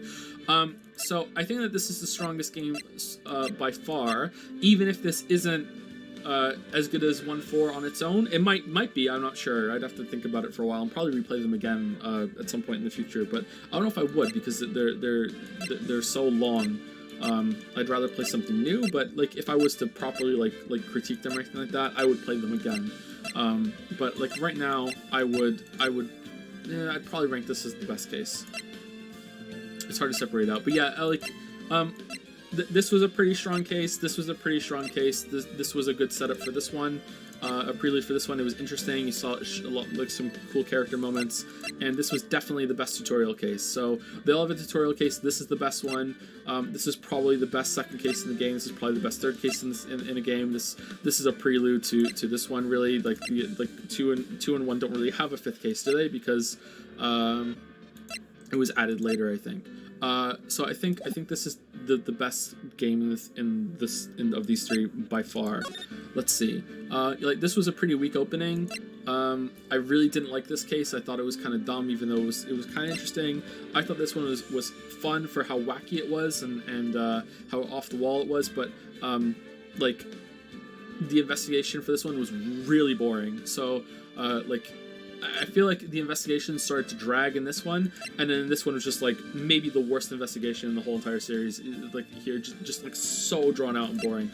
And the investigation here was kind of drawn out as well, but not as bad as the case 3. This was a good case. Like I think the games end strongly, and I really like that the games end strongly because endings are really important to me. It feels like. I don't mean this in an offensive way for the game, but it almost feels like everything that comes before the last case is just kind of like having fun and filler. Like there are some strong moments, of course. It's not completely filler, but it's like everything is just leading up to, oh, and here's the real thing that we wanted to do, which was the last case, kaboom. And I think maybe that's why I like the third game so much, because they managed to do that while also setting up so much stuff for the last one. It was like just damn. It's like, yeah, you thought all this was just like having fun and more on the filler side, but no, actually all this was setting up for the last time too. So like I really like that. And then let's see, we have the first game, which like is establishing the concept. So for a first game, like I feel like it deserves a lot of credit and a lot of praise for like nailing how these games work on its first time. Like it set up the foundation for 2 games after this, and I presume there's a lot of changes in later games, but it's still it deserves a lot of credit for that. This was like fun. It was fine. Like it's a bit like it's the first case. It's fine. This was okay. I'm still surprised they killed me off so quickly, and in a way that didn't come back for the rest of the game. But yeah, this was fine. It was okay. Like yeah. Still getting into the concept. This was a bit like wacky and kind of like had some moments, but the investigation kind of drawn out here too. And this case was fantastic, absolutely fantastic. This is a really cool case. Again, they all have problems with logic and solutions and everything, but this was a really cool case, just really fucking entertaining, like really good. And like this has like, I don't know, like I feel like if you ask me on some days, this might be my worst case in the whole series because it was just so fucking long. But like it had some cool moments, and I like whoever this person was. I can't remember her name. But like this it was okay. You know what I mean? Like it wasn't a bad time, but it was just so fucking long. So long. So that's a big detriment against it. So if they were able to cut that down, like I don't know if they had a quota they were going to because it was added for a re-release or something. They want it to feel like. This is almost a game all on itself, you know what I mean? And maybe that was what they were going for, and it just didn't have the legs for it, you know? The concept didn't have the legs for it. The fact that you can figure out really soon on that, oh, Damon is bad news, you know? It's like, oh, well, shit, you know what I mean? Like, it kind of takes the wind out of the sails. I think in general, the cases are better when you don't really know what's going on. When you're just trying to prove it, I feel like it's less interesting, but I don't know, maybe that's just the part of me that likes mysteries. I don't know. And that's it. Okay, so yeah, I enjoyed these games. I think I still prefer Danganronpa. I'm sorry. I think that overall the writing in these games was tighter than in Danganronpa. I'm talking about the writing entertainment-wise and like artistry-wise. For logic, I think they both have their problems. Obviously, we've spoken about that a lot. But Danganronpa wins. Danganronpa wins just from the concept. I'm sorry. Danganronpa could be significantly worse written than it already is. I'm sorry, I couldn't resist. And it's still gonna win for me because of the concept. Because I just love the concept of Danganronpa so much.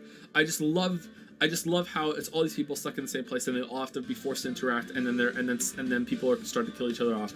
I love that shit. So like, it's gonna win for just from that, unfortunately.